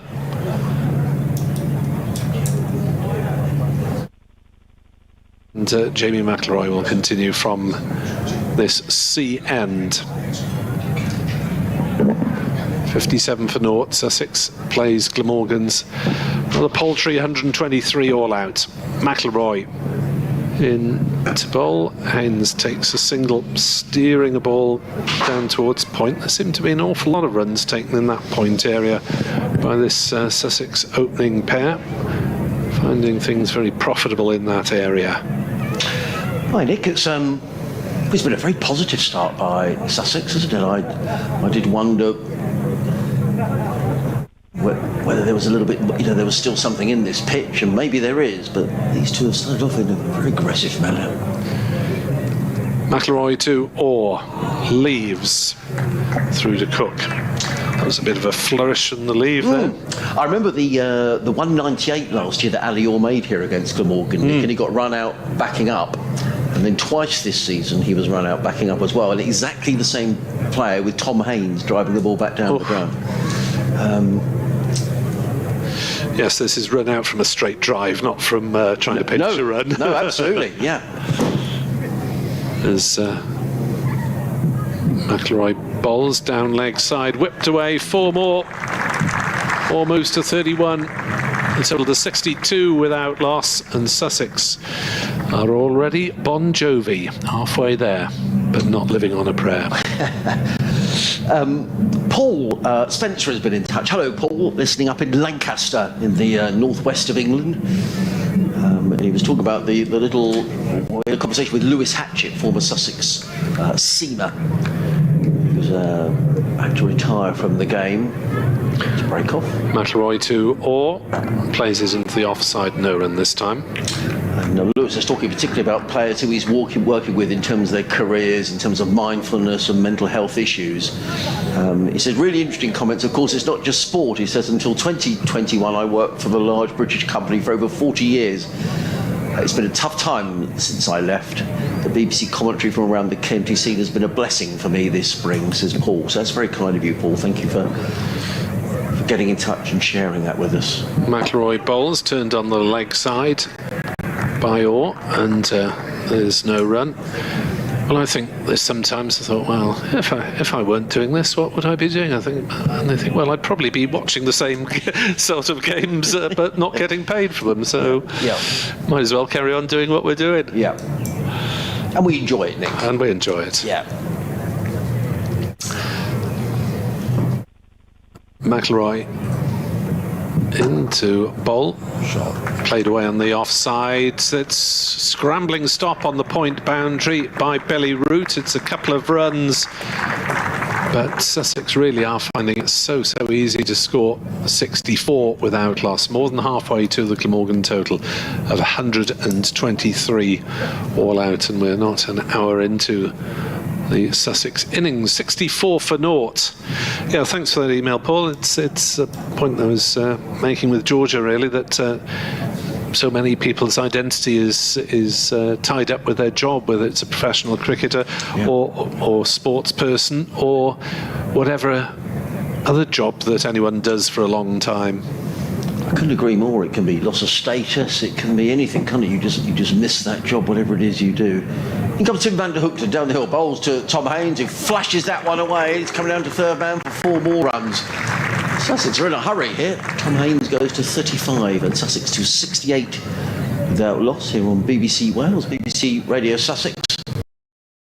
Sussex cricket at bbc.co.uk. No, I think you're right, Nick. And often people try to take up new hobbies or whatever it might be, but I think it's not an easy time for people, is it, when you've perhaps been used to getting up for work for 40 years of your life and all of a sudden you don't have to do that anymore. Well, I've largely managed to avoid the early starts for the last few years, and I'm very, very grateful for that. Yeah, I still do it in the winter. I have to say, those 5:30 starts on a winter's morning are hard. Absolutely. And you're trying to get your brain in gear and broadcast at 6 in the morning or whatever. And when you're out and about as well, and it's freezing cold as well, and it's still. Well, I think we've lost the ball. The ball skipped over the advertising hoardings away to our. And I think it went. There's a gap away to our left-hand side. It's gone down the hill. It's in the sea. Yes, a gap. It goes downhill towards the sea. It's gathering momentum. Yes. It's taking out a few cyclists and joggers on the seafront. It's bouncing over the shingle and it's in the waves. Yeah, well, it certainly disappeared. We're waiting for the ball to come back here. Sound of a table tennis ball on the commentary table. Yes. Is that for idle moments? You've got a couple of bats here for long periods of rain. Table tennis breaking out in the commentary box. I've no idea why there's a table tennis ball here in the commentary box. And just to make it real. There we are, you can hear it. Oh, now I've dropped it. Now someone's going to tread on it when they come in the room. Never mind. So the umpire, Martin Saggers, has now come down to this end of the ground to find out what on earth's happened to the ball. So I'm sure they'll take this into account with over rates. Let's give you some scores elsewhere around the country, just to bring you completely up to date with matters county championship in Division 2, because that's what we're concerned with. Durham are 215 for 5 down at Gloucester. Leicestershire 166 for 7 at Worcester. Colin Ackerman not out 48. I enjoyed watching Rishi Patel bat last week for Leicestershire. Nick, opening bat, made 22 today, but he made a very good 100 against Sussex last week, and I thought what a good player he was. And you do see, there's this feeling, isn't there, that cricket in the second division, well, you don't see the best players, but I've seen some really good cricket this year. In fact, for Gloucestershire, when we played down at Bristol a few weeks ago, Ajit Singh Dale bowled really well. He's the ex-Hampshire bowler, and he bowled at good pace, as fast as anyone bowled this season. I think we've lost the ball, Martin Saggers is now wandering back, so I don't know what on earth happened. I thought someone would have stopped the ball. Oh, they found it. Back here. There's the applause. Well done, chaps. McIlroy and Ul Hassan was the ball party. You expect it on a village green, don't you? Might lose the ball in the long grass. I've done that a few times, and you're treading away trying to find the ball. But on this occasion, it's disappeared. Literally in the gap between the stands onto the tarmac. The club I play has got a river on 2 sides of the ground, so we've just put up a load of new fencing to at least stop the on-the-ground shots from reaching the river. How many times would a ball go into the river, Nick, during a game? Well, when we didn't have the fencing there, we'd quite often lose 5 or 6 in if a batter was getting going. Wow, that's expensive. It is. Van der Hoek, we're back in action. Bowls to Haynes. Haynes forward, plays down the offside. There is no run. Don't expect a new cherry after that. No. There'd be any old tat you'd get after the first couple. Yeah, no, I agree. Well, when I first started playing cricket, it was very unusual for us to have a new ball in games. It would be a polished up ball from a previous game. The guy who was, pretty much in charge of things at the club would say, we've got to look for the ball until we find it. We can't be just chucking cricket balls away. Van der Hookton, running around the wicket, comes in and bowls to Tom Haynes, and that's a poor shot by Tom, and he'll know it. He's got himself in, he's got himself to 35. Sussex 66 without loss. That was too close to cut.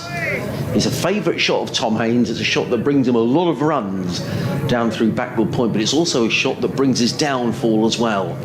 And he's annoyed with himself as he gives the wicket a little prod. 66 without loss, Sussex, in reply to the Glamorgan total of 123. Tim van der Hookton down the hill bowls, and Haynes works this one again in that favourite area down to third man. He picks up a single, he goes to 36, and Sussex to 66. Is that right, Nick?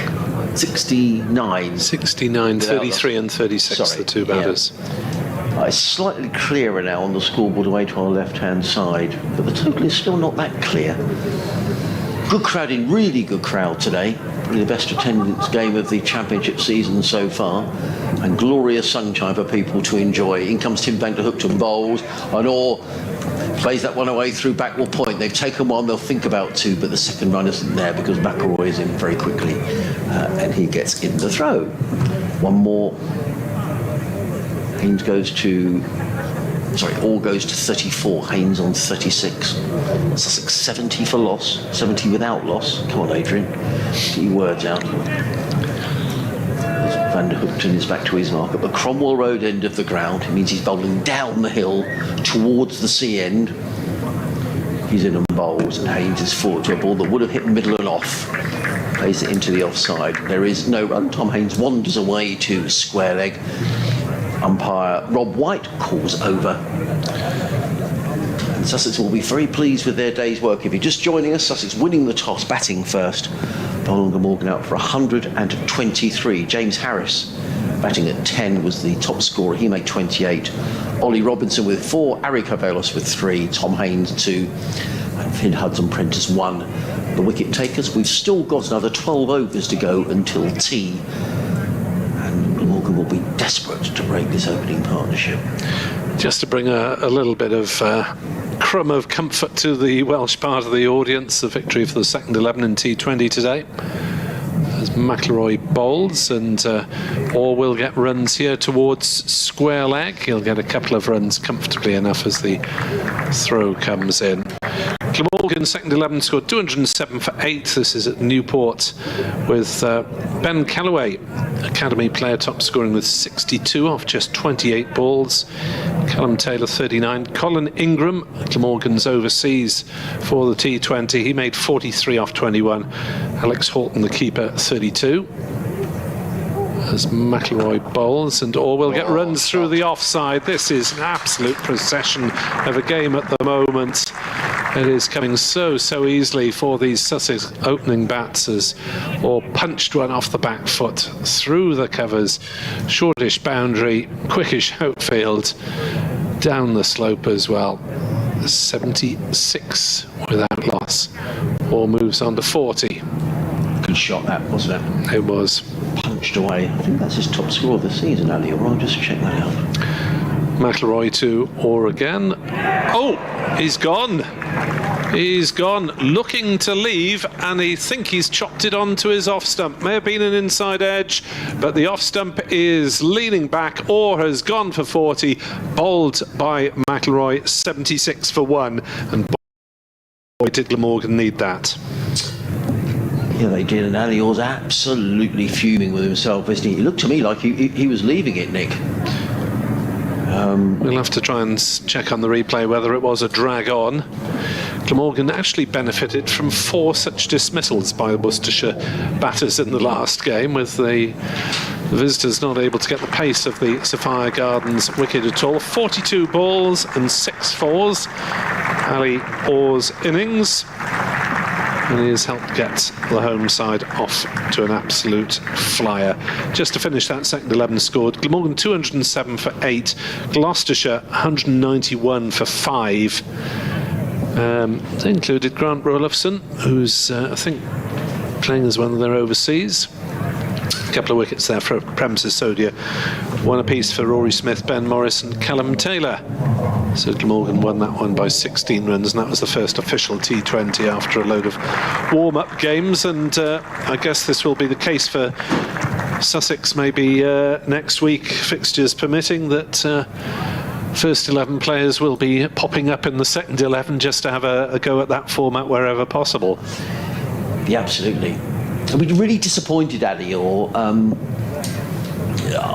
several times this season. He's got himself in and got himself into the 20s and 30s and then got out. And I think that was his real frustration as he went out. So my feeling was that he played to let go. So perhaps it was an error of judgment. We haven't had the opportunity to see the replay, but nonetheless a very important breakthrough for Glamorgan. Brings out Tom Alsop. McIlroy then in to bowl to the new man, and Alsop plays one defensively on the leg side, and there's no run. It's not quite as confusing as when Sussex had 3 left-handed Toms at the top of the order. Yeah. Clark missing out on that occasion, but I know I've done 1 or 2 with you when they've gone Tom Clark, Tom Alsop, Tom Haynes, and they're all left-handed and they're all called Tom. And that's very true, Nick, as well. In comes McIlroy, bowls outside off stump. Alsop allows it to go through. 76 for 1. Got his county cap today, did Tom Alsop, presented by the former the Sussex skipper and dad of our summarised today, Georgia Evans. Chris Adams presenting the county cap both to Tom Alsop and to Steve Smith. In at number 5 for Sussex in this game. McIlroy bowls, worked through mid-wickets by Alsop. Nice way to get off the mark. He'll pick up at least a couple. It may go to the boundary. Now it's flicked back by Ul Hassan, and fielding completed by one of his colleagues. How many did they run there? Was that 3? 3. Yeah, Alsop has 3. Haynes has 36. 79 for 1, Sussex just. 44 runs in arrears with 9 wickets left. Just looking at a replay of the or dismissal, I don't think there was an inside edge. There was a flurry of bat movement, but he was looking to leave and lost the top of his off stump, it looked like. Yeah, I thought he was playing to leave. Michael Neser is going to bowl from the other end. He started off bowling from the C end of the ground. He's now going to bowl from the Cromwell Road end. It means he's bowling down the hill in front of the temporary stands full of blue seats at the top end of the ground. They're all there for the T20 matches, which start here a week tomorrow when Somerset are the visitors to the county ground. And the ground looks an absolute picture. It's a glorious day here in Hove. Lots of blue sky. Michael Neser coming running in down the hill to bowl to Tom Alsop, who plays it onto the leg side, and there is no run fielded at square leg. So there are 3 slips, a third man, backward point, mid-off, mid-on, mid-wicket, and a fine leg. As Neser wanders back to his mark, we've got another 11 overs to go until tea. So we'll have a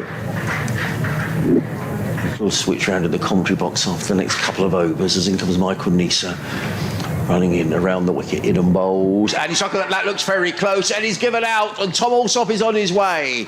Coming around the wicket, Michael Neser, and he's pinned Tom Alsop dead in front.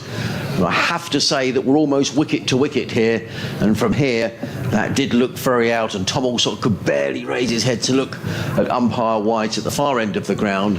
And a second wicket goes. All of a sudden Sussex are 76 without loss, and they lose 2 wickets for 5 runs. And all of a sudden 81 for 2.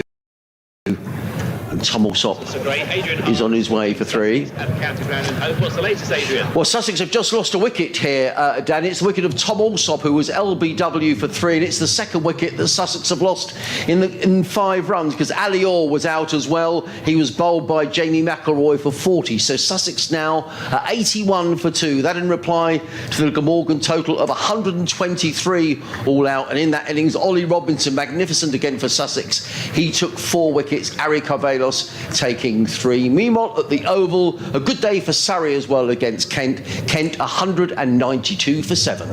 It's a decent run rate for Sussex, and have people turned out on this beautiful day to watch it? I'll tell you what, there's the best crowd of the season here at Hove. I think there's a lot to do with the fact, it's a lovely day, and it's the fact you've got Steve Smith, you've got Marnus, Labuschagne and Michael Neser, all of whom are likely to play some part in the Ashes playing, and Ollie Robinson, of course. So, star-studded lineup, good cricket, lovely day, beautiful ground, lovely lunch, tea to come. What more could you want? There's a man who's happy in his work, everybody. Adrian Harms, and you can follow the commentary ball by ball on the BBC. 81 for 2, and we've got Mr. Cheteshwar Pujara to the wicket. That's the disadvantage of Glamorgan getting 2 wickets in quick succession. You then get a guy of the quality of Pujara. And he has been in great form, Cheteshwar Pujara. He's made 300s this season. Last week was the first time, Nick, that he's gone past 50 for Sussex and not gone on to make 100. Wow. He went on to make 77. Failure. Yeah, so he's been in great form. But interestingly in those innings, particularly down at Bristol and indeed at Worcester, he had to work really, really hard in the opening hour or so of his innings. You see him there, he's counting the fielders. He's meticulous in his preparation. 13. Yeah. In goes Michael Neser. Down the hill, comes in and bowls to Pujara. Pujara is forward, plays down the offside, and there is no run. So 81 for 2. He's in 12 wickets go down today. I don't think it's necessarily a wicket that suggests there would be 12 wicket goes down. There have been some good bowling, 1 or 2 poor shots. 1 or 2 non-shots as well. Yeah, indeed. So Ali Orr, the latest one, letting one go, and we saw, who was it? Bruton Carlson. Carlson. In comes Neser, bowls, and Pujara lets that go outside of the off stump, taken by Chris Cook. 3 slips, a third man. There's a cover mid-off, mid-on. A leg slip almost a leg gully. And a fine leg. I can see Kieran Carlson in deep conversation there with Tom Haynes. Tom Haynes leaning on his back. I don't know whether Got any ideas, Tom? Yeah. It all looks very amicable and amenable. So makes his way back up the hill and is now running towards us in glorious sunshine. Here at home, he's in and bowls, and Pujara drives to mid-off. I just hesitated slightly because I thought it had caught the edge. It's just the angle that we're watching from. There is no run. Michael Neser in his 4th over, figures of 1 for 21. Yeah, just in terms of the Glamorgan captaincy, the first time that Carlson's done it in a 4-day game. Lloyd played in every game last season and in the first 5 of this campaign. Neser runs towards us, bowls, and Pujara lets that one go outside the off stump, taken by Chris Cook. Lloyd had previously filled in for Chris Cook when he was captain for a fair chunk of the, I think it was 7 matches in 2019 Lloyd had, and was unbeaten then. And Carlson's done the last 2 one-day cups, and Sam North East led the side out in a couple of T20 games at the back end of last season when Lloyd had a minor knock and was resting. So plenty of captaincy experience still out there. Neser on his way, bowling to Pujara. That kept a little low. Pujara was a little late on that, played it to mid-off. There is no run. End of the over, 81 for 2. Pujara yet to score. Haynes on 36. Nice message in from Barbados, from Jofra Archer's stepdad. Really good to hear from Patrick, who says, just tuning in, nice to see Sussex doing so well. And a message, I guess, for Patrick to say that in terms of Jofra Archer, if you can pass him a message on from everybody here at BBC Radio Sussex, and indeed around the broader cricketing community, not just here but around all the commentators and cricket in general in the UK, that we're thinking about Jofra and hope that this elbow gets fixed, because we'd love to see him back in action here. Obviously not this season, but sometime in the future. We hope everything is okay. Here's Jamie McIlroy, and then to Haynes, who will get runs through mid-wicket here, whipping it away and comfortably coming back for a second. 83 for 2.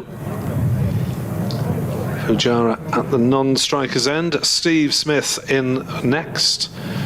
And then James Cole's Ollie Carter, who hit 185 against Glamorgan in Cardiff last year. Yeah. Runs in the second innings as well, I think, didn't he? I think he made 80 odd. He had a good game. McIlroy in to bowl, and this time Haynes on the defensive, plays to Carlson at mid-off. No run.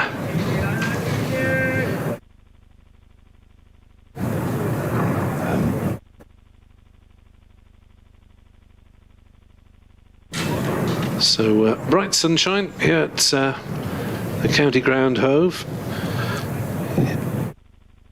Yeah, 83 to add to his 185. You're right, Adrian.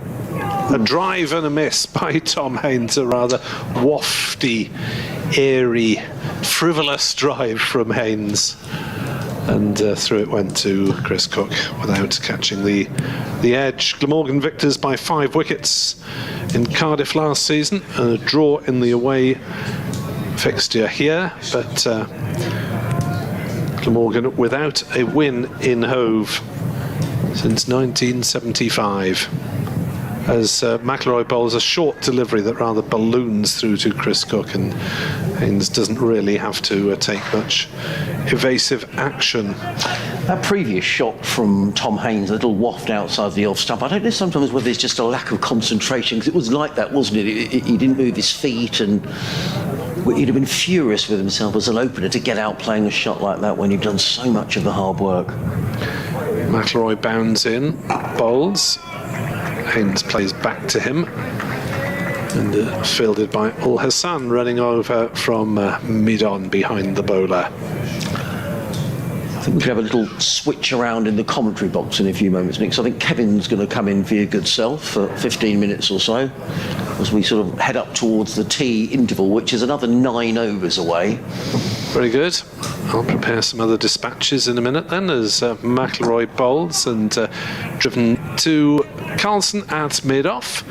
There is no run. 83 for 2 Sussex in reply to Glamorgan's 123 all out. Haynes has 38, I believe. Someone turn that sun down, it's too bright on the scoreboard. Pujara has yet to get off the mark, and Kevin Howells will join Adrian Harms on commentary. Nick, thanks very much indeed. The other member of our commentary team today is Georgia Adams. It's been great to have Georgia here, and we'll hear more from Georgia after tea as well. Daughter of Chris Adams, legendary Sussex captain. She's legendary herself, though, I'm sorry. She's legendary herself. And it does make me feel old, though. It makes me feel very old. Here goes Michael Neser running in from the Cromwell Road in to bowl to Cheteshwar Pujara, who lets that go outside the off stump, taken by Chris Cook, and there is no run. All those days of following Grizzly around Derbyshire, Sussex, and later this afternoon I'm going to be working with this daughter. It can't be true. It can't. Sadly it is. Time stops for no one. And it's great to have her with us today. It is. Oh, wonderful. Yeah. And I love the stories that Georgia was saying about coming down to the ground with with Chris when she was younger, and playing cricket on the outfield and around the nets. There were some lovely characters, real good characters back in those days, and of course there was success in the championship and everything. There were good times down here at Hove. Neser in bowls, Pujara solidly forward, plays that to mid-off. And there is no run. But how's the place changed? Gosh, dear, oh dear. Not only is, and the other thing to point out, by the way, if you haven't yet read Shieldbury's book about different counties, all 18 counties, he makes such a thing about the family connections here at this club, probably more than anywhere else in the terms of going generation to generation over many, many years. That's interesting. The last century almost. It's been that sort of a club. Neser turns. runs, which reminds me, comes in and bowls. And Pujara said, that's very adjacent, that could well be out. Well, crumbs, that was really, really close. We're virtually wicket to wicket here, and I wouldn't have been a bit surprised to see umpire White's finger go up. Pujara rather caught on the crease. It was a good in-swinging delivery. It just nipped a little bit off the pitch. And, well, that looked very, very close. I think had we had sort of DRS or whatever, I think that would have been reviewed. And tea would have been put back, more importantly. There'll be a delay to our next meal. Good job he's not out. In comes Neser again over the wicket bowls, and Pujara looks to take his bat away. Oh, how often have we seen that? Yeah. The leaves and those sort of shots as well. Scuttle through to the keeper. Yeah, I meant to mention before lunch, actually, that away to our left-hand side, the Sussex Museum is open at lunchtime and tea time today. If you're listening around the ground and you're looking to get out of the sun for 20 minutes at tea time, I thoroughly recommend the Sussex Museum, run exclusively by volunteers. I had a tour around it a few weeks ago, and there's lots of really interesting exhibits. So it's just over by the Spenk Harbour Pavilion, so go and have a wander. As in comes Neser, bowls to Pujara, who's been given a tough time here by Michael Neser. He'll know, Michael Neser, what a key wicket this is. You're the first time and the only time I've ever known a cricket commentary start off almost like you're the old Radio 1 road show. Go on. Where you start, good morning, world. Can you give me a wave from the back there? Because all the listeners in the ground. And they did. They waved to you from up on the top tier. They did. We're never sure if it's working. I didn't know if it was Adrian Harms or Simon Bates, to be honest, for 1 minute there. It's terrific. In comes Neser again. Down the hill, bowls. Pujara's tried to out this time, that is out. He is given out. And Pujara is on his way. Well, he gives umpire White a dirty look as he wanders off to Cheteshwar. Pujara, a rare failure for the Indian batsman. He's on his way, and all of a sudden, Glamorgan have picked up 3 wickets for 7 runs. Pujara on his way for a duck. And now, into Steve Smith. In a strange way, I was less convinced with that than I was with the one maybe a little bit earlier. But both, of course, I'm so close to Webby, I'm going to say both, of course, were out. Yeah. There was almost like an accumulation of if you're going to keep on doing that, you're going to go, and off he went. Sometimes you wonder that, don't you? The first appeal is such a good appeal, and another one comes in, and you think. And the humans, you see, the umpires are humans. They'll be thinking, man, did I get that one? I'm not saying that one wasn't, by the way, that second one. Yes. But I do think that if you get 2 or 3 of those together, that sometimes, because they're human beings. Oh, listen to this. Oh, yeah, great response for Steve Smith. Lovely response. So, is that the end of the over? I think it is. So we're not going to see Michael Neser bowling to Steve Smith. But we might in the next over. Lovely response to Steve Smith walking out there. And as there was to Labuschagne this morning, wasn't that a good response? Really as well good. From this crowd here. I'm sure they, would love to have seen a bit more of Steve Smith.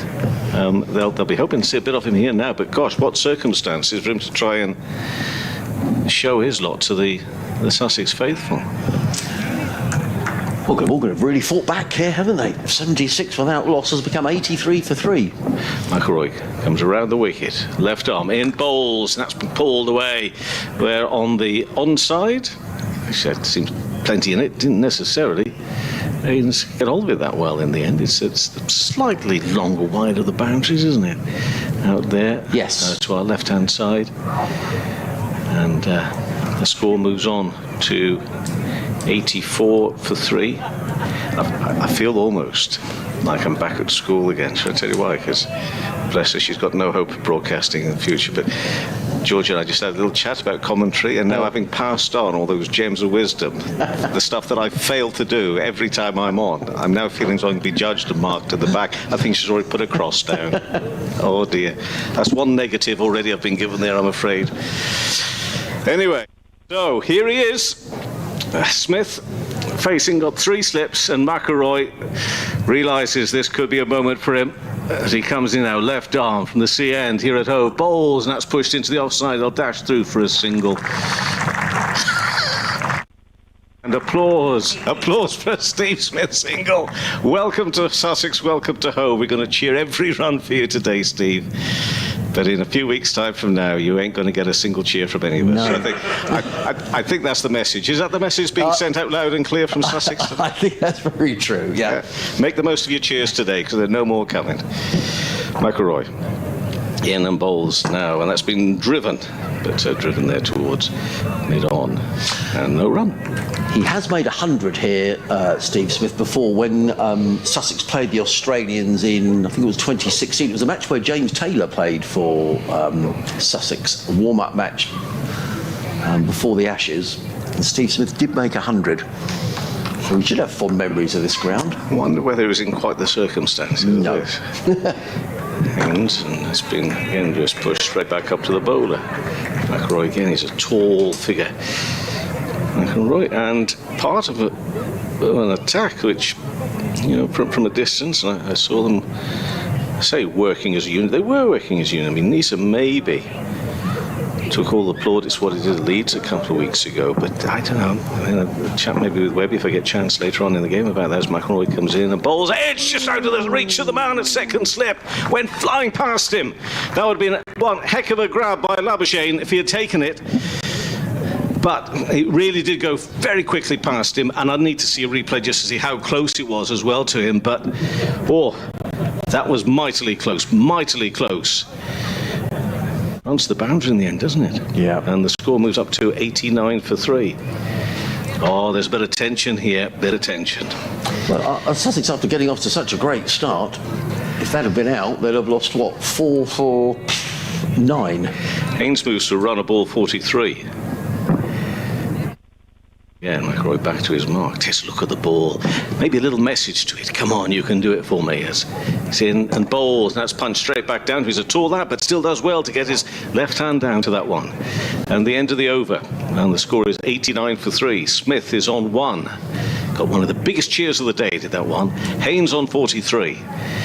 And all of this after Glamorgan fared for only 123. 123 all out earlier today, and they were put into bat, surprise, surprise, 4 for 29 from 12 overs for Robinson, 3 for 30. Carvelis, Hudson Prentice, 1 for 37. Haynes, 2 for 27. So they all chipped in. They did. I'm just sort of looking here, Nick Webb, who's with us today, did an interview with Marnus Labuschagne. And Marnus said, I think he's due a big score, which is not ideal for us, referring there to Steve Smith. So whether we'll get a big score from Steve Smith, we shall see. But he's got to cope with his fellow Australian, Michael Neser, who's racing down the hill from the Cromwell Road in, bowls to Smith, who lets that one go outside of the off stump. This is a real contest now. Oh, do you know what I'm seeing here? Do you know what I'm seeing here? Now, forgive me, all the other players. All I can see here is Neser coming down the hill to Smith, and Labuschagne at second slip, jumping up like he's 5 years old, jumping up and down. The three of them, they're loving this. We're loving watching it, but they are loving this moment, aren't they? You can just see, yeah. And the crowd are loving it. There's a really good crowd here at Hove today. A lovely sunny day. As Michael Neser turns at the Cromwell Road and he's running down the hill. He's rushing in, bowls to Smith, and Smith is forward to a bowl of good length, punches it into the offside.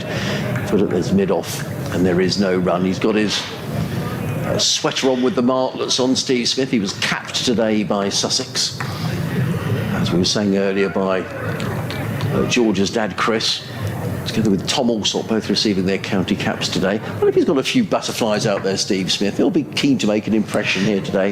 I think he'd be keen to, yeah. I tell you what, he'd be very much aware of. It's that fella at second slip. In comes Neser again, bowls, and Smith drives. Oh, what a shot that is. You can tell by the applause what a beautiful cover drive that was. Absolutely everything right about that. Slightly over pitching Michael Neser, and just caressed through the covers with beautiful timing by Steve Smith. He goes to 5 and Sussex to 93 for 3. Fair to say he's winning them over with that single. Now a bouncy shot as well. If it's a 6, they'll be on the pitch. Street parties in Hove.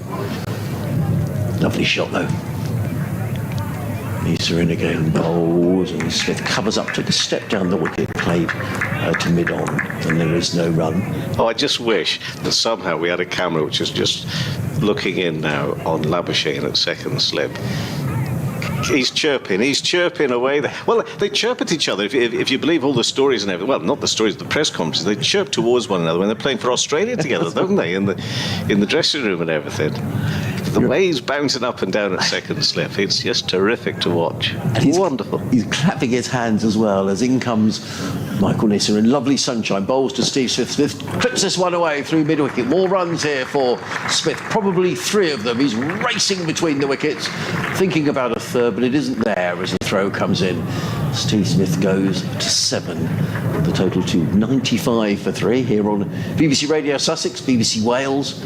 Adrian Harms and Kevin Howell with you here on a beautiful sunny afternoon on the south coast. I saw Chris Nash this morning. Oh, right. I don't know, if he's still here, he'll be thinking, hold on, I pushed a single. I hit one boundary on the offside and one on the leg side. I didn't get that sort of response. In comes Neser. Overlooking Bowles. Just crumbs, he was squared up then. I thought for a minute that was going to hit the pad first, and had it done so, he went absolutely plumb. Nonetheless, a good bit of fielding down below a spy. Ul Hassan gets the throw in. Steve Smith has pinched the strike. And Sussex are 96 for 3 with Smith on 8. Please tell me you can't see that scoreboard clearly. I can see it very clearly. How old are you? It's very clear. Georgia, how clear is that board? It's very clear, isn't it? No, Georgia can't see it either. Oh, right. Okay. Well, Hamza, you're right. You are right. Thank you. Yeah. To be honest, I've got more joy with that one on the right than I have with that one on the left. Yeah, that's impossible to read from here, isn't it? But I hate to break it to you, mate. It is a little bit the age as well. You can't blame the sunshine all the time. I'm sorry to tell you that. We're going to change your bowling. Oh, we have Harris, James Harris. Do you know, Harris is one of those. Again, I'm looking on from a distance. I've got so much I'm going to ping Webby to the wall on if we do get to commentate. Because I just wonder whether he thinks that James's game has been lifted in the last few weeks as well by this attack. They seem to be really buzzing as a unit as he comes in now to bowl to Smith, beg your pardon, and up onto his toes, push square.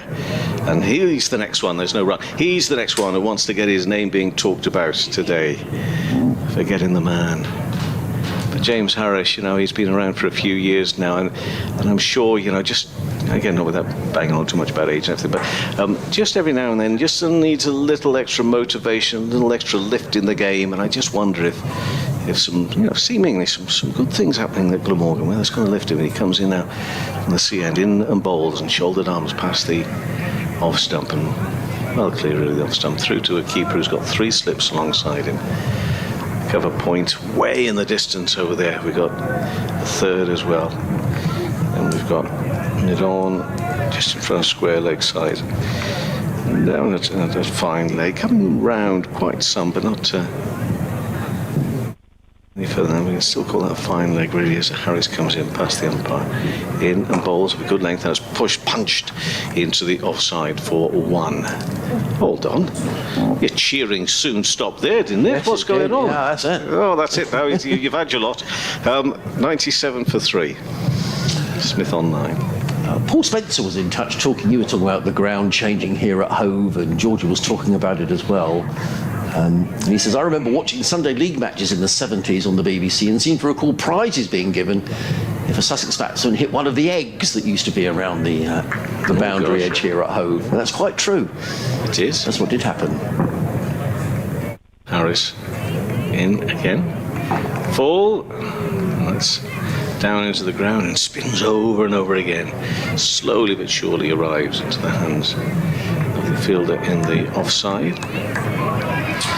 If you'd like to join our conversation, send us an email, sussexcricket@bbc.co.uk, or you can tweet at NickWebb2017, and it'll find us here in the commentary box.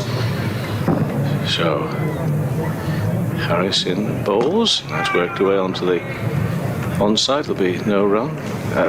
Good numbers in, and you know it's obviously good for the business of the club as well to see these numbers in. We've got the business clubs away to our right hand side and various hospitality, and you know they may have been here anyway, but if you can sell a county championship match with international names on show, both England and Australia, Indian as well with Pujara, as Harris in bowls and through to the keeper and no run. However, at the end of that over, a score of 97 for 3. If only they'd known, if they got there, somebody sent me a photograph here of something going on at the Kia Oval today, which I'm sure would have really been a big attraction to some of those business people here that we're talking about. If you go to the Executive Box 44, you can go to a meeting of the Concrete Society. Wow! Come on! Should we have a go? It's probably set in stone to start. Oh, Hamzy! Oh no! Oh. We all need a moment to get over that, I'm afraid. Sorry about that. Concrete Society, that'd be a good one. Michael Neser, I'll do one more over and I'll hand over to Nick and he can have a chat away to... No, he's busy. He's busy doing his bits. Here comes Michael Neser, bowls to Steve Smith, lets it go outside the off stump, no run taken by Chris Cook. Did you notice he didn't want to work with me? I've got all these questions lined up for him, and he's working. Is he? Yeah.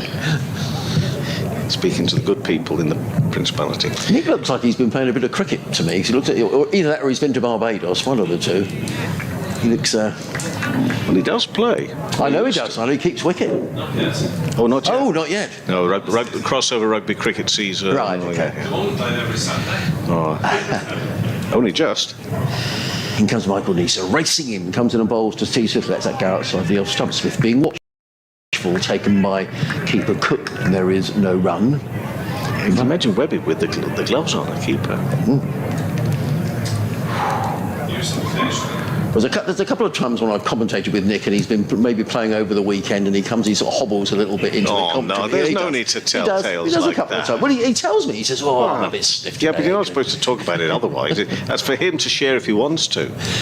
I preferred your opening gambit, which is he looks in fine fettle. Neser runs towards us, bowls to Smith. Smith again is forward to a ball of good length, plays the ball down the offside of the pitch. Neser fields off his own bowling, and there is no run.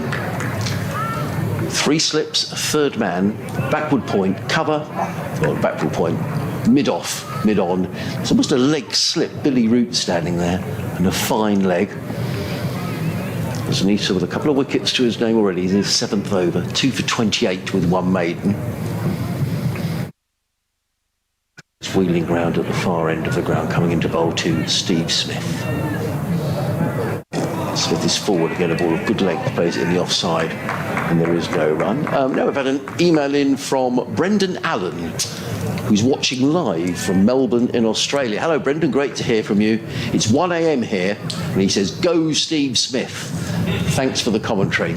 And it means go Steve Smith, go back to the pavilion, quickly. What do you mean, Brendan? No, he's made a big impression here, Steve Smith. I was saying earlier on, not necessarily with the bat so far, but in comes Neser and bowls, and Smith is forward, plays it into the offside. There is no run. But here at Worcester, the first game that he played, and at Leicester last week, so many people wanting photographs and autographs with Steve Smith, and he obliged in every single case. So he's been a terrific ambassador. Yeah, I think he's been really good. Well, you need that. I mean, I was actually here when he drove in this morning. I just drove in and lovely sound on the gate and gave him a nice welcome and sound out. But it was all really quiet, and I thought, this is, international cricket, really understated. I thought, I bet you're really quite enjoying this. Neser races in over the wicket, bowls to Smith down the leg side, let go by Smith through to keeper Cook. There is no run. End of a maiden over from Michael Neser, who's now bowled 7 overs, 2 maidens, and has taken 2 for 28. Sussex 97 for 3 here. Tom Haynes on 43. Steve Smith is on 9. That in reply to the Glamorgan total of 123, in which Ollie Robinson took 4 for 29. Great to have you watching with us, Brendan, and listening to the commentary. And I don't know what it's like in Melbourne this time of year. Well, I'm pleased to say that actually it'll be no better than it is here right now, will it? That's true. Was it equivalent to sort of November? Would that be right? I mean, so it'd be late autumn, I guess, in Melbourne at the moment. But James Harris, what have we got? 4 overs to go until tea. And he's off again, and he's coming in to bowl, and that's played away on the leg side by Haynes.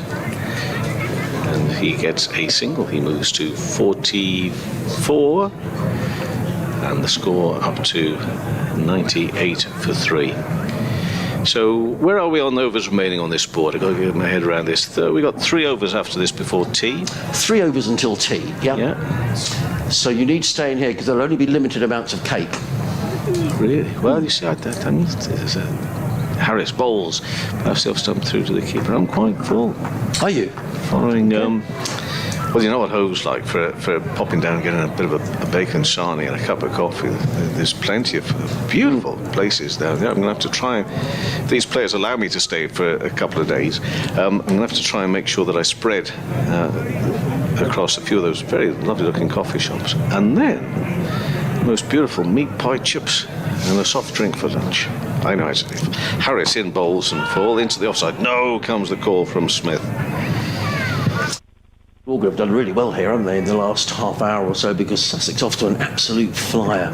76 without loss. And they lost that first wicket, Kevin, in the 12th over. Yeah. So last 8 overs have only added something like 20 runs. Harris runs away from us, the sea end, and he's in now to Steve Smith and bowls and punched away. That's going to get a good response again from this Sussex crowd here at Hove. It's going to get the better of the fielder, I think. Just over the boundary rope. 4 runs. And it takes Sussex past the 100 mark, 102 for 3.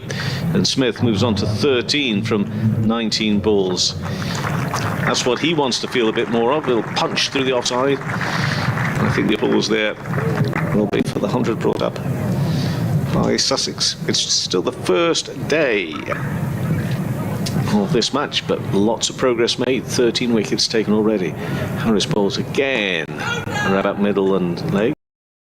And the thing about Steve Smith, and we know this, from international watching and everything, he's quite busy out there. He enjoys a bit of a walk and a bit of a wander. He played a shot there. Well, he walked I don't know how far and playing it round and back to his position and everything. He's plenty of movement. He sort of shuffles across his crease a little bit, doesn't he? Oh, yes, he does. Harris in, and now he bowls and a defiant leave there. And using the R's, because actually as he left it, it sort of nipped back in behind him. But not onto the stump, and that's through to the keeper. The end of that over, 102 for 3. So Steve Smith's on 13, Haynes on 44. Do you ever get emails apart from exotic places, including Inverness? I heard you read out one from Inverness. You tend to have lots of we get fans. Your fan base, Harmsy, seems to be spread very widely around the world. I think we should try and get some holidays in these places, Melbourne and Barbados. We have regular listeners over in Cambodia and all over the place. So it'd be good to hear from you throughout the day. Sussex Cricket at bbc.co.uk. And Ray up in Inverness is a beautiful part of the world as well, though, isn't it? Well, it is, but as I said to our friend there in Melbourne, to be perfectly frank with you, I wouldn't want to be anywhere else in the world, seriously, than here right now. Sun shining, got some really interesting, exciting cricket in front of us. Well, we've got 3 overs to go until tea. Tom Haynes, who's been started to strike in the last few overs, is facing up to a change of bowling from the far end, and it's Zainul Hassan who's into the attack, coming around the wicket. So Michael Neser out of the attack. The scoreboard hasn't changed yet. I don't think they've realised that we've got a change in bowler. He bowls 7 overs, 2 for 28. Michael Neser. The change before tea as Ul Hassan is running in down the hill from the Cromwell Road in bowls to Tom Haynes, and he falls over as he delivers the ball, and Tom Haynes plays the ball to mid-off. There is no run. Lots of other cricket, all the other games. It's great actually to have a round of matches that haven't been disrupted by the weather, because... Is this the first? Oh, I don't speak too early. No, I won't speak too early. But it could be. It is our first full day of everybody not being interrupted at all. Wouldn't that be nice? 2 slips go down. Ul Hassan is in, bowls, and Haynes works that on the leg side, picks up a single in front of the clock tower scoreboard, fielded there by Billy Root. 1 more to Tom Haynes. He goes to 45, 51 deliveries. Nick's doing his update to the listeners. Is he? Down in Wales. I couldn't hear him. It's all very cosy in our boxes. It is. Limited resources. Is that what it is? I think so. I thought it was good friendship and camaraderie. In comes some bowls to Smith, who's forward, plays it down the track, fielded off his own bowling by Zain Al Hassan. Well, I wanted him to finish his bulletin before I made this point when you were talking about the weather.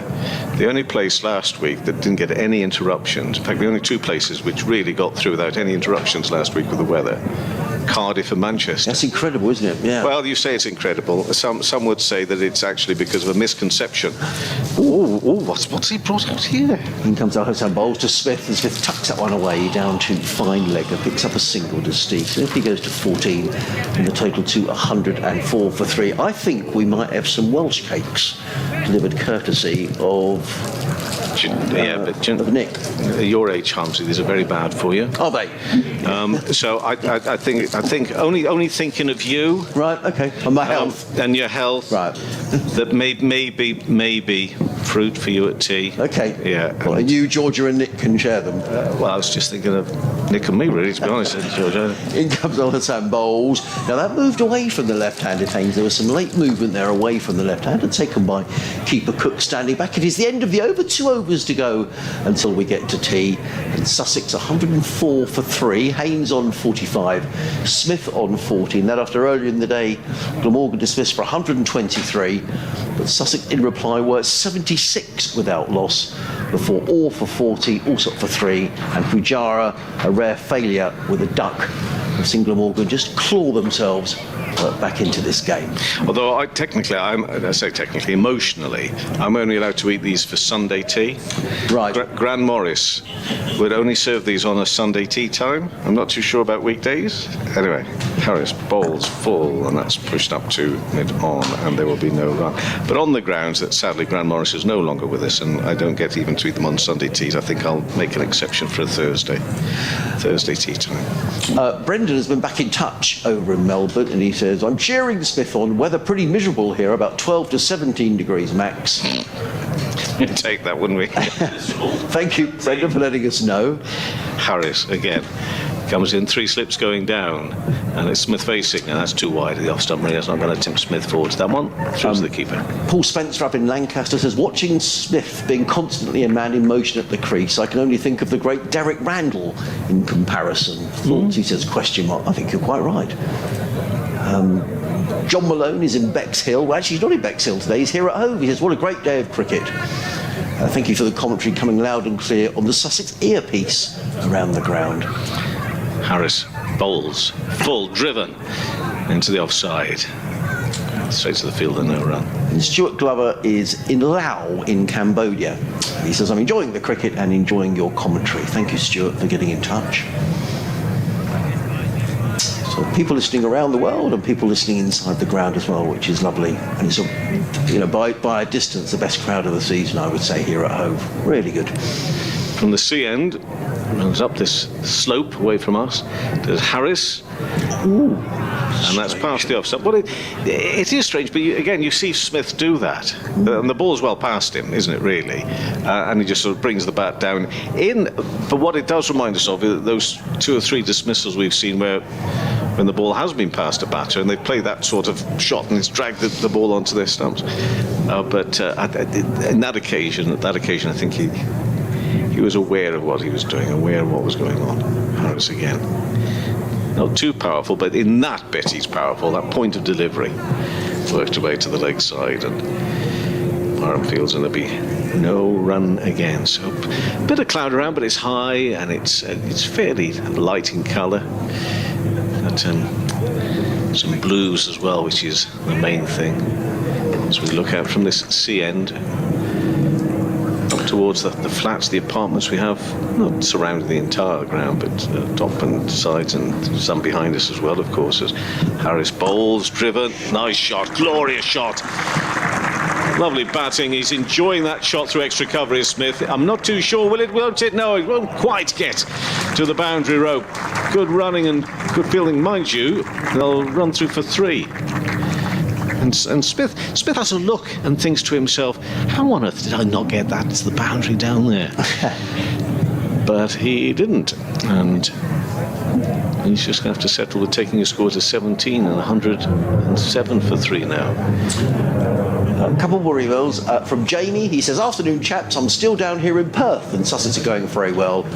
I think me being home in Hove might be bad luck for the lads. After my last experiment with drinking a beer for every Smith boundary failed so miserably, I'm now abstaining in the hope that we'll make that elusive double hundred. I'll be back home for the T20 next week," says Jamie. Up the Sharks. And Brian's been in touch from Philadelphia, Pennsylvania. He says, "Adding to your international parade of listeners, as in comes Zain Al Hassan. He bowls to Smith, who plays into the offside no run. He says, equally sunny here as I listen to work in suburban Philadelphia. About 16 degrees centigrade right now, heading up to 20. Lovely to hear a great crowd at home. Hope to make it over to see a proper match at some point. Keep up the great work," says Brian. So thank you, Brian, for being in touch. Are these all your relatives around the world or something? I mean, every single one of them says how good you are. Well, I mean, you are, but I think you must have been some sort of retainer. Comes Al Hassan, bowls, and up on his toes, Smith steers this into the offside. There is no run. I hope they're listening up on the top deck of the Spencum. You want them to wave to you again, don't you? We could do with a wave of hats, I think, coming up to tea. Yeah, yes, there is one at the back. There we are. There we are. That'll be Tim at the back. Good old Tim. No, it isn't. No, he said it isn't him. Oh, yes. I do love that bit of instant audience reaction. Anyway, last over before tea. In comes Al Hassan, bowls, and Smith covers up, plays into the onside. There is no... I've never seen Steve Smith bat live, actually had a game. I've not been to a test match and seen him play, so I didn't really realise how much he does step across his stumps. And it's, we've got a fantastic view of it this week because we're literally right behind, we're literally wicket to wicket here. So it's a great view. And Glamorgan have fought back here. 107 for 3 of Sussex. Al Hassan is in bowls, and Smith drives firmly into the offside. Doesn't meet the fielder at mid-off, who's Kieran Carlson, and there is no run. So 2 balls to go until tea, 2 overs until Kevin eats all the Welsh cakes. Well, I've got to be asked properly by, I remember my good manners. And from Grant Morris as well, which is I need to be asked. Just the fact that he's put them in front of my face. These look particularly healthy. They don't look quite as lardy as Grant Morris is in fairness. Hassan is in and bowls to Smith, who works this down to fine leg. Good little touch on that because he'd have been plumb LBW if not, but he picks up a single. He goes to 18 and Sussex to 100 and... Help me out here, Kevin. 108 for 3, is that it? Very good, Adrian. Thank you. Very good. Right, I can't see. You can. You just proved that you can. Well, it's not very clear, is it, the number on the score? But the sun is shining on it, which is my excuse. Don't complain about that. This is the last ball before tea. As in comes Hassan bowls to Haynes, who defends on the offside. There is no run, and that is going to be tea. Yes, it is. As the players wander off, and good applause around Hove. Good session of cricket. Sussex off to a fly.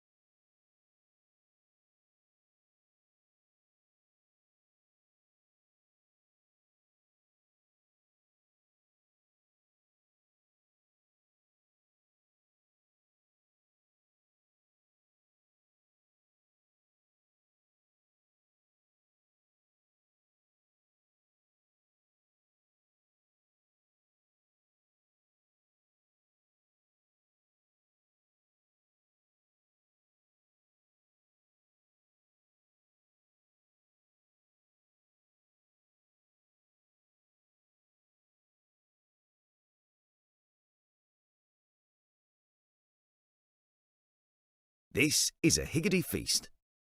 There's plenty of this, and these as well. We top it like this, and bake it like that. Higgity. Baked generously.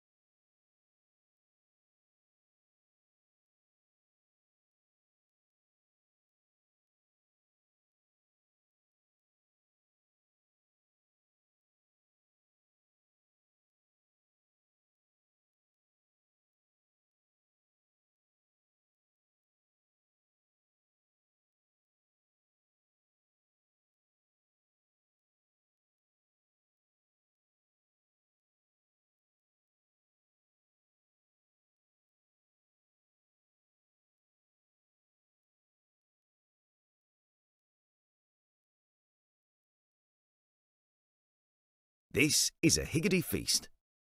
There's plenty of this, and this, and these as well. We top it like this, and bake it like that. Higgity. Baked generously.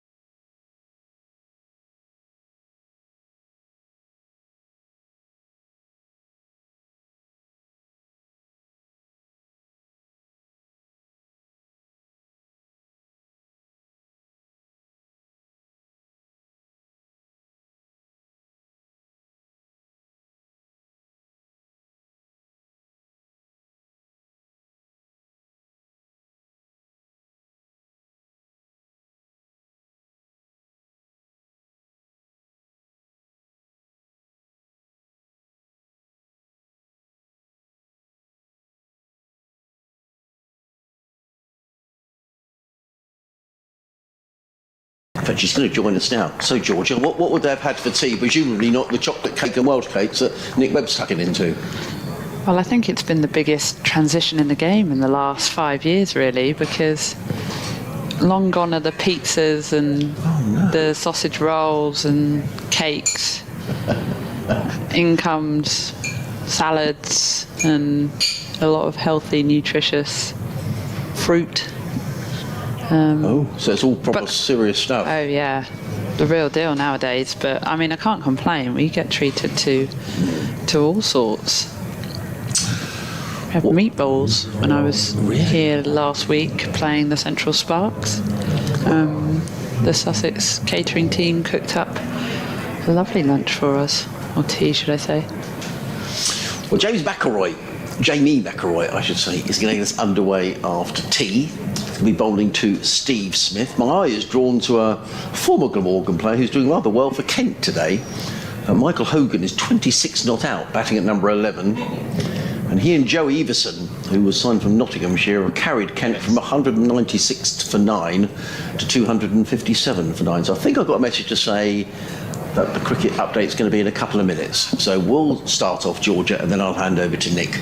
But it is going to be Jamie McElroy, who's running away from us up the hill, comes into bowl to Steve Smith. That's a horrible delivery. That was a real sort of post-tea. I've had too many sandwiches down the leg side and taken by diving Chris Cook, and there is no run. Yeah, that's the classic loosener, as a lot of bowlers often say. Would a coach get a bit cross about that and say, well, you shouldn't really bowl a loosener after tea? I reckon in any other format, but I reckon they can just about get away with it in champs cricket. Right.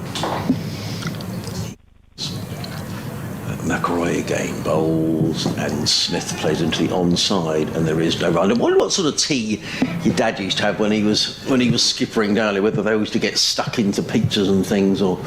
Oh, well, I can tell you actually, my first experience of coming down to Hove with my dad, he quickly introduced me to Joan, who, lovely Joan, was almost like a extended grandparent of mine who led the catering team up there. In comes McElroy. Over the wicket bowls, and Smith defends onto the onside. There is no run. And I remember her serving me up a jam roly-poly for the first time. I'd never eaten one. I'd never heard of it. And I was like, I could get used to this. So every weekend, I used to want to come up to the ground early with Dad. I'd get my breakfast. He was always here an hour before everyone else. So I think he could tuck into a nice breakfast, I think. McElroy, left arm over the wicket bowls to Steve Smith. Let's go outside the off stump taken by Cook, and there is no run. Jam roly-poly, that would have to be served with custard. Yeah, absolutely. It was great. I think I've had jam roly-poly since I was at school, and that is a long time ago. I came on a good day, I think, but I see a lot of pasta-based dishes. Right. Lasagnas seem to be a firm favourite on the cricket tea front. In comes McElroy, bowls down the leg side, taken by Cook. There is no run. He's annoyed with himself, Jamie McElroy there. He's bowling one side of the wicket and then the other. Does look like he's getting a little bit of shape in to Smith. A little bit of movement after tea, which will be probably welcomed by the Glamorgan bowling attack. It's 108 for 3. Steve Smith on 18. As in comes McElroy again, bowls to Smith, and Smith is defensively forward on the onside. And it's a maiden over to get things underway here after the tea break. Adrian Harms, Georgia Adams, Nick Webb soon to join us here on BBC Radio Sussex and BBC Wales. We're just waiting to do our update to the listeners on BBC Radio Sussex. And then Nick Webb will be back with us. Lovely, glorious afternoon. I thought Glamorgan fought back well, to be fair, Georgia, because they were under the cosh, really. Sussex off to a real flyer. Yeah, Sussex raced to 50. With Adrian Harms watching Sussex at the county ground, and they're pushing on. Yes, they are. 108 for 3 are Sussex. Tom Haynes is on 45. Steve Smith is batting at the minute, Danny. He's on 18. A rare failure for Cheteshwar Pujara, though. He was out for a duck. Tom Alsop for 3, and Ali Orr, the other man, out for 40. All of this in reply to the Glamorgan total earlier of 123 all out. Meanwhile, at the Oval, some late order resistance from Kent, who are now 261 for 9. Joe Everson is 74 not out. So Sussex could push on and get a decent lead, couldn't they? Yes, they could. And there's another 31 overs to go tonight. Steve Smith looks like he's in decent form out in the middle. Really big crowd here, Danny. There's a fast outfield. And if Sussex can just get through this little post-tea period, they can expect, hopefully, to go into tonight with a decent lead going into day 2. Back with you later, Adrian. Meanwhile, ball-by-ball commentary continues on the BBC Sport website. There we are. That's our update done to the listeners on BBC Radio. So we'll just see this over through, and then I'll leave with Georgia and with Nick as Tim van der Hoogten comes running in down the hill to bowl to Tom Haynes. Haynes is forward, plays that to backward point. There's a good tumbling stop there by Zainul Hassan. There is no run. Another Adrian, has been in touch to say, good to see the news of Jamie Cole's new contract. Deserved on performances this season. He's obviously been working hard at his game. Thought he looked a talent when I had the privilege to captain him in a friendly fixture for the South Oxfordshire Amateurs 11, age 12. He was playing an adult game alongside his dad, himself a fine left-arm bowler. He made a fine 60, of course. Great to see his Sussex career progress, awarded with a 3-year deal. In comes Van der Hoogten, bowls to Haynes, who clips this one away through mid-wicket. I don't think it's going to make it to the boundary, although it seems to be gathering speed. Is it going to make it? Not quite. That's a very good piece of fielding right out there on the boundary edge. But Tom Haynes goes for 3 runs. Good throw coming in as well. Haynes goes to 48. The total to 111 for 3. So thank you, Adrian, for getting in touch from Aston Upthorpe in Oxfordshire. That sounds nice, doesn't it? I think everywhere in Oxfordshire is nice, actually. Yeah, it's a lovely area. Have you played at Wormsley, Georgia? I sure have. They're actually in our region at Vipers, so they're quite eager to have us play a few games there. We played there not that long ago. It's beautiful, isn't it? It's a lovely spot. In comes Van der Hoogten to the right-handed Steve Smith, who lets that go outside the off stump. There is no run. 2 slips, a third man, backward point, cover mid-off, mid-on, mid-wicket, and a fine leg. Crowd just absorbed in the cricket. It's lovely to see a really good crowd here at home. Actually, it's bigger than we would normally. A lot of people have now moved out of the Spenkarma Pavilion, where the sun has now gone, to other areas of the ground so they can enjoy the sunshine. Just saw them all sort of flurrying away, chasing the sunshine. They all sort of pack up their bags and decide to go and sit somewhere else. They haven't gone home. In comes Van der Hoogten, bowls to Smith, who's right in behind this cautiously and plays into the offside. There is no run. He's playing well within himself here, Steve Smith. You get the feeling he's trying to set his stall. Yeah, I think he's just giving himself a little bit of a chance here to get in. See if they can accelerate a little later on, but Haynes has just not had much strike of late, really. No, he hasn't, I agree. Not since Ali Orr was out, actually. No. Here comes Van der Hoogten, over the wicket, bowls, and Smith coming up, plays to mid-on. There is no run. So end of the over, Sussex 111 for 3. Tom Haynes is on 48, Steve Smith is on 18. I'm going to leave you with our commentary team, who is Nick Webb and Georgia Adams. I'm going to say, Georgia, for your broadcasting debut, you've been excellent. So thank you very much. I think we're just waiting to get a signal to say that we're going to be coming over to 5 Sports Extra in a few moments' time. Yes, a very good afternoon and welcome to the listeners to 5 Sports Extra from a lovely sunny Hove, where Sussex are making good progress here. 111 for 3. That in reply to the Glamorgan total of 123 all out, in which Ollie Robinson took 4 for 29, Aric Avelos 3 for 30, Steve Smith is on 18, Tom Haynes is on 48, and it's going to be Jamie McElroy to carry on for Glamorgan. Your commentary team is Nick Webb from BBC Wales and Georgia Adams, the daughter of Chris Adams, the former Sussex skipper, who of course led Sussex to their first county championship in 2003. Thank you very much indeed, as Jamie McElroy runs away from us at the sea end and bowls to Tom Haynes, approaching his half-century, but not quite yet, as he plays the first delivery out on the offside, and there is no run. Sussex 111 for 3, just 12 runs in arrears now. This ball is tossed back to McElroy. Left-handed Haynes and Ali Orr got off to a lightning start for Sussex as McElroy bowls. Hit through the offside, and a fine shot by Tom Haynes races away to the cover boundary to bring up Tom Haynes' half-century.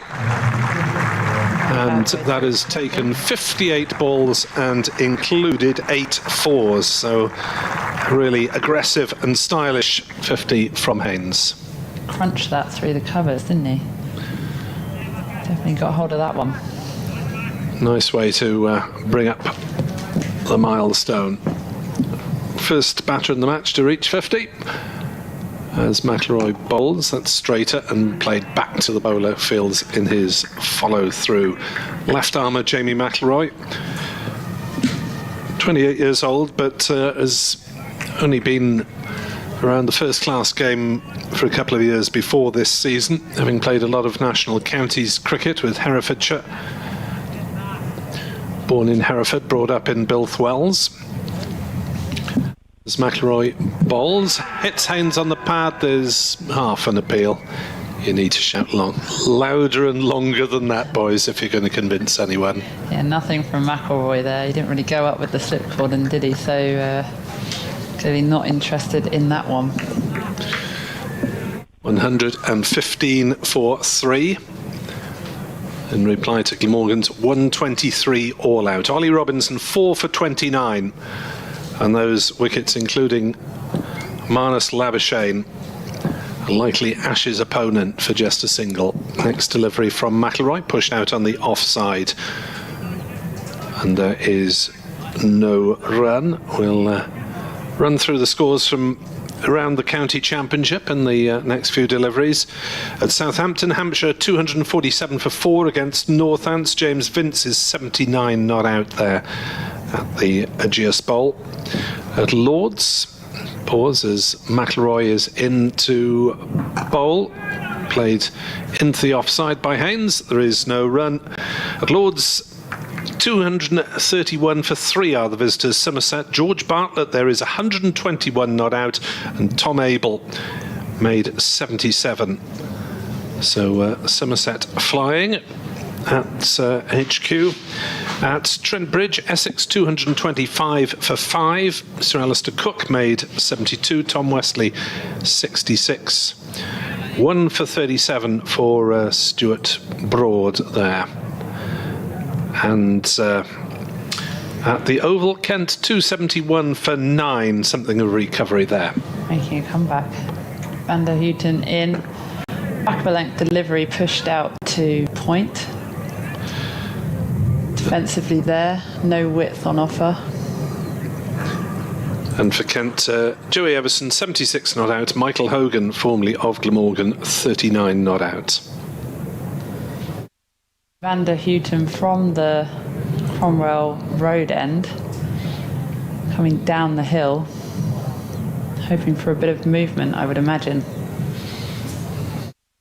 Runs in, bowls full at the stumps, outside edge, runs away down the hill for 4, just past second slip, takes the score to 119 for 3. 4 more runs to Steve Smith, who is now on 22. Bit of a scratchy boundary there, but he'll take it. Yeah, it was well wide of slip. It wasn't a chance as such, but Marnus Labuschagne gets up rather ruefully in that second slip position. Michael Neser, by the way, is fielding first slip at the moment. Yeah, all the Aussies in the slips. Running in, bowls width on offer, and he cuts it away through backward point beautifully for 4. No chance of third chasing that down. Just raced to the boundary. Yeah, He's got his eye in now, I think. Tim van der Hoogten has bowled beautifully all season, but in this his 6th match on the bounce, he's getting an awful lot of stick. 0 for 45 in his 8th over. Yeah, just probably too short, that delivery from Van der Hoogten. Steve Smith elegantly cut it away. Running in. Bowls full. Oh, just left alone outside the off stump from Steve Smith. Confident leave. Not too much movement on offer by the looks of it from where I'm sat just here. Yeah, we've got a lovely straight view. Best view in the house. I'm watching from between keeper and slip, you're even more in line. Yes. 2 slips in play. Runs in, bowls width again. Dropped at point. He's cut it away, slashed at it. Who was that who dropped that there? It's Byram, who parried it above his head. Was that on the full or was that hammered down into the ground? Couldn't see, but it was hit him quickly. He parried it up. No run scored. There wasn't quite the reaction from you'd expect from a drop catch. I may be wrong. Found the outside edge from Steve Smith. Runs in, bowls fuller and straighter this time. Steve Smith blocks it into the covers. It's up nicely. End of the over. That is 123 for 3. Leaves Haynes on strike on 52 not out. So a couple of boundaries in that over. Smith is up and flying. They'll be keen to see him in full flow here in Hove. Just his 3rd match and the only match playing on home territory. Innings of 30 and 3 so far, but he's off to a decent start as McIlroy will continue. He's got the wicket of Ali Orr under his belt, bowled for 40, and Tom Haynes plays up to Van Houten at mid-on, and there is no run. Glamorgan all out, 123. So Sussex already profiting 123 for 3, and it looks like they will be ahead with 7 wickets still in hand. McIlroy to Haynes, who defends to mid-off, and there's no run, which shows you the extent of Glamorgan's task in getting back into this match. Having been put into bat, a couple of poor shots, some pretty tight bowling, and some international class stuff from Ollie Robinson to remove Labuschagne and Carlson of the top order, and a couple lower down as well. As forward comes Haynes, defending another delivery. McIlroy finding his radar, and just shows you that it may be Division 2 of the Championship, but you really can't afford to be offline in length for any length of time at all. You will get punished, especially with the international quality that is on offer in this game. McIlroy to Haynes, 3 slips still, and Haynes plays one into the covers, and there's no run. Just to give you the other 2 scores from Division 2 at Bristol. Durham 266 for 5 against the Gloucesters. Scott Borthwick's 53 is the highest score so far. Graham Clark is 46 not out. 2 wickets for Ajit Singh Dale. And at Worcester, low scoring affair there, as McIlroy into bowl and played on the leg side there by Haynes, but straight to mid-wicket, and there's no run. Worcestershire have slipped to 45 for 4 with 3 wickets for Chris Wright, the veteran Leicestershire seamer, and that's in reply to Leicestershire's 173 all out. Colin Ackerman's 52 was the top score there, 3 apiece for Leach and Waite. McIlroy bowls, nice and straight. Haynes defends. Carlson fields at mid-off. End of the over. Cricket's a simple game sometimes in Championship cricket. If you bowl it straight, you're not likely to get clogged. Hit the stumps, that's what we talk about all the time at the Vipers with our bowlers. Just keep hitting the stumps, make them play.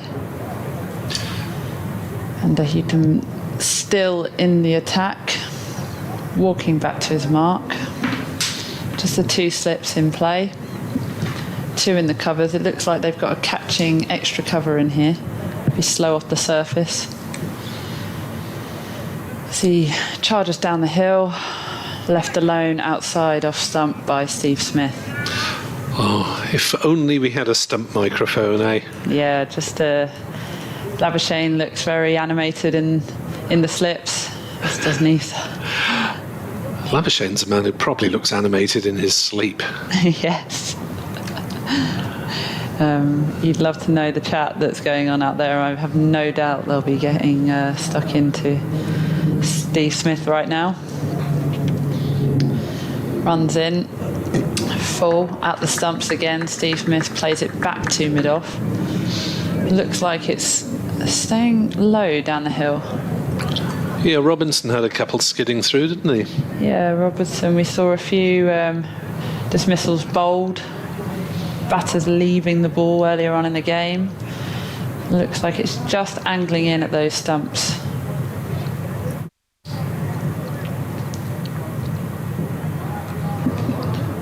Runs in.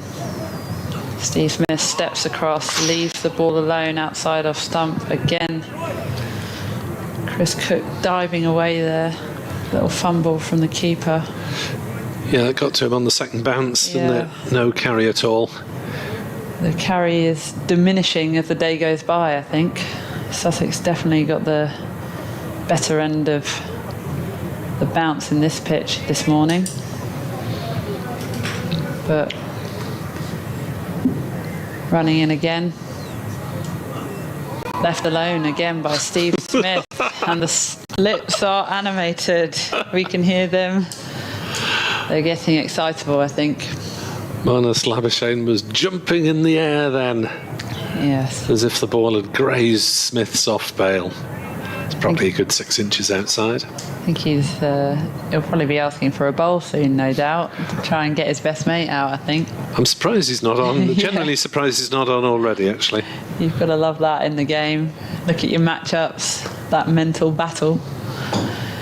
Charges in, bowls straight at off stump, punches it to mid-off left, gets through for 2 runs, and that takes the score to 125 for 3. Into the lead. Smith moves on to 28 of 54 balls. Well, Sussex really are well placed to get this game by the scruff of the neck now and control it, aren't they? Yeah, Sussex have been in control throughout the day, I think. We did have a flurry of wickets, 3 wickets for 7 runs for Glamorgan, but things have settled. Running in, bowls width on offer there, wide outside off stump, and Steve Smith has followed it and left it alone, pointing his bat. Probably at Labuschagne there, just letting Marnus know. Yeah, it was almost, was that the best your lot can offer from Steve Smith? He actually walked 2 paces across and then left, which is completely unnecessary, really. Could have just stayed where he was. I reckon he was looking at the 2 slips with a little grin on his face there. BBC Sport Online live from the county ground, Hove, where Sussex are in control at 125 for 3 in reply to Glamorgan's 123 all out, having been inserted by Cheteshwar Pujara. It's McIlroy to Haynes, and he plays it to Carlson at mid-off. And there is no run. The Glamorgan acting captain in the absence of David Lloyd, who has a hamstring injury. Zain Ul Hassan was actually the second top scorer with 22 as an emergency opener. Glamorgan in serious need of wickets in this session as Haynes drives to mid-on, and there's no run again. Yeah, the sun is beaming down now, and it looks easy work for the batters, really, although not rotating the strike as regularly as we saw for a period of time. Yeah, the singles came along with the boundaries, didn't they, for Orr and Haynes? But now we're just seeing a boundary every now and again, and these 2 batters at the crease. McIlroy in to bowl, and Haynes on the defensive, taking no risks. Well, there's no reason they should do, really. The team well in control. Steve West saying, I suspect we shall concede a lead of around 150 at stumps. Yeah, possible. Plenty of overs left today, but for how many? There's the question.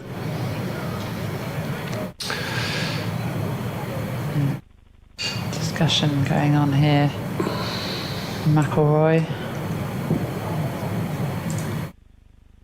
In comes McIlroy. Bowls. On the defensive is Haynes at the moment, playing to Carlson at mid-off. Kieran Carlson with a couple of fingers strapped. I'm told he's going to do that permanently now, just to prevent any damage, having had one or two problems. Carlson looks like he's working very hard on that ball. Keep it nice and shiny.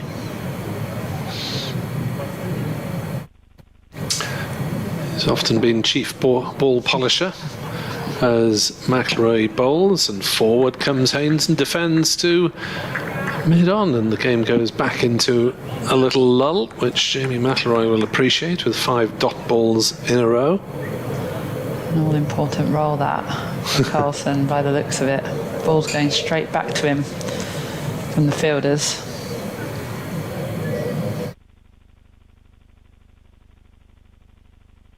As McIlroy in to bowl, and it is a maiden over as Haynes plays out into covers. No run, fielded by Harris, who shovels it on to Carlson. Rugby style.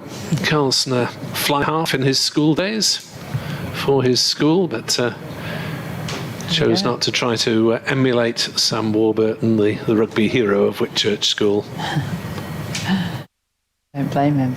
I tell you what, he's from a school where you have to work hard to get on the sports honours board. Whitchurch in Cardiff.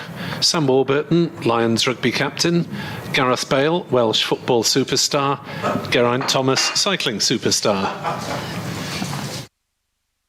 Not too bad, that list of names. Kieran Carlson will do well to come in fourth, to be honest, with all due respect. Big shoes to fill.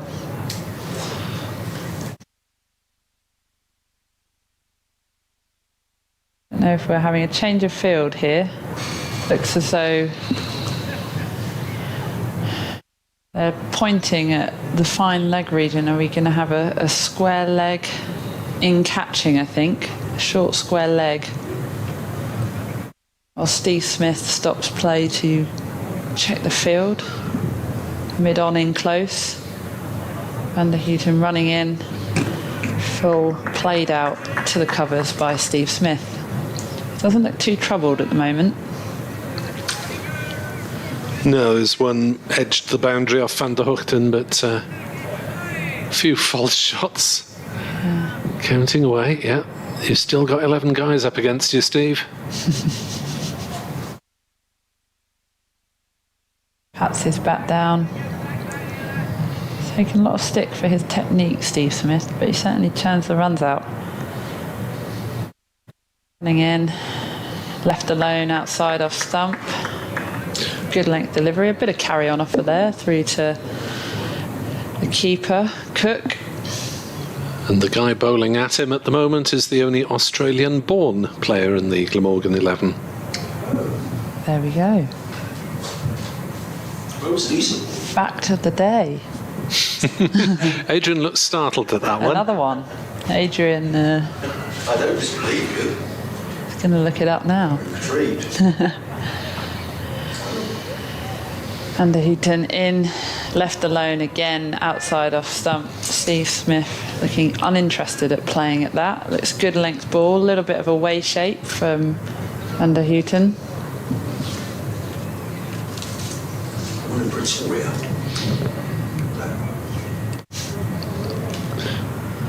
Yes, Neser and Labuschagne, the 2 Australian internationals, both born in South Africa. There we go.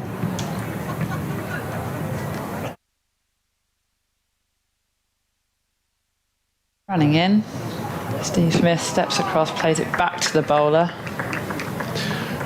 No run scored. Score 125 for 3 here at Hove. Steve Smith 28 not out.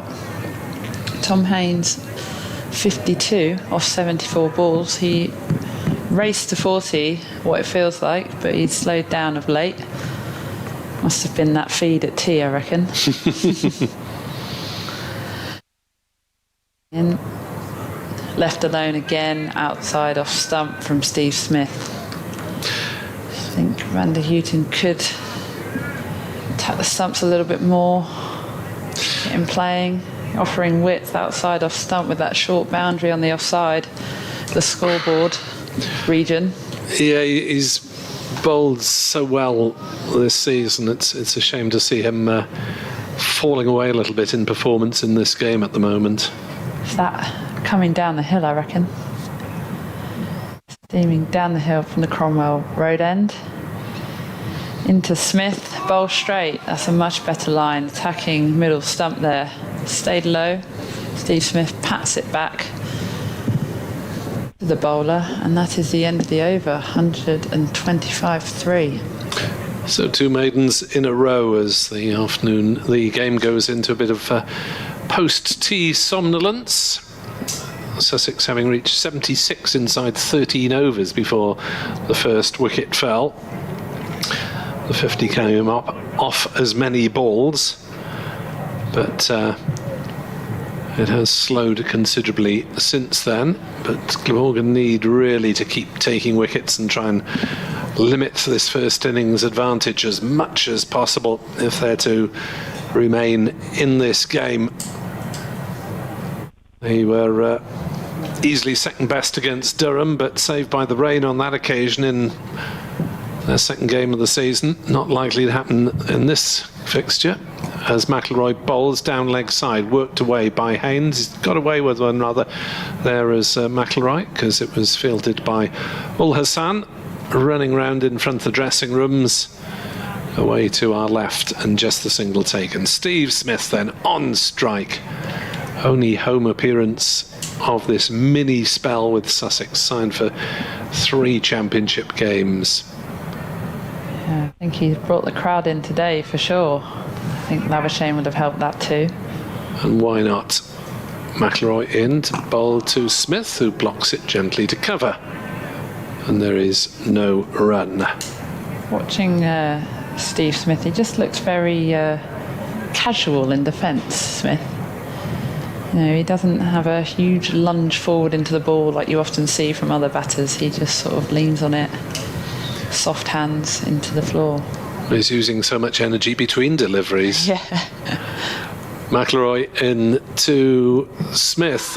Appeal for LBW. It's gone to the boundary. Now, was there shot played? No. No shot played. Runs will not count. The ball ran up to the fine leg boundary. No shot was played, but the ball pitched outside leg stump, therefore cannot be given LBW, even if the batter wasn't playing a shot. Smith. A little bemused there, I think, Smith. He's a bundle of nerves. Not nerves, but mannerisms. McIlroy bowls, defended to point, no run. Yeah. Smith, it's noticeable how much he bobs around, actually, when he's setting up. He has a little bob in his setup. Touches both pads, Yeah, fiddles with glove and bats. I've seen someone fiddle with their pads so much. It's tiring just watching him, isn't it? And he's still enough while the bowler's coming in, just a little bob of the knees, works that one to square leg, looking to get inside the line, but straight to the fielder. And there's no run. Now he's a man who'd be entitled to get stuck into the tees, because he's used all the energy up in about half an hour afterwards. Absolutely, he probably needs a good feed, really. He's well fed. Yeah, Smith will be lining up against India in the World Test Championship final early next month, followed by the Ashes series. As he leaves that one through outside off stump and wanders off towards point, it is the end of... Is that 3 maidens in a row? I think they scored 1 Or run did they? after the start of that over. A change of ends from yes. batters. Yes, quite. It's 126 for 3, so yeah, just the 1 run in the last 3 overs. And I suppose a rare occasion for Steve Smith to enjoy being supported by a home crowd in England. Absolutely. Absolutely. Make the most of it while he can. I'm not sure he's going to get it for much longer. Yeah. Don't think it'll last long. And he's pulling that Aussie shirt back on. But Tom Haynes on strike now against Tim van der Houten.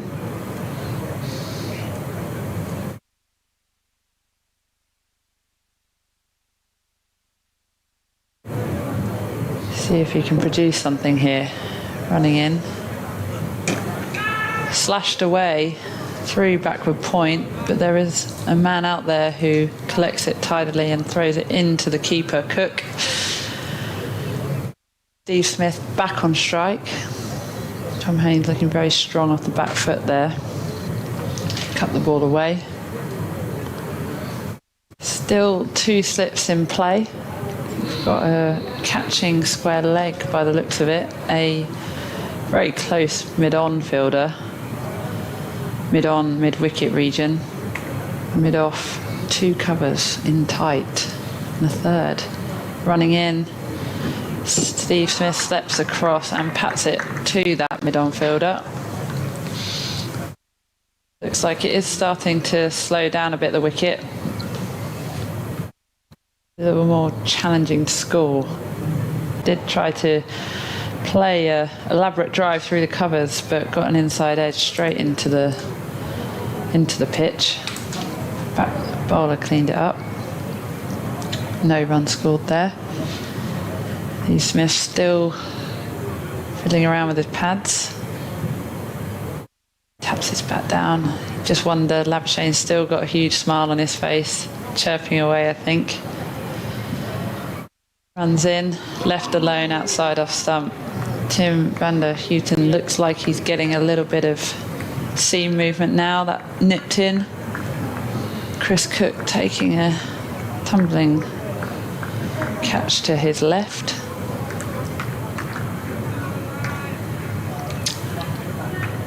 And the 2 slip fielders in Neser and Labuschagne look very animated right now, clapping their hands. So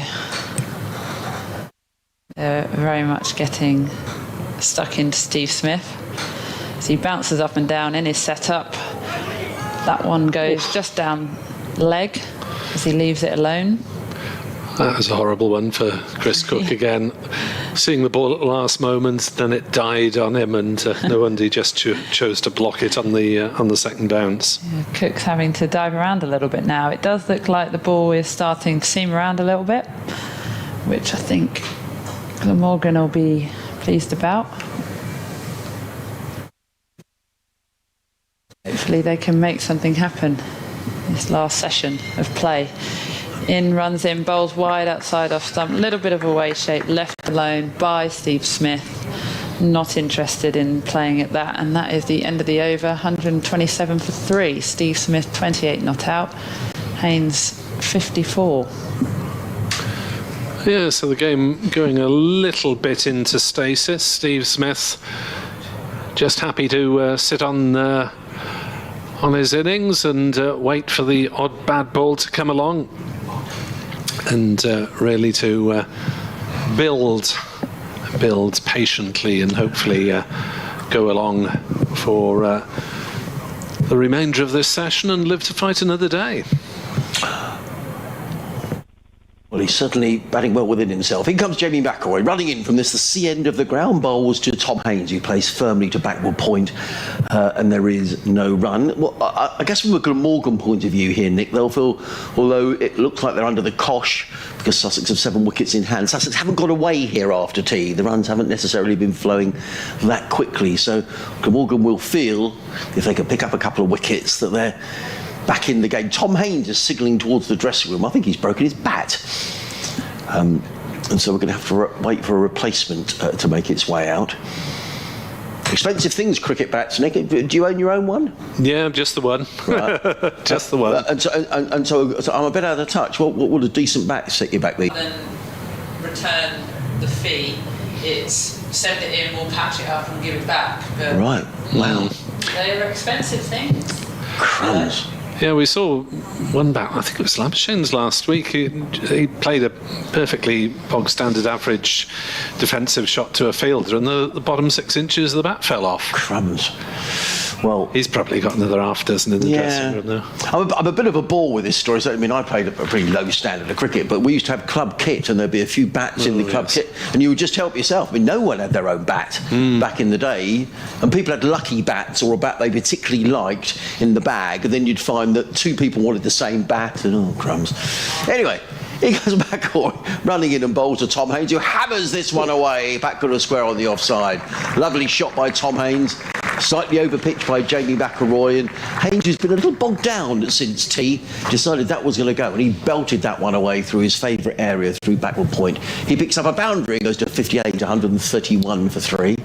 That's the first boundary in a few overs. It is, yeah, and that'll please Glamorgan in that they at least managed to keep these 2 quiet. So back in your days, Nick, did they used to have club kit?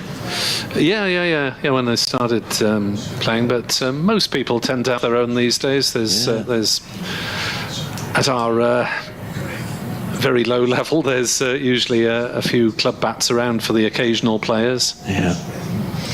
In comes McIlroy, left arm over the wicket, bowls, and Haines stands tall and punches that into the covers, and there is no run. There's determination about Tom Haines. He looks towards the umpire to see how many balls left in the over. Hasn't reached 3 figures so far. Had a very good winter away with the England Lions, made a century over in Sri Lanka.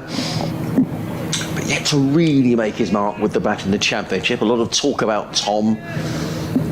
Once you get in England Lions, people start to talk about you may be going all the way.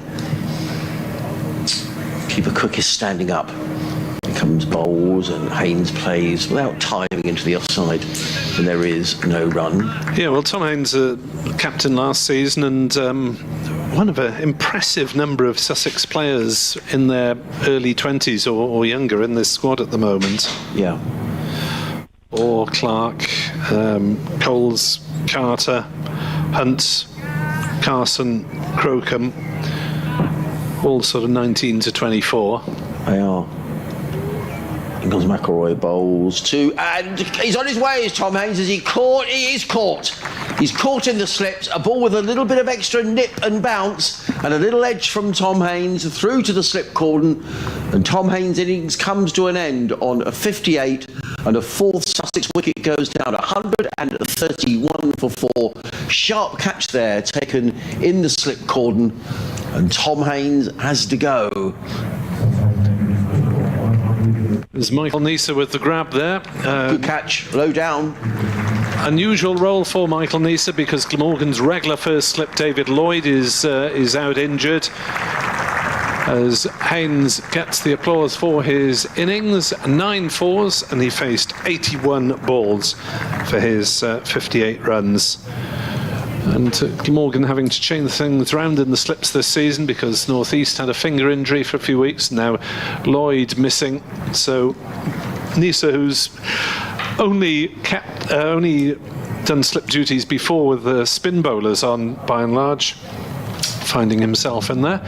And earlier they saw Tim van der Hoogte in there for a couple of overs as well. So Glamorgan really having to make the changes in that department as James Coles comes in at number 6, the youngest of those Sussex fledglings that I was referring to in this particular squad at the moment. Yes, he's the second youngest player ever to play for Sussex. Made his debut when he was just 16 at the Oval in the Bob Willis Trophy during COVID times. Top score this season of 74, which came at Gloucester. Made a very nice 70 last week at Leicester. Bowles left arm spin and has forced his way into the side this season with some very good performances early season. And you were talking about the young players who went away. He was away with the England under-19s in Australia over the winter, again with Daniel Ibrahim, who isn't playing in this game. Bertie Foreman, young off-spinner, was also in that side. And Charlie Tier, I think, was also there, young wicket-keeper, who kept in the last game here last season, I think, Nick, when Sussex played. That's right. Didn't he go off injured? Because Carter took a couple of catches as sub. Crumbs, you've got a good memory. I was looking at the card recently. In comes McIlroy, bowls to Coles, who lets that go outside the off stump. Good leave by James Coles, and a good over from McIlroy, who's bowled tidily here. 12 overs, 3 maidens, he's taken 2 for 43, and Glamorgan are fighting their way back here. Bowled out just 123 earlier on today. James Harris top scoring with 28, Ollie Robinson with 4 for 29. Sussex racing to 76 without loss, and now needing to rebuild, 131 for 4. Steve Smith is still there. He's been very circumspect. He's on 28 of 71 deliveries, and I'm still horrified, Nick, by the price of a cricket bat. £400, that's a lot of money. Yeah. Ooh, plus for the pros. And yet they have bagfuls of them, don't they? Well, yes, I suppose once you get to this sort of level, then sponsors are keen to hand them over. Van der Hoogten yet to succeed in this innings, down leg side. Did that hit anything on the way through? No, a bit of bat from Steve Smith, a leg glance just wide of a diving Cook. Not a great delivery. Smith helped it on its way, but probably ought to have got a little bit more on that to make himself safe. Smith moves to 32. Sussex to 135 for 4. Here on BBC Sport Online. Neser and Labuschagne wait behind Steve Smith as Van der Hoogten bowls low outside off stump, and another one doesn't reach Chris Cook on the full. Yeah, rather died, didn't it? Yeah, it's unusual to see so many balls bouncing twice to the keeper on the first day of a game. Yeah. I think you're just saying there, Chris Cook, and I think you were saying the odd one there is getting out. Some of them the keepers have taken almost shoulder high. Yep. Bit of up and down, as they say. Van der Hoogten in, bowls to Smith, who turns that one through mid-wicket, slightly aerially, but he won't worry too much because he'll pick up at least a couple of runs. Well, Hassan has got a long run around in front of the pavilion, and they are safely back for 3 as Smith moves to 35 not out. And the total to 138 approximately. Yes, I think it is 138.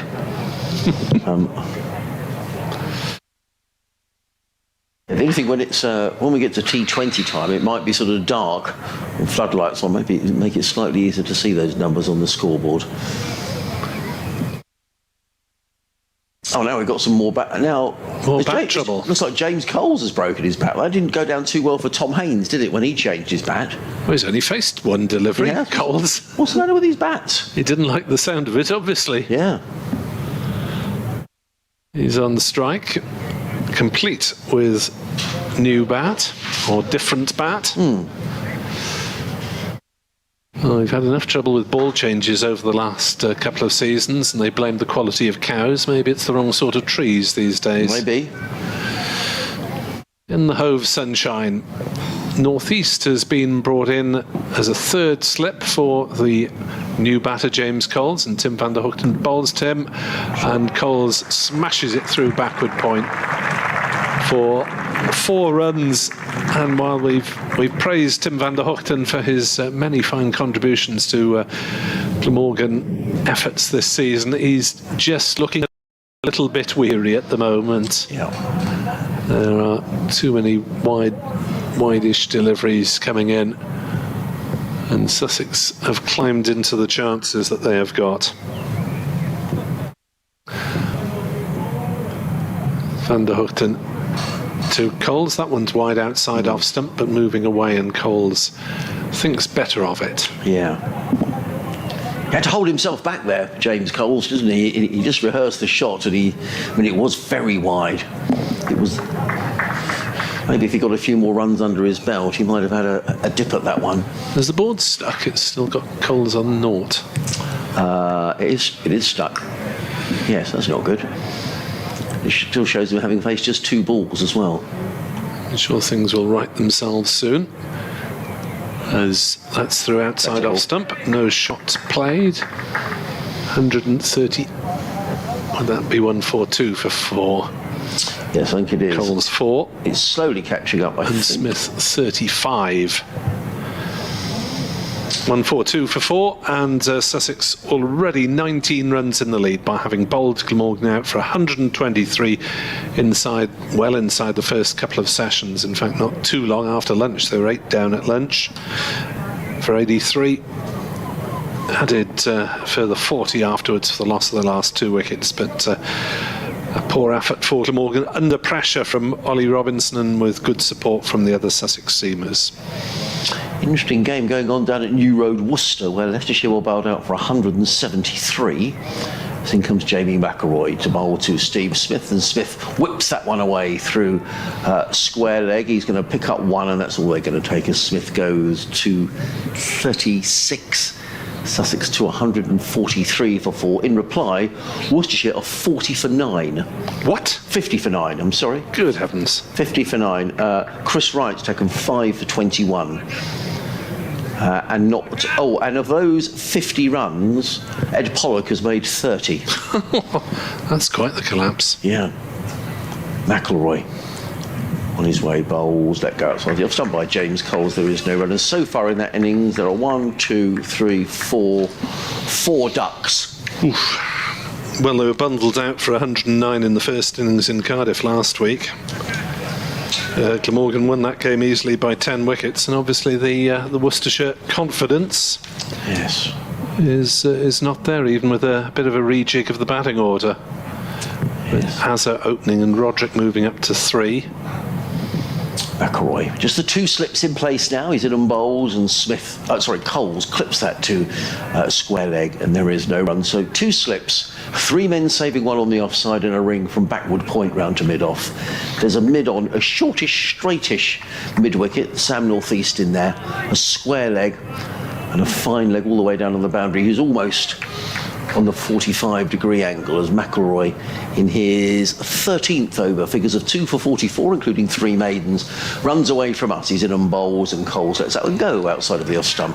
There is no run. As I've been saying all day, good crowd here at Hove. Lovely sunny day. There was a threat in the weather forecast of a shower or 2, but that hasn't materialised. And people sitting up on the balconies away to our right-hand side getting a free view of the cricket. And these very nice looking apartments. McElroy in on bowls, and Coles is beaten outside the off. That was a good delivery, just slanting across the right-hander. James Coles looking to drive the ball away through extra cover. He's beaten, he rehearses the shot, but in reality his foot was nowhere near the pitch of the ball. The ball goes through to keeper Cook, and there is no run. Glamorgan will feel here that, they fought their way back in. Credit to Glamorgan, because they were bundled out for just 123. Sussex still very much in the box seat. Another couple of wickets. There's a long debate now between Kieran Carlson, the Glamorgan skipper. Now they're going to make a change. They're going to bring in a 3rd slip. Yeah, 3rd slip in place. And that play and a miss from James Coles. McElroy is on his way, bowls, and clipped away beautifully by James Coles. That's a lovely shot and a brilliant piece of fielding. Really good cricket all round. That was brilliant stuff. James Harris out there preventing the ball going for 4 runs. It was beautifully clipped away by James Coles off of the front foot out towards mid-wicket. Looked for all the world like that was 4 runs, but that was to not take account for a brilliant bit of fielding by James Harris, who I've always thought was a very good cricketer. Very underrated. Coles picks up a single, 144 for 4. Coles is on 5. Smith is on 36. Nick's maths is far better than mine, but I think that makes the lead 21. Is that right? Yep. Yeah, rarely can a player have got so close to England senior honours without actually getting an appearance than James Harris. He was in an England T20 squad that didn't appear. He played for the England Lions in 1-day and 4-day games on numerous occasions. Never quite made the final step to a senior England appearance. Michael Neser is coming in from the Cromwell Road end and bowling, and it's driven back past him, and there's half an appeal for a run out at the non-striker's end. I think Neser got a toe to it, and Steve Smith had to look lively and get his bat back down. He did. As Coles straight drove, but Smith was alert to the danger, because I think Neser did touch it on its way to striking the stumps. The straightest of straight drives from young James Coles. And Neser is in with 3 slips, and that one kept a bit low, and it was well defended by Coles. A little bit of inconsistent bounce, definitely, but it's keeping low, I think, from the Cromwell Road end more often than it's climbing. Oh, I would agree. James Harris warming up away to our right-hand side. So I wonder if we're going to get a double change here, maybe with Harris bowling up the hill. I think McIlroy's bowled a good spell, though, since tea. Well, Labuschagne hasn't been talking loud enough to get himself on to bowlers yet. As Neser bowls, could carry on that one through to Cook. Labuschagne did say when he arrived that this meeting with Smith was obviously on the cards at that stage, and I asked him several weeks ago if he was looking forward to it, and he said, yeah, I'll try and get myself on as soon as possible in case he tries to hit me out the park and hits one up in the air instead. As, you know, even the most experienced of players might fancy getting one over on a national teammate and a friend. Neser in, bowls to Coles, who works this one well through mid-wicket. That'll race away for 4. There were brief shouts of catch, but it was bisecting fielders on that leg side, and 4 runs away to the pavilion boundary. The pavilion seating is now probably about a quarter of the crowd that it was earlier on, as people seek the sun. He's very strong in that region, is James Coles. I was just thinking, Paul Farbrace has spoken a lot about the Steve Smith effect around younger players. But someone like James Coles, you're batting out there with Smith. I mean, what a great thing to be doing. The age of 19. There's Neser in to bowl, and he's hit that one through the offside for 4 more. Racing away, 150 up for Sussex, 152 for 4, and Coles moves from 5 to 13 with 2 emphatic boundaries on either side of the wicket. Neser 2 for 36 now. This is the last ball of his 8th over, and Coles has already got rid of northeast from 3rd slip, and he moves out into the covers to provide reinforcement there. So Van der Hoogten and Labuschagne are the slips as Neser bowls. A big appeal for LBW. That must be close, not given. I wonder if he got a little nick on that, you know. That was very close. It is keeping a bit low, isn't it? Yep. And Neser, like Robinson before him, getting a little bit of nip back still. 152 for 4. Smith has 36. Coles has 13, and this is in reply to Glamorgan's 123 all out. Ollie Robinson, the star bowler, with 4 for 29. James Harris top scored with 28 not out. And in reply, a couple of wickets apiece for McIlroy and for Neser.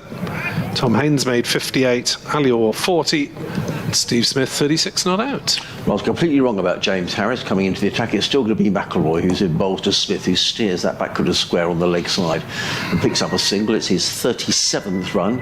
Sussex go to 153 for 4. A couple of the Glamorgan backrooms up. Is that David Harrison down there? That is David Harrison, the championship coach, Matthew Maynard. Well, the weather's been dreadful here over the last month or so, but those two look as if they've been on a Mediterranean holiday, don't they? They do like a patrol around the ground, so they're maybe weather beaten as much as suntanned. Well, they're standing literally just down below us as Jamie McIlroy on a lovely evening or late afternoon comes in and bowls to James Coles, who covers up, plays into the offside. There is no run. 2 slips, backward point, cover mid-off, mid-on, mid-wicket, a deep square leg and a fine leg. Briefly around the country in the 2nd division, Worcestershire now 60 for 9 in reply to Leicestershire's 173. Durham, the leaders of the 2nd division, going very nicely at Bristol. They're 311 for 5. In the first division, I'll rattle through those scores after this delivery from Jamie McElroy. He's in and bowls to Coles up on his toes, plays that into the covers. Again, there is no run. Hampshire 285 for 6 just down the road in Southampton against Northamptonshire. Somerset 281 for 4 at Lords against Middlesex. Essex 274 for 6 Trent Bridge. And Surrey 14 without loss, that in reply to the Kent total of 278, which Michael Hogan, batting at number 11, made 43 for Glamorgan.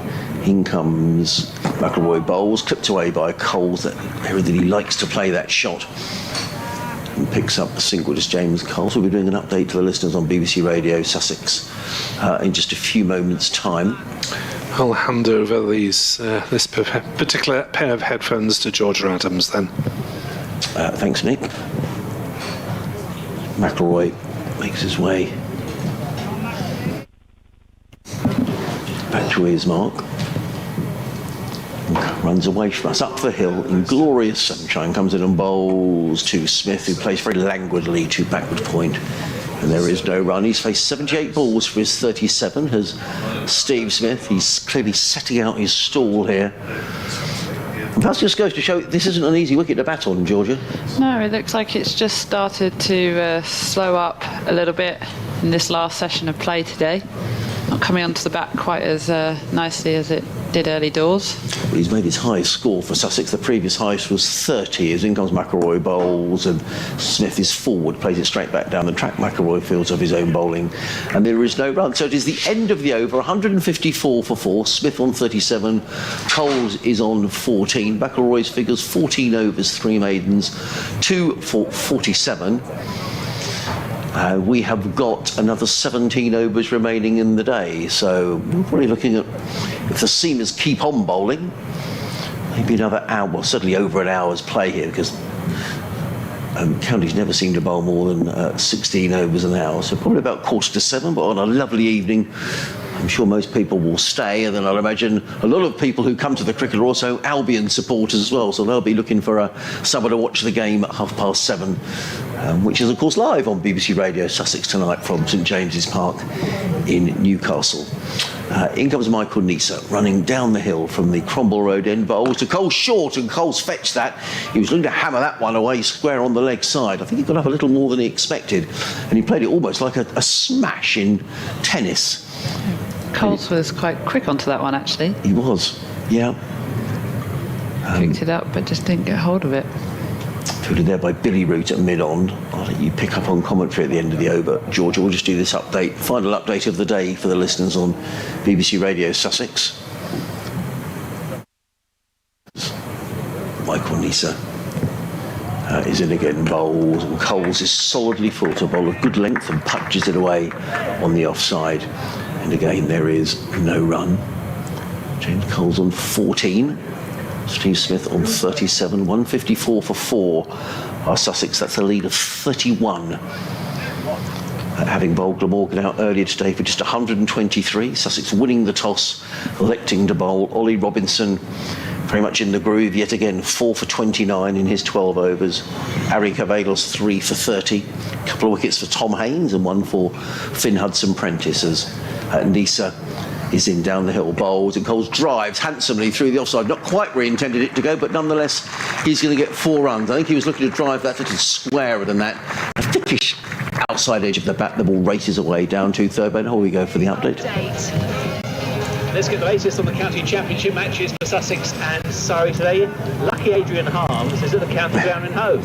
I am lucky because the weather is absolutely fantastic. There's a big crowd here as well, Danny. Sussex going along nicely. They're 158 for 4. Steve Smith playing very circumspectly. He's on 37. James Coles is on 18. It means the Sussex lead now, Danny, is 35. That's after Glamorgan were bowled out earlier on today for 123 with 4 wickets for 29 for Ollie Robinson, who bowled beautifully. Meanwhile, at the Oval, Kent bowled out for 278. 3 wickets for Worrell, Clark and Laws. In reply, Surrey are 16 without loss.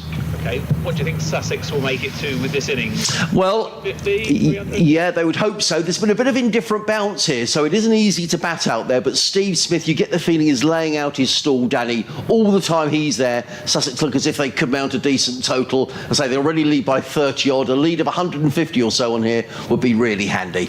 What a treat for you and the crowd. Forward ball commentary continues on BBC Sport 1. So that's our final update of the day here on BBC Radio Sussex. 2 slips and a third man, backward point, cover mid-off, mid-on, deep backward square and a fine leg. You can contact us, sussexcricket at bbc.co.uk. Send us an email, let us know what you're up to, what you think of the state of the game, or anything else, really, questions for Georgia, whatever you'd like to send us. Fire him in. As in comes Michael Neser. Herring down the hill, bowls to Coles, who's solidly forward, plays that to mid-off, and there is no run. It is the end of Michael Neser's over. He's bowled 9 overs, 2 maidens, 2 wickets for 40. Sussex 150. Help me out here, Georgia. 150. 158, I believe. 158 for 4. Thank you. I'm sorry if we sound as if we don't know what we're talking about, but we can't see the scoreboard. Well, I can't. Either scoreboard, actually. That one looks over there, looks shadowed in the corner. The smaller scoreboard, and then the one to our right is, I think the 8s and the 0s are quite difficult. Well, to I'm not glad you're struggling, Georgia, but I sort of am. Because I did have to put my specs on. I'm, you know. You've taken a bit of flack. I have taken a bit of flack. We've got to change of bowling as well at this C end of the ground, and it's going to be Zain ul Hassan who's going to come in to bowl up the hill. Yes, just warming up nicely here, bowling a couple to his teammate at mid-off. Getting ready to charge up the hill from the C end into Steve Smith, and he lets that one go outside the off stump as he eases in to his rhythm as he comes up the hill here at Hove on a very sunny afternoon. Was watching Labuschagne try to communicate with coach Matthew Maynard about potentially putting someone in catching on the leg side. They do have someone in close at mid-wicket now. Oh, Hassan runs in, defended back to mid-off by Steve Smith. No run there. Steve Smith still moving around rather a lot. Never noticed it quite so much on TV, but very visible when you watch him in the flesh. That's because you're making yourself comfy with a nice chocolate biscuit and a nice cup of tea, and you don't watch it quite the same, do you? No, it's not quite the same. Running in, bowls, attacks the stumps there, but patted back to that short mid-wicket fielder. Too young to fall asleep mid-over whilst watching it on the telly, aren't you? Well, I tell you what, I had the luxury of looking after my dog last weekend, and I thought, what's the best way to settle him down and get him to go to sleep? I took him down to Seaford College First 11's match at Seaford College. Fast asleep, running in, bowls, good length, patted by Steve Smith into the offside, just outside off stump. No run as the covers smother it. Send it back to mid off to get it shined up, looking for as much movement as possible. The end of the day, I think, here, Glamorgan. What's your dog's name? Bear. Bear? Yeah. Liking the name. He's a bit of a live wire for an English bulldog. Charges up the hill, attacks the stumps, but defended back to the bowler by Steve Smith. No run. There's a danger in taking your dog to the cricket, though. I mean, there it worked for you because we went to sleep. But dogs also like running and chasing balls. Yeah, that was what I was quite concerned about, and that normally is him, but he'd had been on 2 walks prior to this. Good for me. And he was out for the count. 3 balls in, I think. Up the hill, bowls, defended back by Steve Smith again to Carlson, who is working very hard on that ball. Takes the score to 158 for 4, I think. My eyesight's it's good. Failing me as well now, but no, it's good. That's what it says. I'm not going to name the cricketer but there's a cricketer who I think is particularly sensitive around animals, who once got chased across a cricket field in Sheffield at Abbeydale Park by a deer. But that is something. A deer? Yeah, exactly. Well, it's wooded area. Well, it is unusual. You're not wrong. I'm sure he got mentioned in Wisdom, but also got. It was a game. He was probably still first class. He was probably still at the parks. Have you ever been to the parks, Oxford? I don't think I have. Anyway, a journalistic colleague of ours had taken his dog with him, and he went bounding across the field, and the fielder, instead of stopping the ball from going to the boundary, ran away from the dog. I don't blame him. Next delivery, next over, pushed into the offside. And remains 158 for 4, so Smith 37, Coles on 18. In fairness, the dog comes screeching across the field and you're out there. Quite and intimidating, well, wouldn't it would really, but you know, this is the ball going to the boundary. What are you going to do? Are you going to say to everybody, I'm just going to let the ball go to the boundary because of the dog chasing the ball? I bet he took a bit of stick for that. Well, no. To be honest with you, probably people were aghast at the dog running across. Yeah. Oh, I've seen that before. Had a dog stop play a couple of times. This is Neser coming in, bowling to Coles, drives at that, and well, it comes off the toe end of the bat. You can see from the way he looks at the bat, a little suspiciously, as if it was the bottom of the bat's problem and not his own. It's skewed out into the offside, onside, should I say. And Yorker there from Neser, going through his death bowling plans already. Knocking the toe of Cole's bat. Just update scores and also just have a run through this bowling as we've got at the moment. This is the 10th over for Neser. He's coming down from the Cromwell Road end in and bowls into the pads. LBW appeal. They look to the umpire. I thought maybe a bit of height. I think maybe did a little bit too much. I don't think any bat on it. Difficult to say. He's got his back to us. You can say exactly the opposite at this stage, Georgia. What do you think was not persuading the umpire there? Looked from this angle, possibly going down. I mean, Labuschagne looks very animated in there. He was bouncing up and down. He always does. But he always is. But no, I think looked as though it almost angled in, nipped too much going down leg. Cook was on his way to the leg side. He then punches that one up towards mid-on, so Coles with another dot ball remains on 18. So they're having to be a bit more circumspect at the moment, this pair, aren't they, Sussex? I'd be a useless umpire. I was just thinking about it. So? I reckon I'd give panic dismissals. Oh, and me. You know, like big appeal, and I'd go. I'd buckle. And to my friends, or anybody that was nice to me. Yeah, you look after them. I can think of one former cricketer, and it's not going down here. I think one former cricketer who'd been fired out a few times. Yeah, triggered straight away. Yeah, and I don't think that's the way you're supposed to do it.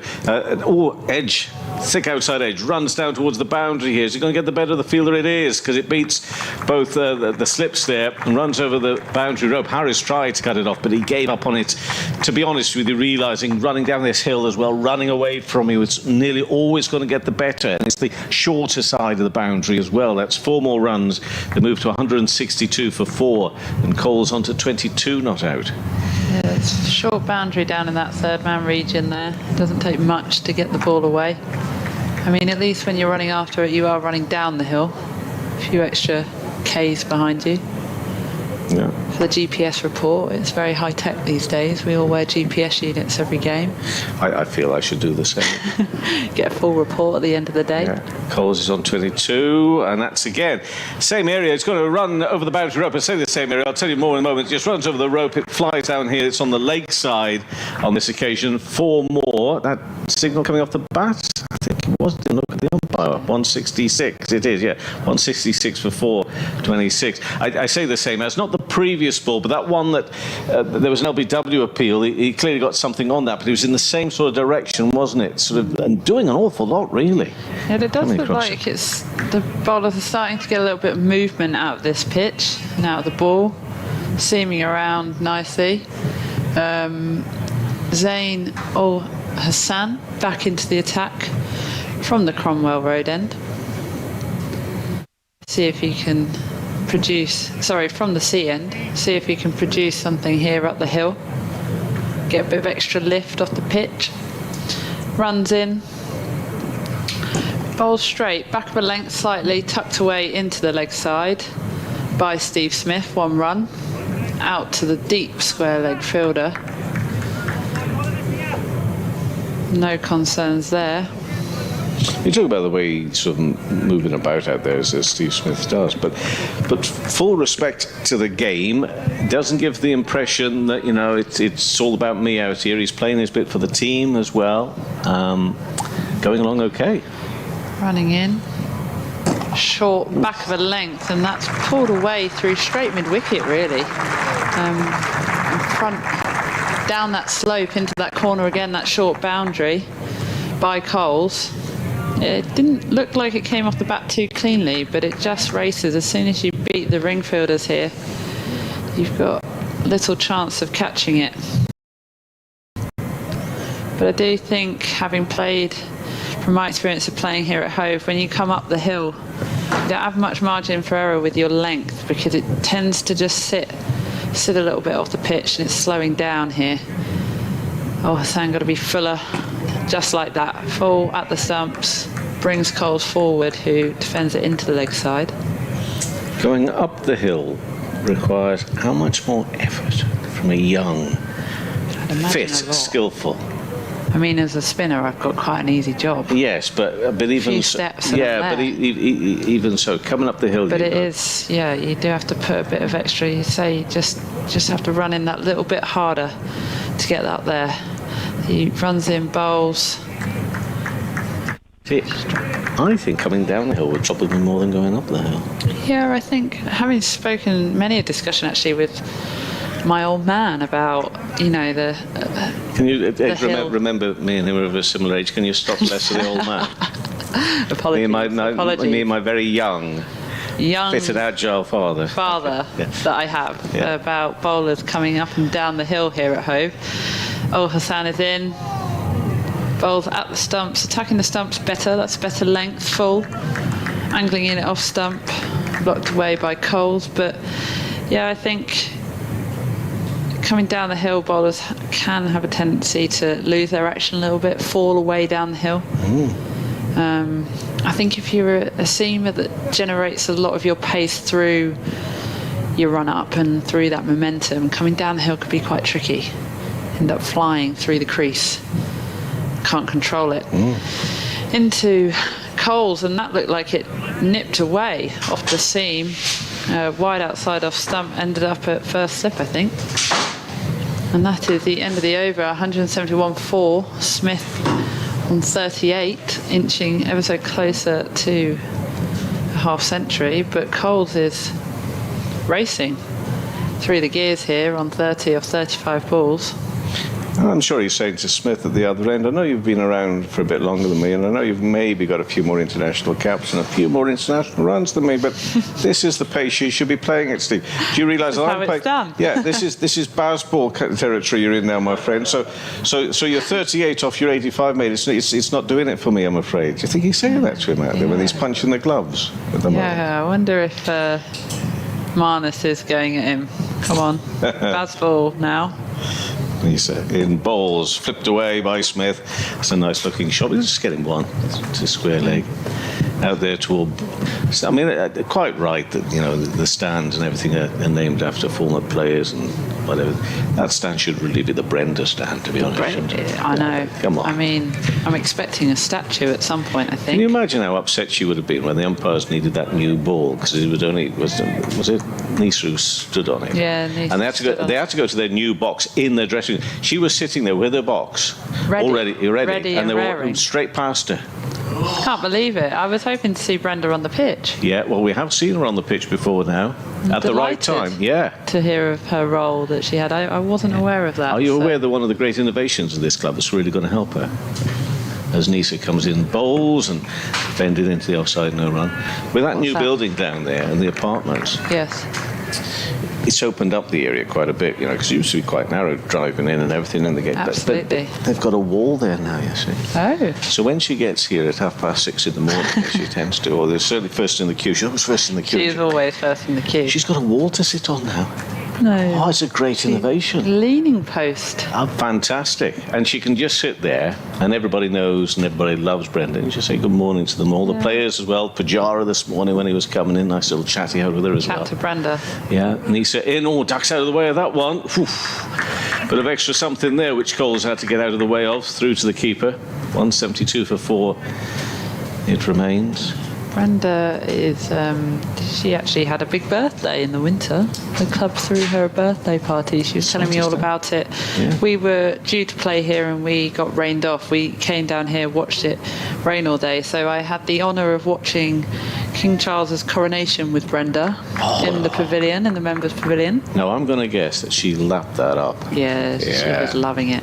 Neser bowls again, back in. Now that's the sort of movement we're talking about. You've got to be so careful there, haven't you? Absolutely. He got backed on that, but... Yeah, that was, we saw Ollie Robinson doing that earlier on in the day when he got a few wickets bowled from batters trying to leave the ball alone, but it was angling in, nipping in. Trying to leave the ball alone. They did leave the ball alone. Well, they did leave the ball alone and they paid the price for it. Aye. That's why I don't leave the ball. That must be one of the awful feelings. You leave the ball and the clatter. Well, I've never done it. No, well, It's not often I'm seen leaving the ball, really. Fair play to you. Next ball in. Coles, and again he has to come down fairly late. This is lovely bowling. I'm loving the contest. Into the onside, no run. Yeah, it's nice to see the ball zipping about a bit now, giving Neser a So it did this morning. bit of oomph. And you feel a period this afternoon where it just didn't seem to be doing that. No, it settled down nice, and the wicket just has looked like it's slowed up a little bit, not coming onto the bat as quickly as it was earlier on in the day.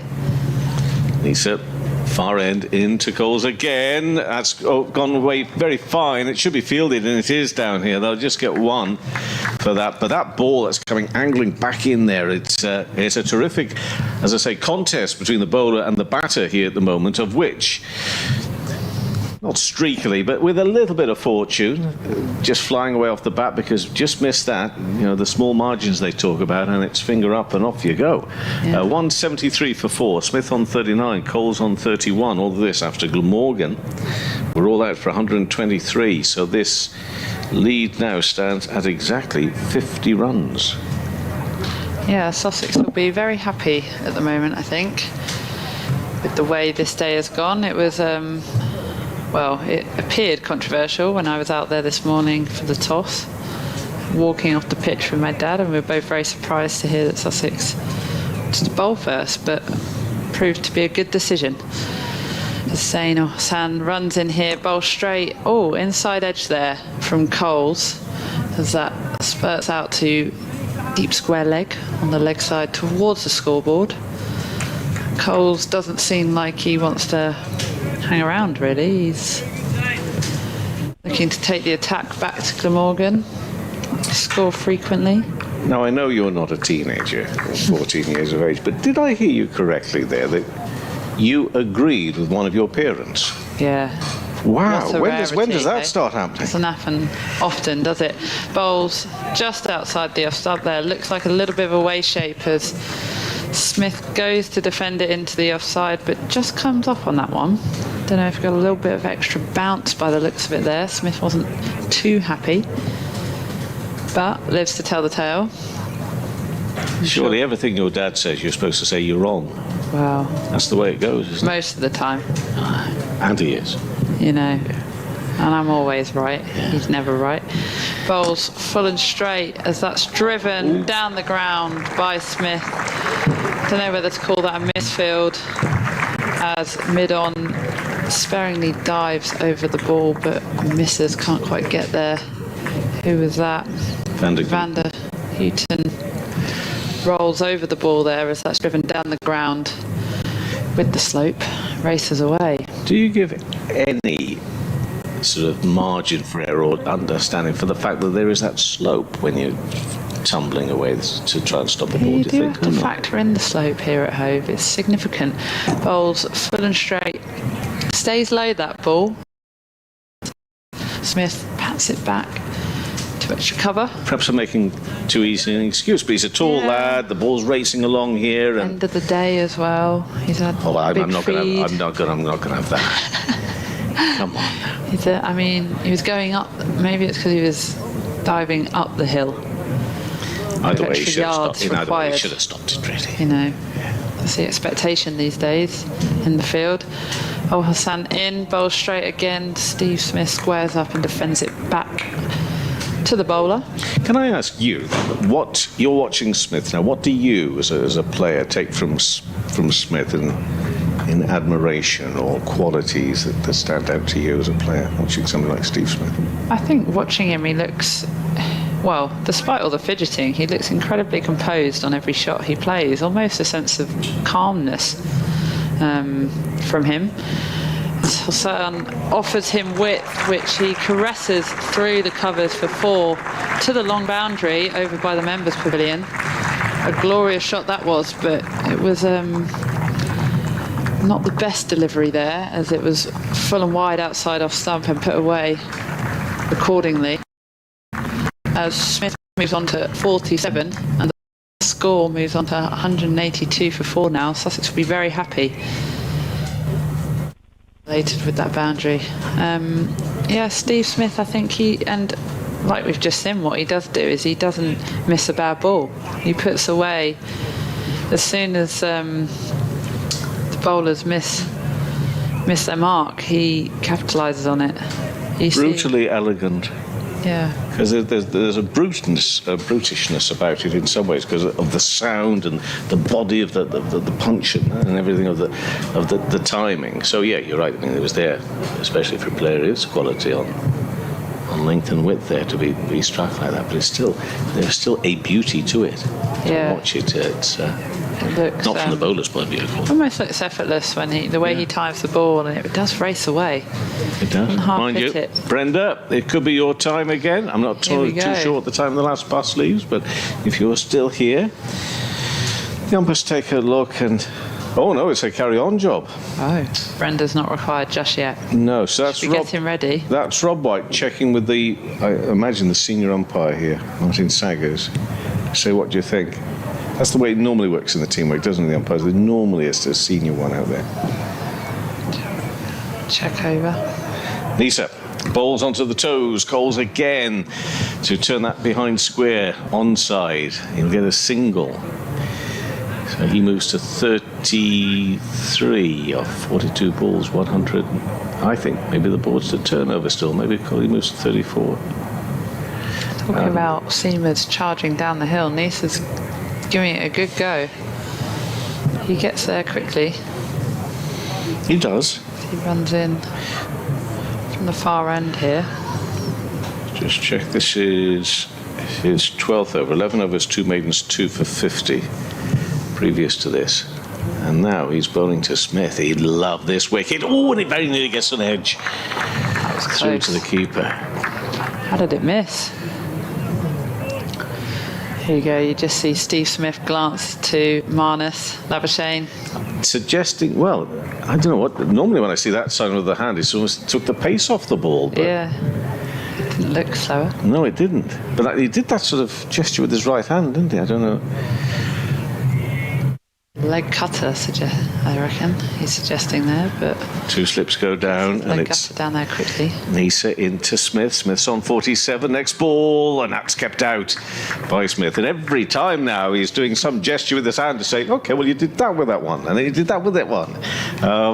It's all part of his way, as you say. He's got this interesting balance of being fidgety, yet it seems as if he's always totally in control of his fidgeting. Yeah, it's interesting to watch. He's very expressive, Smith, after each delivery. A lot of hand signalling. I assume he's getting a fair amount of chat from his best mate. Second slip. Neser again to Steve Smith, and he leaves this one. Tumbling stop from Cook. The keeper leaves the ball behind as he tumbles to stop, but it's called the mark, I think, as Nick would say back in one of his other jobs. That's where the ball is. That's where I shall leave it for a moment. Go through some other scores. We're approaching 6 o'clock on the first day of this latest round, and the last round in the first set of matches of the men's LV Insurance County Championship. And it's thrown up some really intriguing fixtures in terms of personalities, characters, names. but also in terms of the clubs and teams in the competition. Comes down late on that, does Smith, up to mid-on. And Neser has a bit of almost a despairing look somewhere over there. In the apartments, there are a few people out there, but I don't think he knows the person to look at and get inspiration from, but he sort of casts a glance out that way. Hampshire 317 for 6. Vince was out for 95. Hampshire versus Northants. Northants had a torrid time. Batting collapses, dreadful time. Struggling of late. Neser bowls, and again he's down fairly late on that, but keeps it out. Lovely, wonderful contest. Bowler versus batter, the end of the over, 180. Well, I don't think that board is. I think that board's a bit behind now, but it may be me. I thought they were saying 33 and 183 a little while ago. Well, it was, because I said there was a 50 lead in there. Anyway, it's somewhere around there. Let me see if it's on here any better. Update. No, this says 183 for 4. So anyway, 183 for 4 it says. And it's actually a lead of 60 runs, not 50 runs. Yeah. Durham 359 for 7, away to Gloucestershire. Worcestershire were all out for 83. But there wasn't a follow-on in force because Leicestershire were out for 173 earlier in the day. 16 for no wicket. So that's 20 wickets so far fallen at New Road. Some shocking stuff there. In terms of the scores, what else we got for you? Somerset 296 for 5, away to Middlesex. George Bartlett made 121. Tom Kohler-Cadmore with a 68. Essex 297 for 9. Stuart Broad's picked up 3 for 53. Brett Hutton 4 for 69, having a good season. Brett Hutton with knots. James Harris into the attack here from the sea end.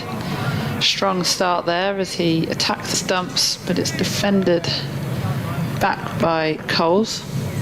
No interest in playing an attacking shot to that one. So, just to point out that Dan Lawrence made a 16 today. Lawrence, of course, named by England for the Ireland Test. 16 with the bat today. 16. Harris in.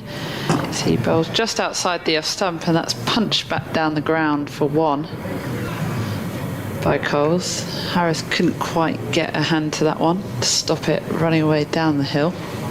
Also, just need to remind anybody, if you're in the Chelmsford area right now, 6:30 tonight, the Charlotte Edwards Cup. Yes. And it's the Sunrisers versus the Central Sparks. And that game being played at the county ground in Chelmsford tonight, 6:30. Normally our games are all relatively standardised. Everyone plays on the same day at the same time, and this year everyone's playing very sporadically, which is quite nice actually. James Harris up the hill, pushed into the offside by Smith, who's on 47. Well, that's all very good as long as you've got a good diary. I know. Can't keep up. We're one of the latest to start. We don't start until Tuesday. Okay. We're at Falklands in Berkshire against the South East Stars, who are obviously playing tonight. That'll be a good thing or not, because they would have settled into the competition, but excited to get a bit of T20 cricket on the go. Harris runs up the hill, bowls just back of a length outside off stump, which Smith punches away through the covers. The chase on, they've run to, and they're coming back for the third, and that brings up a very fine Smith half century, which he would be chuffed to bits about. There's a big ripple of applause from the crowd here at Hove. They'll be happy they came down to watch a fine Smith innings so far. I don't think it's outrageous to suggest that's what they came for, isn't it? Absolutely. Yeah. Why not? I was impressed at the crowd today, actually. I've not seen this many in at a Champs game in a while, I think. Down here, making good use of the temporary stands as well. Yeah, and the weather as well. So you just happen to have, some interesting characters and personal contests and weather. Yeah, the weather's delivered. Harris back into Coles, who punches that to mid-on. A straight delivery, full and straight from Harris. Coles will probably be frustrated he didn't get that one away. He's picked out the one and only fielder in the ring on the leg side. The others being deep square leg and a wide fine leg. Still 2 slips in play. Harris runs up the hill, bangs it in back of a length, and Coles cuts that away through forward a point for 4 to the long boundary out there on the offside. Not too far away from Brenda. Be very happy with that over. Not the start Harris was probably looking for there. As they finish up 191 for 4 after that over. Smith on 50. Who's enjoying himself serenely in the evening. That is Webby, by the way, broadcasting. I don't think he's practicing. Have a listen. He's good, isn't he? He's showing me how it's done. No, don't do it like that. Practicing in the mirror. He's got it all in there. All day's played. Yes, I see it done in 40 seconds as well. It's very cosy in here, isn't it? Very big close, isn't it? Not as close as my cubbyhole. I know. That cubbyhole is. When I had my commentary lesson, we were... Commentary lesson? Was it really as bad as that? No. that makes it sound dreadful. Tips from the top. Tips from the top? Oh, now you're making it worse. I couldn't have asked for a better day, really, though, to come down. No, you couldn't. You're quite right. I mean, this evening, just looking at this weather, I'm going to do the touristy stuff, I think, in Brighton tonight. I'm going to do the pier. Are you? I'm going to do the Palace Pier. Get a donut? I don't think... Well, that's what I was thinking. I was thinking more donuts rather than funfair. Funfair rides. Get them a ticket for fun. I mean, how much it costs? I don't know, for 5 rides tonight. It's astronomical on the pier. Plus, I also worry a little bit about those rides if they're sturdy enough, you know. Well, you and me would like it. Next delivery. Bold. Well, a change here. And a change of ends, isn't it? So, no more Neser to try and get rid of Smith here. Al Hassan is back for his 6th over. I think first 5 came from this end, so I think this is the first from the top end, the Cromwell Road end. So a bit of a swap here.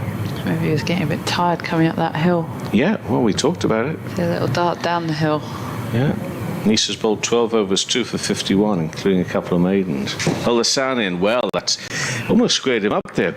Leading edge, for my money, out into the offside. He does square up a little bit, Steve Smith. It's very square on to the bowler. So, all made 40, Haynes a 58, Allsop a 3, Pujara, can you believe it, a nought? When you say about things people came to see, actually, I was quite looking forward to seeing Pujara. Yeah. So 11 balls, he's out for naught. LBW to Neser, he got rid of Allsop as well. Next ball, and that one's worked away. It sort of went across again to middle and leg. So it's Smith who just helps it on its way, more square than fine for 1. And he's on to 51 now, and the score of 192 for 4. Yeah, it's not often you look through the Sussex scorecard and see a naught next to Pujara's name. No, not at all. He's been in fine form start of the season so far. Sam again back in, this time to Coles onto the onside. I'm sure I saw somewhere on Twitter, on the rare occasion that I was looking at it, that it's not... Is it every time he gets a 50 he nearly always converts? And it was a rarity that he didn't the other day? Oh, God, it's not just his eyesight going. It's his hearing as well at the back. Hello. Pujara with that conversion rate, 50 to 100. Does he always go on to 100? Oh, dear, oh, dear. Yeah. Hassan in again past the off-top, taken low down by the keeper. Too much cake at tea, I think. Do you think that's what everyone put it in his ears? Pujara's conversion rate from 50 to 100. How good is it? Have you got the stat? Yeah, he did it 8 times. 8 times. There we go. You see. Yeah. Very good. Every time he got to 50, he would win. So if you get him out between, was it the first time the other day in the last game? Worcester was the first time. Worcester. And Leicester. Yeah. Leicester, and he didn't convert. Hassan in, now bowls to Coles, punches that one, but for no run. I'd quite like that record if he could teach me how he does it. How do you teach something like that? Power of the mind, isn't it? You reckon? Well, working with Charlotte Edwards at the Vipers, it's often she just said it's all played up here. 192 for 4. Well, look, I mean, I ask you lot questions because I want to learn. I constantly want to learn about the game, but I sometimes get a little bit frustrated. Don't take it personally. Get a little bit frustrated. You always seem to forget one of the most important things is that skill that you've got and that talent that you've got, because you need that as well as it all being in the mind, don't you? You do. But You do. you all need that. But that's interesting. She says that, and then you're talking there about the consistency, are you, and the concentration. Yeah, concentration, and I think, I mean, for us, 50 over cricket is probably similar to how these guys approach championship cricket. It's staying patient, how to build big innings. We've been frustrated at the Vipers. I think all of us have had a lot of 60s, 70s not converted. Harris up the hill. Ball keeps low outside the off stump to Smith, who blocks it away into the offside. And then is it Sir Alistair who, it's a bit like Oprah, I never bother with a cook now. You used to think you know who we're talking about when we say Sir Alistair. But he says it's impossible to concentrate for great lengths of time like that. You have to concentrate ball by ball. Yeah. Switch off, switch off back in on. Between, end of the over. Harris up the hill. Nice straight delivery there, full and straight. Bringing Smith forward. Blocks it straight back to him. It's a lot of concentration, and it's not often that you, certainly for us in the summer when we net, we're in there for 30 minutes. We don't often practice batting for long periods of time in practice sessions, I guess. Yeah. Harris into Smith. Slightly leg side on that one as Smith punches it through mid-wicket down into that short boundary in the corner of the ground in front of Cow Corner for 4 runs. A lovely shot down the ground.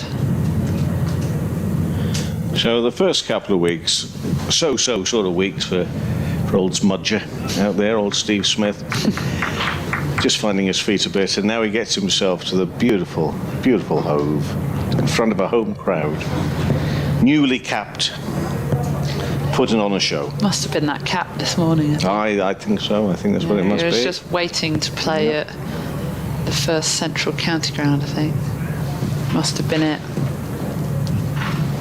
Sussex by the sea.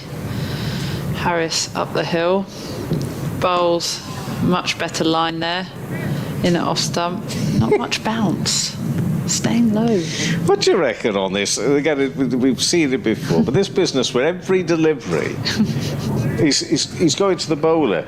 It doesn't mean Neser or anything. Are you about to be signed out here, Holmesy? Stop that from happening. Technical malfunction. Yeah. He's very expressive with his hands, isn't he? He is. Smith? He's sort of letting them know what they're Every doing time. every ball. Harris, here we go. Bowles full outside off stump. Smith drives it through extra cover for 2. Didn't come off the bat as cleanly as some of his other cover drives have today. Like a toe end of the bat there, but I'm sure he'll signal with his hands in a minute to let him know what it did. What happens though when the bowler gets a bit cheeky out there and thinks I've had enough of this, and then and shapes to mimic the fact that sometimes he gets squared up or something like that, and you go ooh like this. That wouldn't go down well, would it? Battle between bat and ball.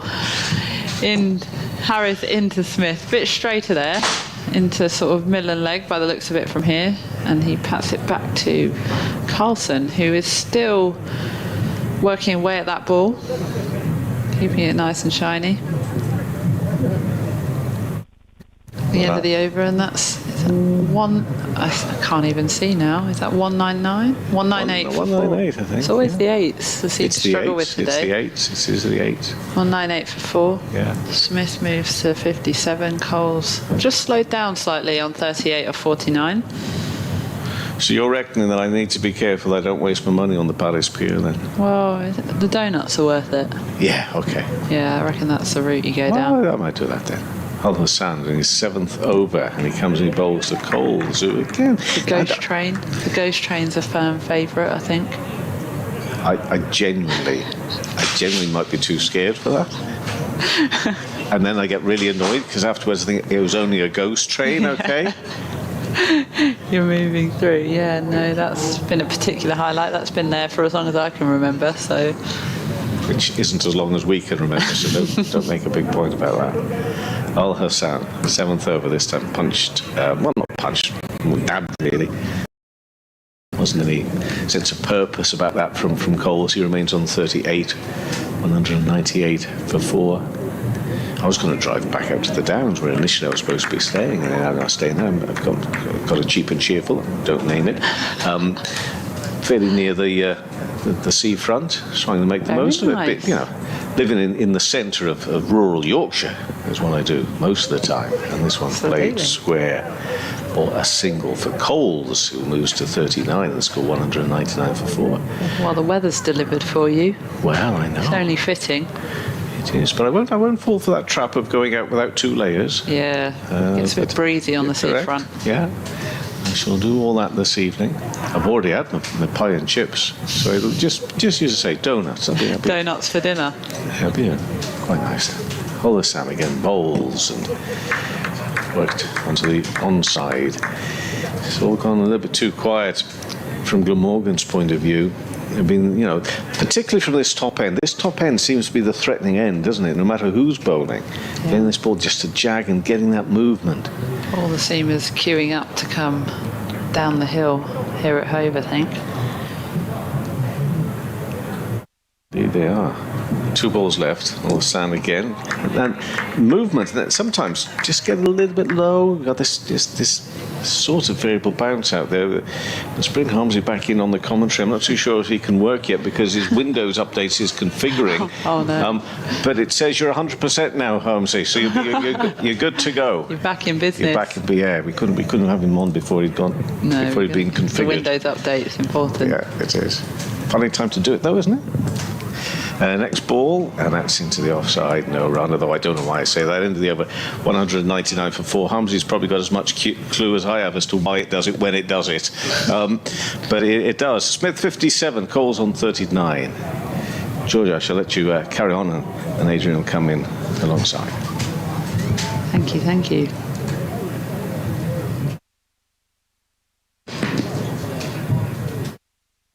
Fielder's looking a little bit weary now.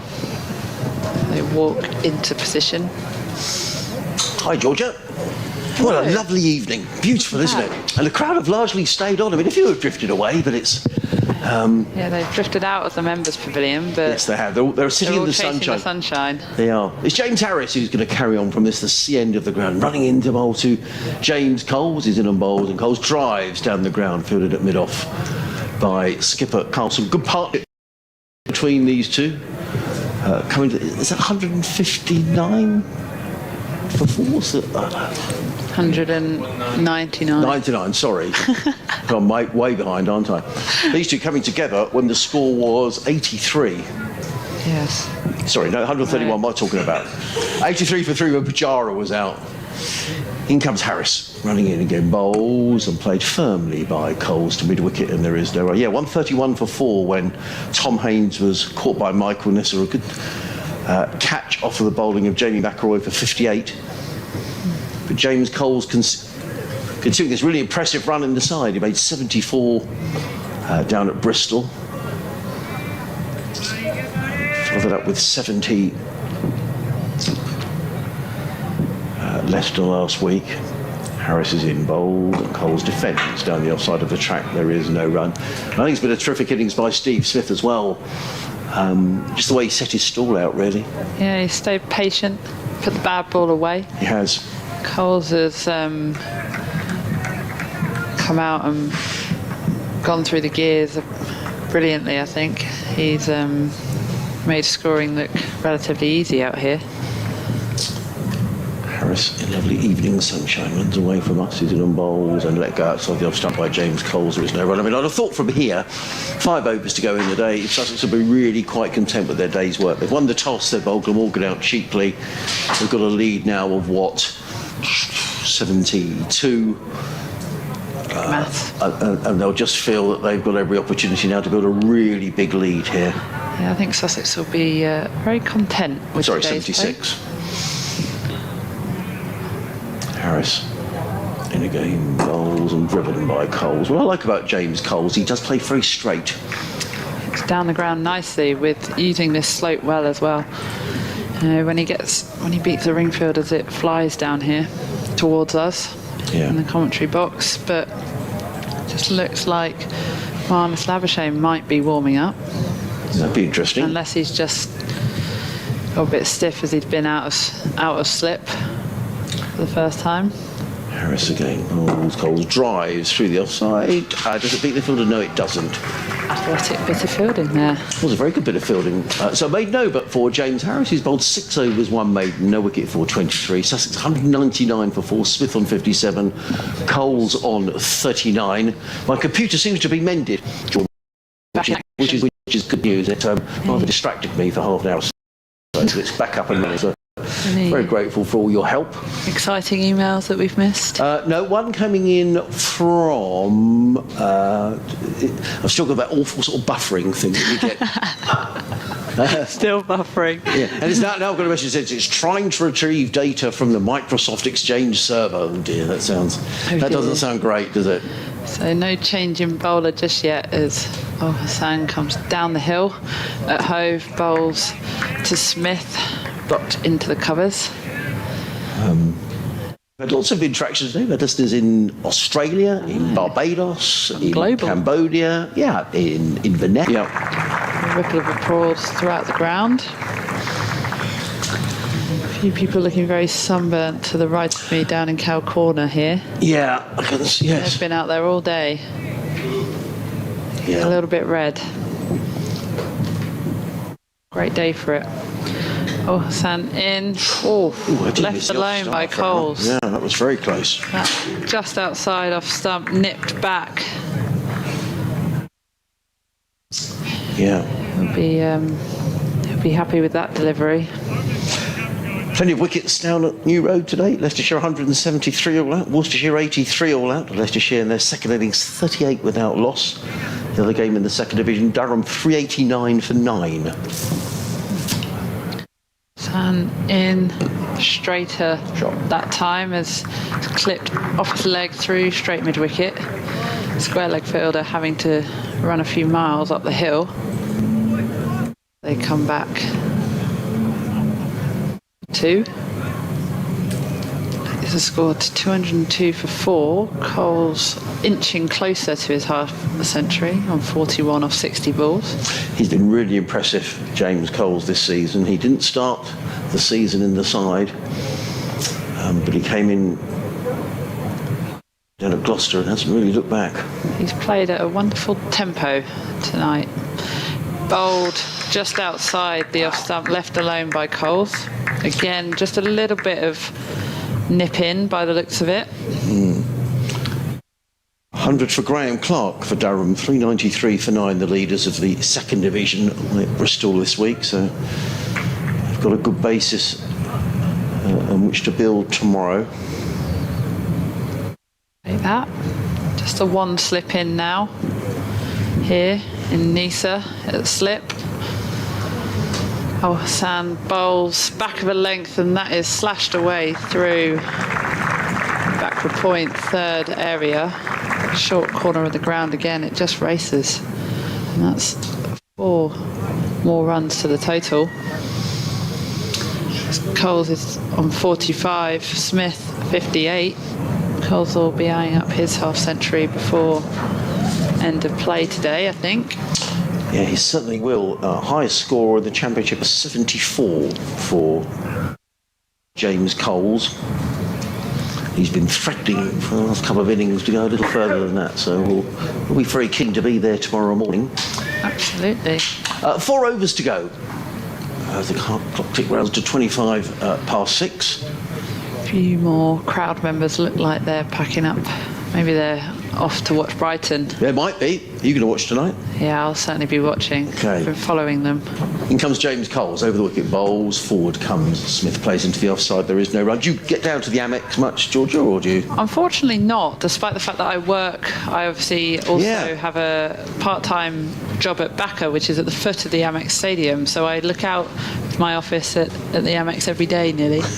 I would go more, but it always seems to clash with cricket. and it's difficult getting tickets now as well. Yeah, it's not easy. They're doing so well. In comes Harris, runs in and bowls. Just he's rather squared up by that delivery. He's looking to play it on the onside. And he keeps making these gestures, doesn't he, Steve? I don't know if it's some sort of semaphore, but he's talking to James Coles and his hands making all sort of strange signals. There's not a lot of pace in this wicket, and I think he's looking to work it quite fine on the leg side, and it's just not coming onto the bat like he'd probably want it to. Squares up. Comes Harris again. The sun has momentarily disappeared. Bowls to Smith, and Smith plays this beautifully away through extra cover. That's a lovely shot. Just languidly played away. Picks up a couple of runs. Will he pick up 3? Well, they were thinking about coming back for a third, about it, but decided not to. A good job they didn't, because that's a really good throw out there from Jamie McElroy. Good throw, wasn't it? Great throw. And I From the think furthest point in the ground yeah. as well. I think it might have been struggling had they decided to come back for another run. It's a good job they didn't. Yeah, he has picked out probably the biggest boundary on offer here to crunch that ball into. Smith goes to 60. Harrison again bowls to Smith, who just plays a forward defensive shot into the offside. And there is no run. So the story of the day, for those of you who may be joining us late, just switching on here on BBC Radio Sussex, BBC Wales, Adrian Harms and Georgia Adams on commentary here for you at the minute. Sussex winning the toss, deciding to bowl first and bowling out Glamorgan for 123. Ollie Robinson taking 4 for 29. Arika Velos in his second game of the season picking up 3 for 30. As in comes Harris again, bowl, works down the leg side, and Smith just watches that go through into the gloves of Chris Cook, who takes it unfussily down the leg side. Then in reply, Sussex were going along very nicely, 76 without loss. They got off to a flyer before Ali Orr was out for 40. Tom Alsop followed shortly after for 3.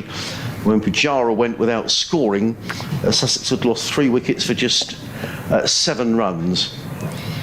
But a partnership then between Tom Haynes. Just break off for a minute as in comes Harris and bowls and clipped away by Smith down to deep backward square. They'll pick up 1. That's what he's been looking for. Yeah, he goes to 61, total to 209 for 4 at the end of the over. 3 overs to go. Before Haynes was out for 58 with a total on 131 for 4. But enter James Coles, who played very nicely alongside Steve Smith, and he's just steering Sussex into a really good position here. And I think we are going to see some Marnus Labuschagne, who's just joking away there to Steve Smith. So this could be an interesting over to commentate on, Georgia. No. In for a good one here. Could be turning it either way. Yeah. Right. Really? Is that what it... Right. Turns it both ways. Okay. We've been informed. So Right, okay. we're watching eagerly for his off spin and leg spin.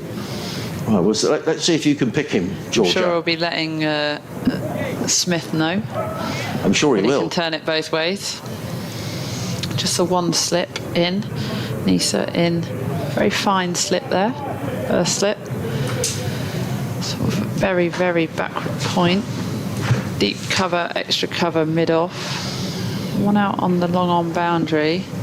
Square leg boundary and a very behind square. 1 in catching on the leg side in the mid-wicket region.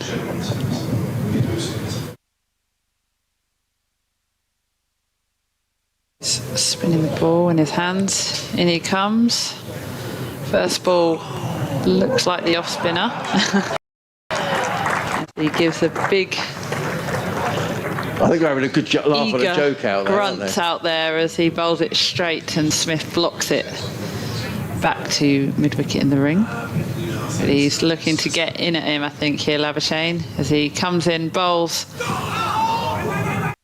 Steve Smith will be desperate not to get out here, George. Yeah, that looked like it flicked off the pads into the leg side. Steve Smith thinking he can't get out now, and not to him.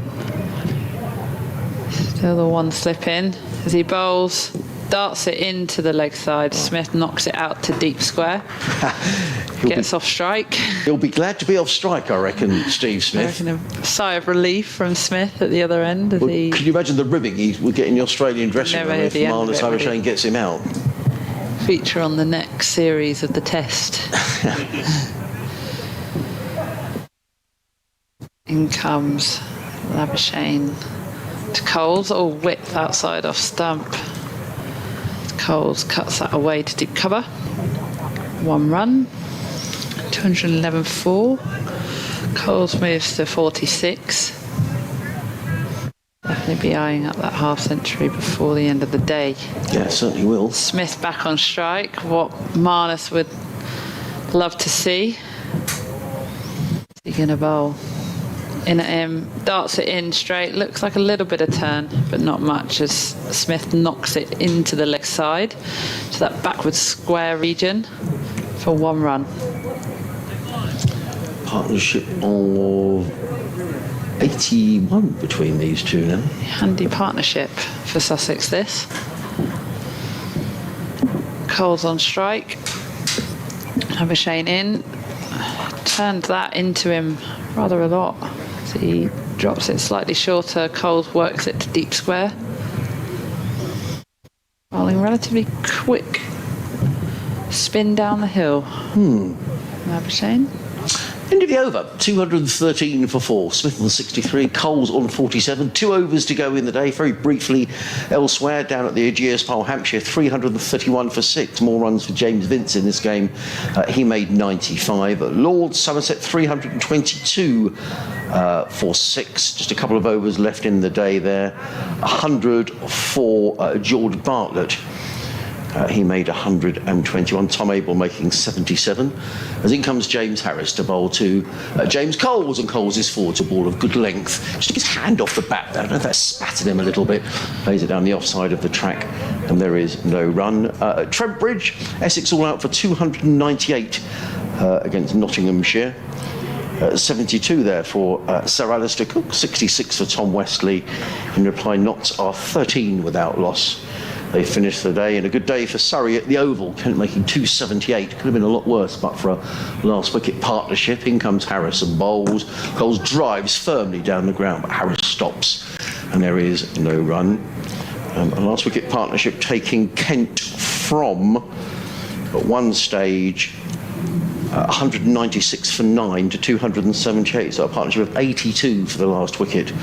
Michael Hogan making 43. Joey Everson 77. He's proven a good signing for Kent, coming from Nottinghamshire.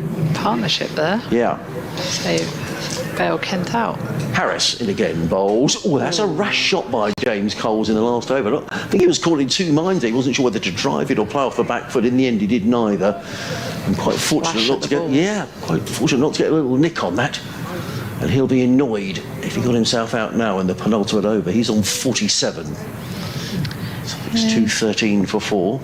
Looks like he's getting a little frustrated out there. I think he's scored at a nice tempo, but he's just slowed down in the last 4 or 5 overs. Harris in again, bowls to Coles, who flicks this. That's a beautiful shot, and that could be his half century. It's running down the hill. It may not get to the rope. Oh, it's a good bit of fielding by Kieran Coles. He's very quick across the ground and prevents it going for more than a couple of runs. Nonetheless, James Coles goes to 49 within sight of his third half century of the season. It's a very strong area for him, just flicking the ball away through that mid-wicket region. Yeah, that timed that one lovely. Yeah. It's not often you see it hit through there into the small boundary down the hill and it doesn't go for 4. No. It's a good chase by Coles. It's not easy. Last ball of the over. In comes Harris, bowls and played again. This time into mid-wicket, straight to the field. No, it's not the last ball of the over. There must be one more to come. I think he thought that was his half century. Played that very firmly into mid-wicket, fielded there by Marnus Labuschagne. Managed to pick out the fielder perfectly. Marnus Labuschagne. So all for 40, Allsop for 3. Pujara without scoring. Tom Haynes for 58. But these two are steering Sussex from 131 for 4 to 215 for 4 as in comes Harris, bowls, and Coles is right forward to the pitch of the ball, plays it away into the offside. That's the end of James Harris's work for the day. 8 overs, 1 maiden, no wicket for 28. 1 over remaining in the day. That's going to be bowled probably by Marnus Labuschagne. I think we have to say with Sussex we're still 6 wickets in hand. A lead now of, this is going to test our maths, 77 plus 15, was that 92? Nod of approval. The Sussex have very much had the better of the opening day here at Hove. So you take it away, Georgia. Last over of the day. Last over. Labuschagne into Smith. Be what he wants. So he runs in. A bit more flight behind that ball. Wide outside off stump though, and Smith hits it to backward a point. Collected for no run. Definitely gave a little bit more flight on that delivery. He runs in, darts it in at Smith, who works it off his legs into the leg side for one to deep square. So he collects the ball. The sun has somewhat disappeared slightly here at Hove. I think he get his 50 here, James Coles. Coles will be eagerly hunting his 50 in this over. Labuschagne runs in, bowls, nice delivery for him to try and get his 50, and he manages to pick out backward a square for no run. Sounds like there's a lot of chat out on the field. Get through this last over of the day. Shane running in, bowls it, darts it in, and that will be Coles' 50 as he plays it off his pads to the leg side and raises his bat nicely to the Sussex dressing room. Pleased with that innings. I think that's a really good knock by James Coles. Coming in just when Sussex needed to steady the ship a little bit, and he's played very straight and very well. And scored nicely down the ground, crunched a few drives away, stayed patient when it got a bit tougher. Labuschagne in, darts it wide outside off stump, and Smith gets it through backward point, and it races to the boundary. Two fielders on the offside hunting it down, but can't quite get there as it goes with the slope towards the Players Club at Hove. That was a beautiful shot, wasn't it? I mean, he just leant on that. He didn't see. Yeah, it was all in the timing. Beautifully played. It wasn't the best delivery from Labuschagne, as he gave him a lot of width there, looking to dart it in. Final delivery of the day, bowled and defended back to Labuschagne from Steve Smith to finish the day. Sussex 221 for 4. Cole finishes up on 50. Smith 68. Sorry, Cole's faced that last delivery. Patted it back. Good day for Sussex. I think it's been a really good day for Sussex, and an unbroken partnership between this pair of exactly 90 coming together at 131 for 4. And I think Sussex will be very, very pleased with their day's work. It's been an excellent day down here at Hove. Lovely sunshine. I think we're forecast for a bit more tomorrow, maybe more chance of a shower tomorrow. But it's been great fun. George, it's been great to have you on commentary today. Thank you so much. It's been great fun. You've been good fun, and you know, make sure you come and visit us again. Thanks as well to Nick and to Kevin Howells as well. So we're going to go and get our interviews. You'll probably find those online around the BBC this evening. But a really good day's cricket at Hove for a good crowd. And we'll speak to you again tomorrow morning. From myself, Adrian Harms, from Georgia, from Nick and from Kevin, a very good evening from Hove.